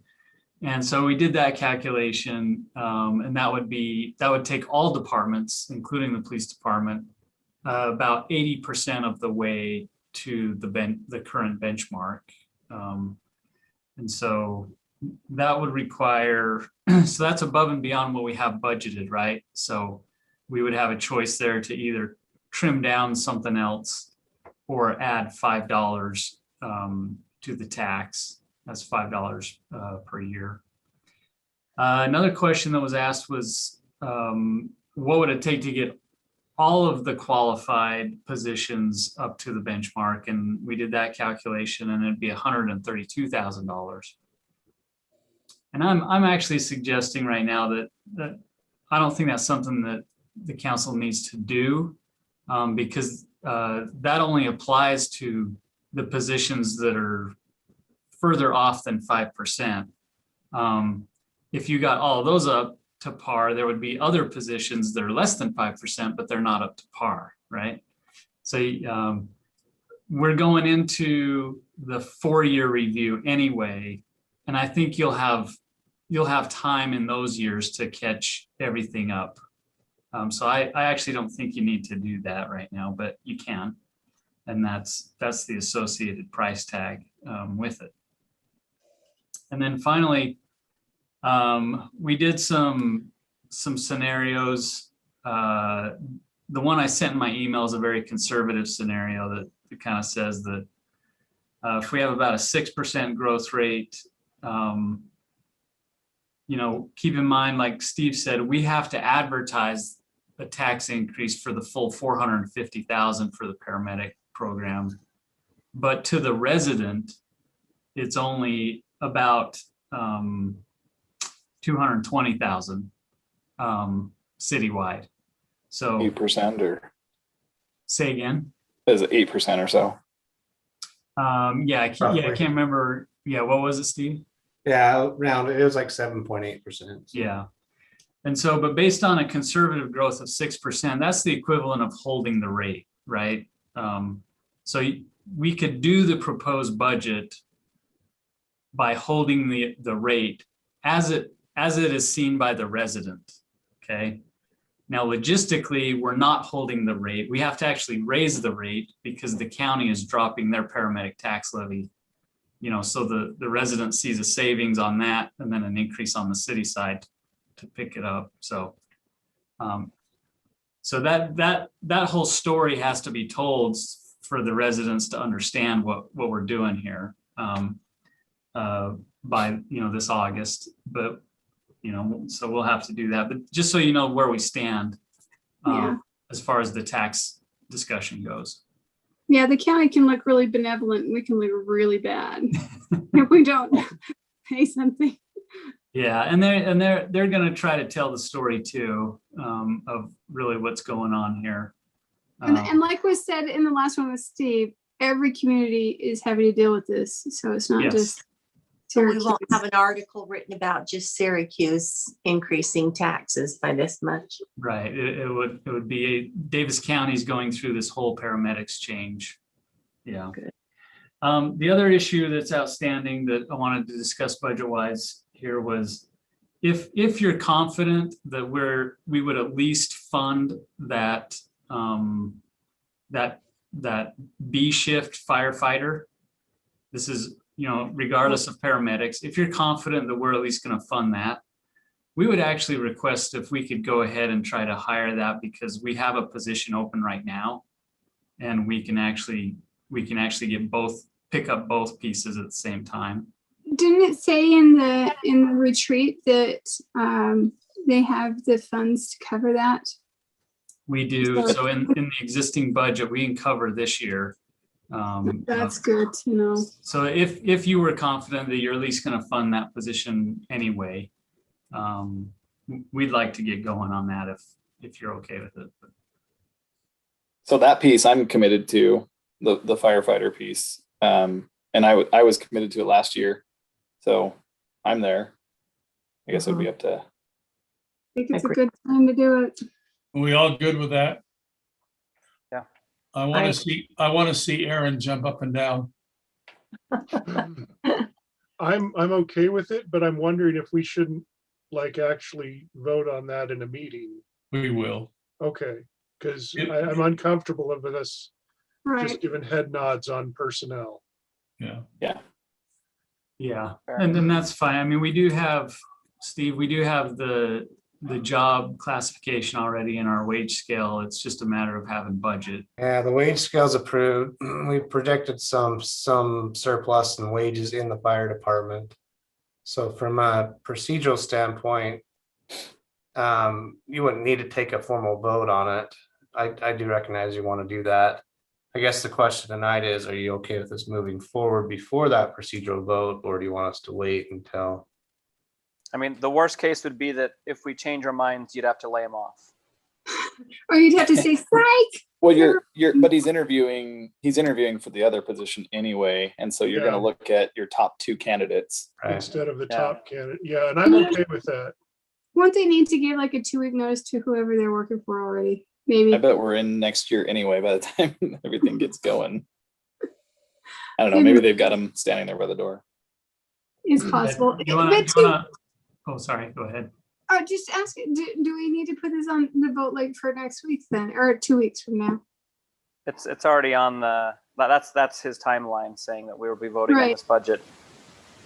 So they To can me, start the hiring formal vote is your next year's budget approval. And, you know, even in June, when you do the operating budget, you're saying, we're good with this.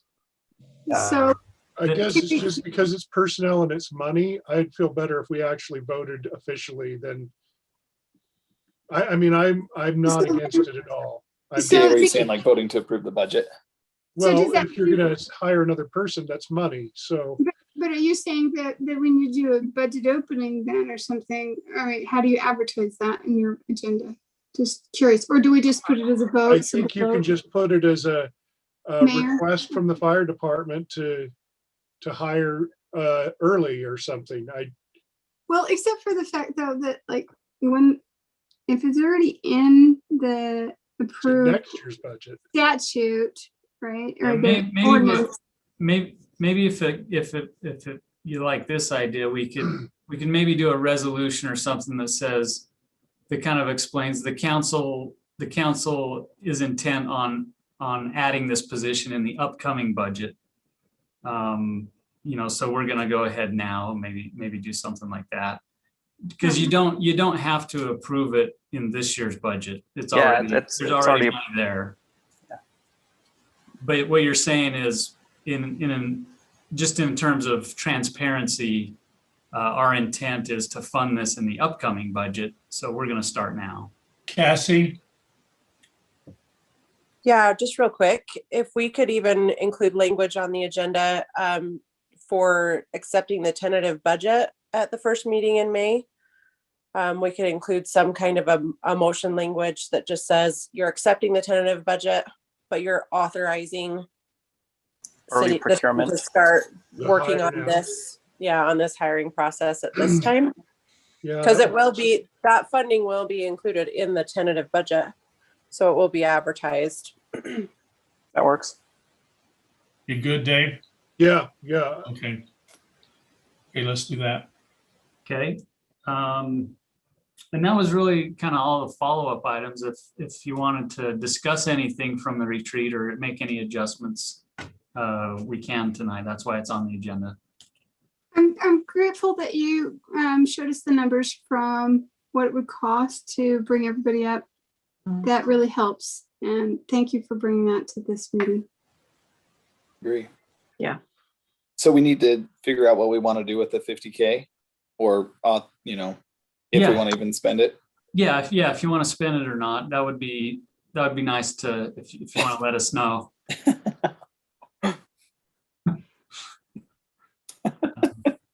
It's late, sorry. Otherwise we won't include it in there, and we'll move forward with the proposal. So Brody, with the 50K, that puts us at 80%. That put us at like 9% or so, 9.5%. I would trust Steve to do math in public. It's 4 billion. That's why I just figured.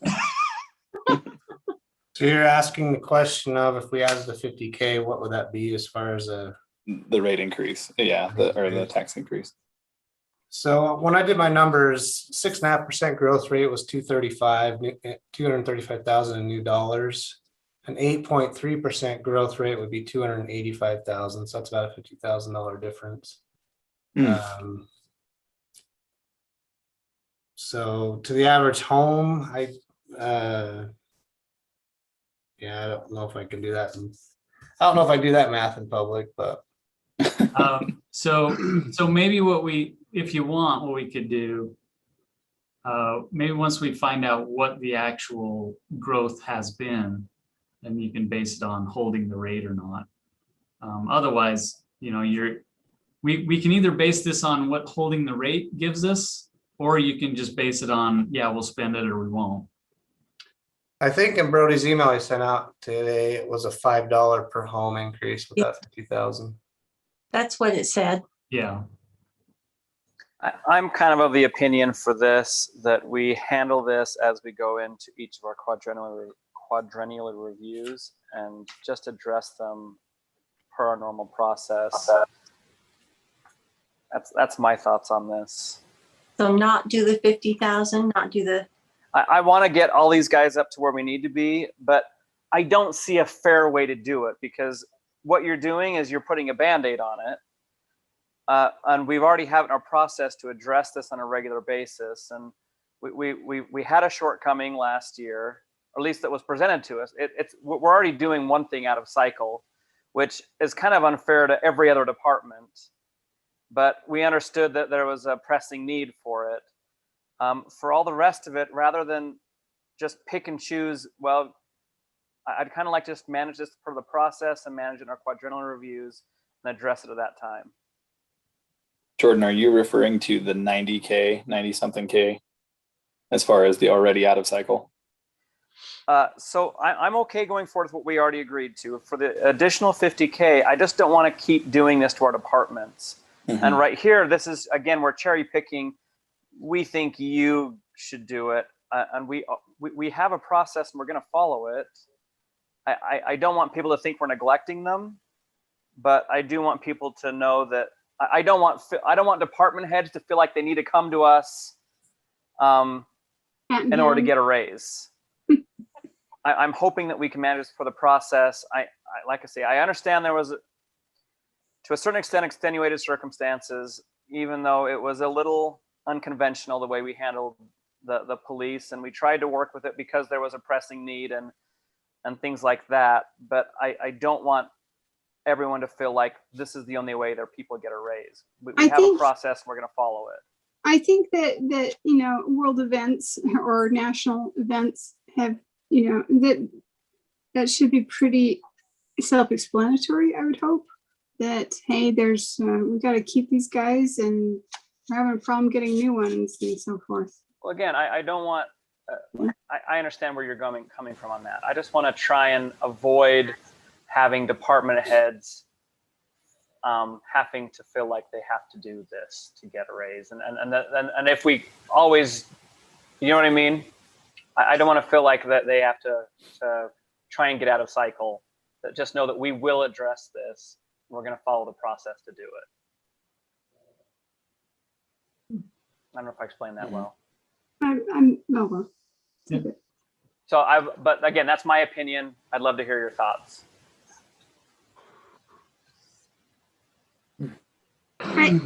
As much as we're having an employment, crisis in all of Utah, I still think that one department, though, is the one that is going to have an employment problem for a long time.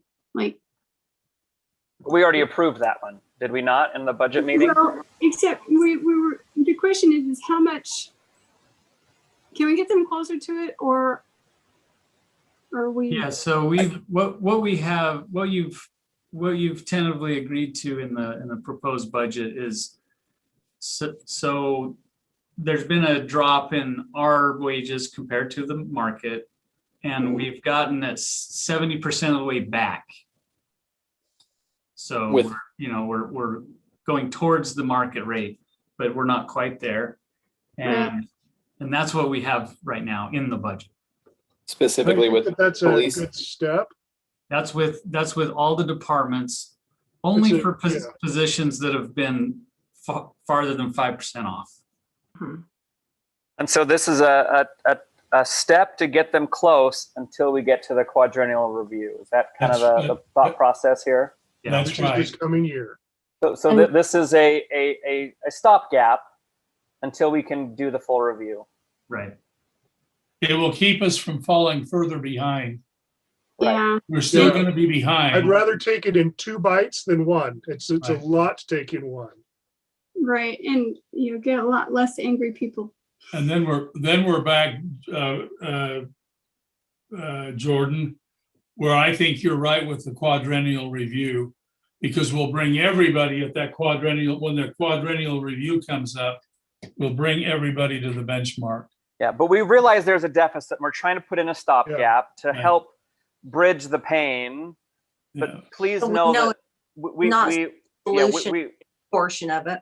Yeah, we know there's an issue. We're trying to put a stopgap in place until we can follow our process and review it. But we do see there's a problem. We're trying to fix it now before it gets out of hand. Okay. Yeah, and I can tell you, you know, any department head, you know, trying to manage this issue, this labor issue that's going on, you know, getting back to the market rate, going 70% of the way is huge. And I think everybody's going to be appreciative of the effort you're trying to make. Okay. We know that the whole paramedics transition in and of itself is a big boulder to push. So Thank you for the reassurance, because that's the thing. I mean, because I was really committed to trying to get the police right-sided, and if they're okay. So yeah, I mean, don't get me wrong. It's always great to be at market rate because Sure. But if that's as far as you can go, no one's gonna get, you know, upset at all. So let me ask this. And I'm just trying to do some juggling in my mind. So maybe this works, maybe it doesn't. But how far short are we to get it back? We're talking about 50K? Okay, so 80%.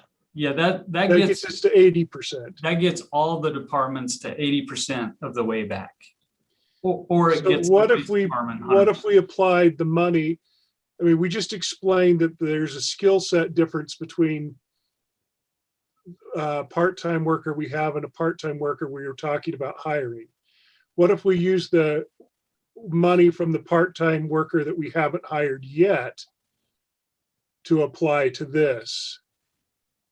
Because by hiring a part-time worker, we've got an ongoing cost forever. And by doing this now, we're kind of writing where there's a deficiency. Which part-time worker are you putting on the altar? He's talking about the museum. Communications person that we haven't hired. The only thing is, though, with that one, we desperately have a need to, you know, we have to start somebody somewhere. that isn't behind because we don't have them. And we have other people who are not behind. And I'm just trying to take care of the ones we have in-house before we start trying to take care of one we don't even have in the house. Yeah, either way, it is an ongoing commitment. It's not like a one-time. Yeah, I agree. I understand. I'm just trying to. Yeah. But it's not a new set of benefits, which means all the cash goes to righting the situation and not setting up another person. Yeah.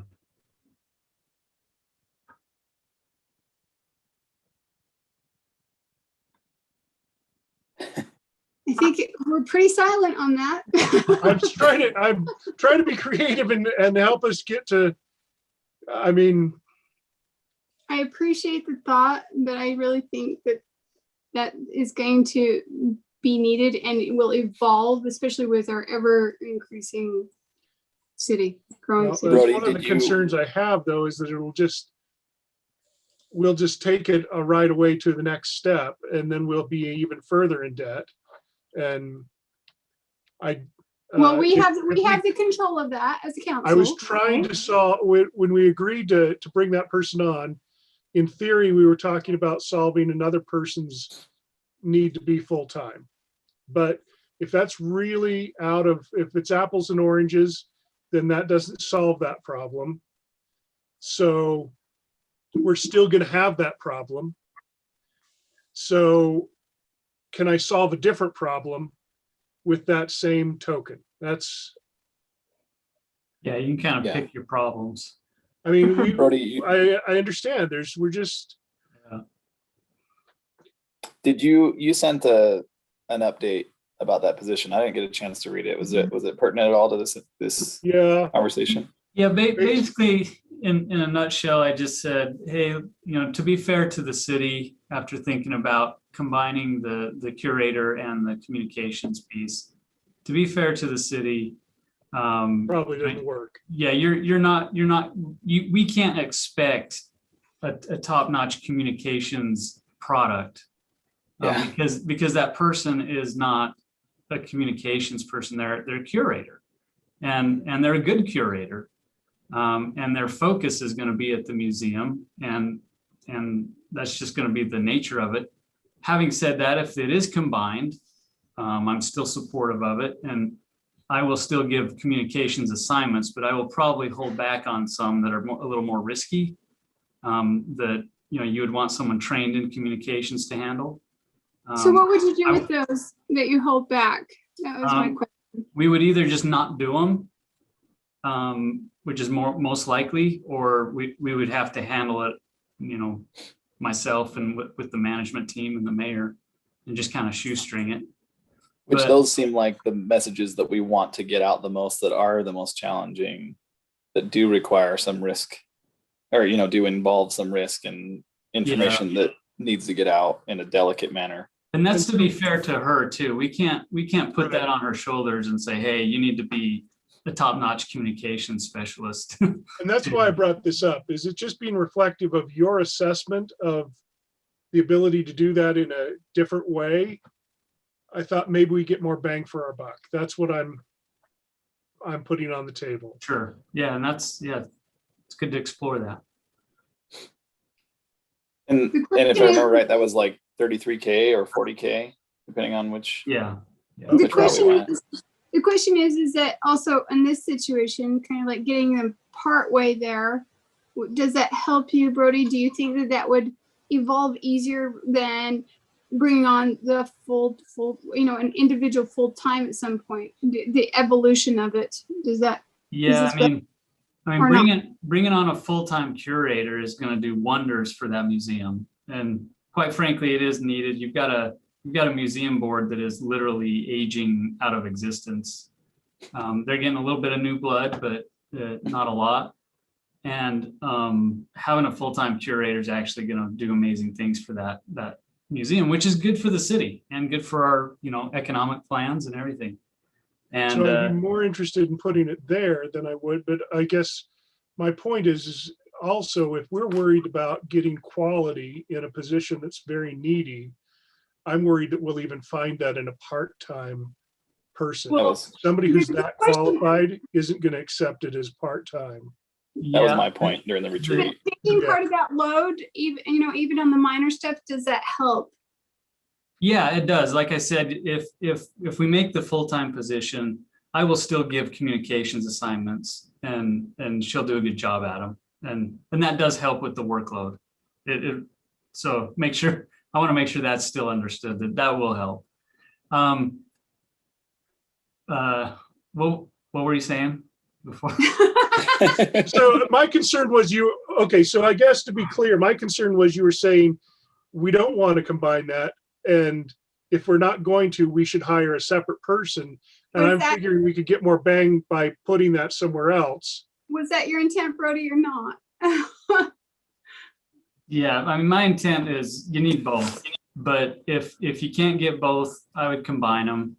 And then with the intent that, maybe in the near future, we can get the other piece. As far as a part-timer, let me just say, you can still get really good qualified people. You might have like a stay-at-home mom or dad who just wants to work during school hours. They have a degree in communications, but they don't want to work full time. So that was kind of the ideal candidate that we were looking for.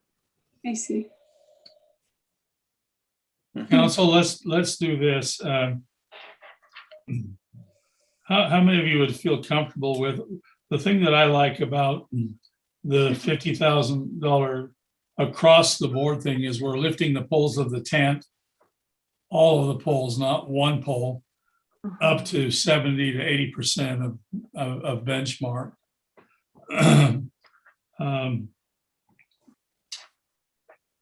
So I think, I'm thinking that might be a good way for us to go.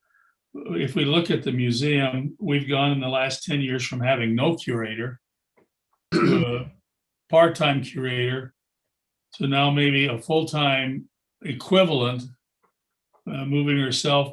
So what I'm seeing is an evolution of both.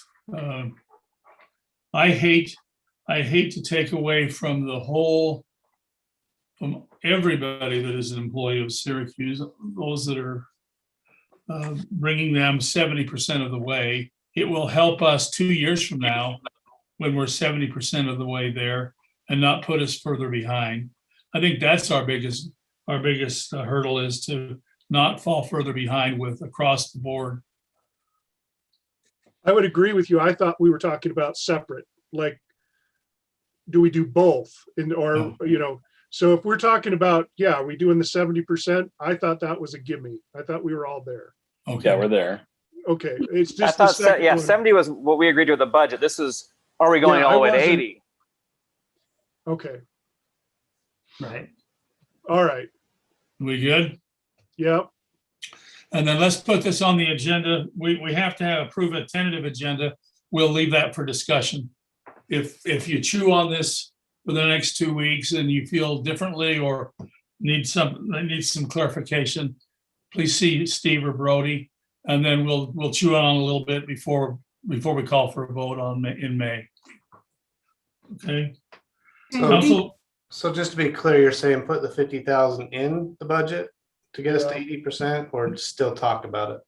No, put it in there now. We'll talk about it. Put it in there now, and we'll see if we talk ourselves out of it in May. Well, wait a minute. You're saying is that what we said? 80%. I thought you were saying we already had 50. That we're doing the 70. We're doing the 70. Yeah. Right now, the 50K is not in. Right. So the mayor said it would be put in. He would like to see it.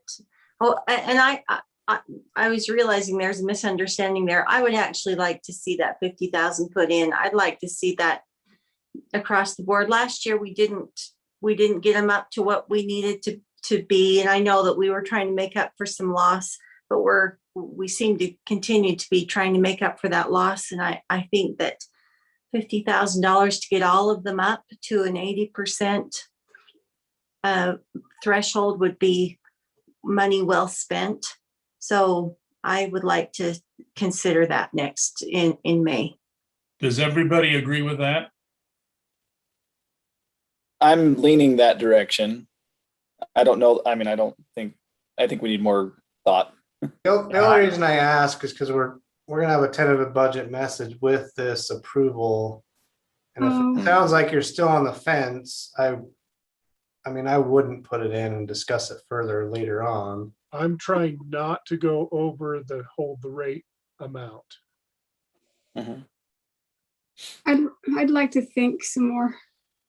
So is that in or out at the hold the rate amount? Yeah, that's kind of where that was the argument I put in as well. As I would like to, I think holding the rate is a perfectly logical thing to do, and I need to understand what that means. And I know that at this point you're licking your finger and putting it up in the wind to see which way where it's going to fall. How much is that 50 grand per translate to per household? $5. $5. But if that puts me over the threshold of holding the rate, I'd rather leave it out. But if it still fits in underneath. But holding the rate still is talked about as being a rate increase because I get the justification. Yeah. There. Well, I'm just saying that it's still advertised as. I know. Well, Let me- we're gonna. Let me we're gonna be- clarify. Go ahead. Go ahead. Let me clarify with Brody, so we all understand. Holding the rate, as we're calling holding the rate, brings the staff to 70%. Is that not correct, Brody? It depends on the scenario. So we won't know the answer to that until we actually get the number from the county. So I think we could do this either way. We could add the 50 in now, or we could leave it out, knowing that once we find out what the hold the rate number is, we can adjust, either bring it in, or kick it out, depending on. Yeah, where that lands. we can always come down, right? Sure. We advertise a rate, then we can always come down. Maybe we put the 50,000 in, and then between now and truth and taxation, we decide where it really ought to be. Yeah, I think That would let me think about it. I would agree with that. Okay. So correct me if I'm wrong. I'm going to talk to Steve. Steve, put the $50,000 in, and that will be our tentative budget. And then when we know what the tax rate really will be, then we will adjust it up and down. Okay. After the truth and taxation thing. For the truth and taxation thing. Okay, thank you. Okay. Boy, we got through a lot. I'm just impressed everybody understands how taxation works now. It's dizzying. Yeah. My head hurts. Can you tell us? Yeah. Council, any future agenda items you'd like to talk about or announcements? Are we good? I'll save them. I Keep have. it yourselves, everyone, if you have anything. I have one and then we'll say goodbye. Public Works, National Public Works Week is May 16th through the 22nd. Who would you support a resolution proclaiming that week, Public Works Week in Syracuse? Or Yeah. we support our public works. Okay. If they support us. Okay. Paul, would you write Give that? them a bag of taffy. To Paul, throw Paul, would you write that? And Cassie, would you put that on the agenda for May? Yes, sir. Okay. All right. Anybody want me to sing them a lullaby? No. Okay. Yeah, you don't want me to sing. Don't offer if you're not going to do it. Yeah. We can just keep talking taxes. That's common enough. That'll do it. Well, Good night, everybody. good night. Good night. Oh, do we need to call it? Do we have to? Nope. Ask? No. We just Not a business meeting. Bye-bye. Bye.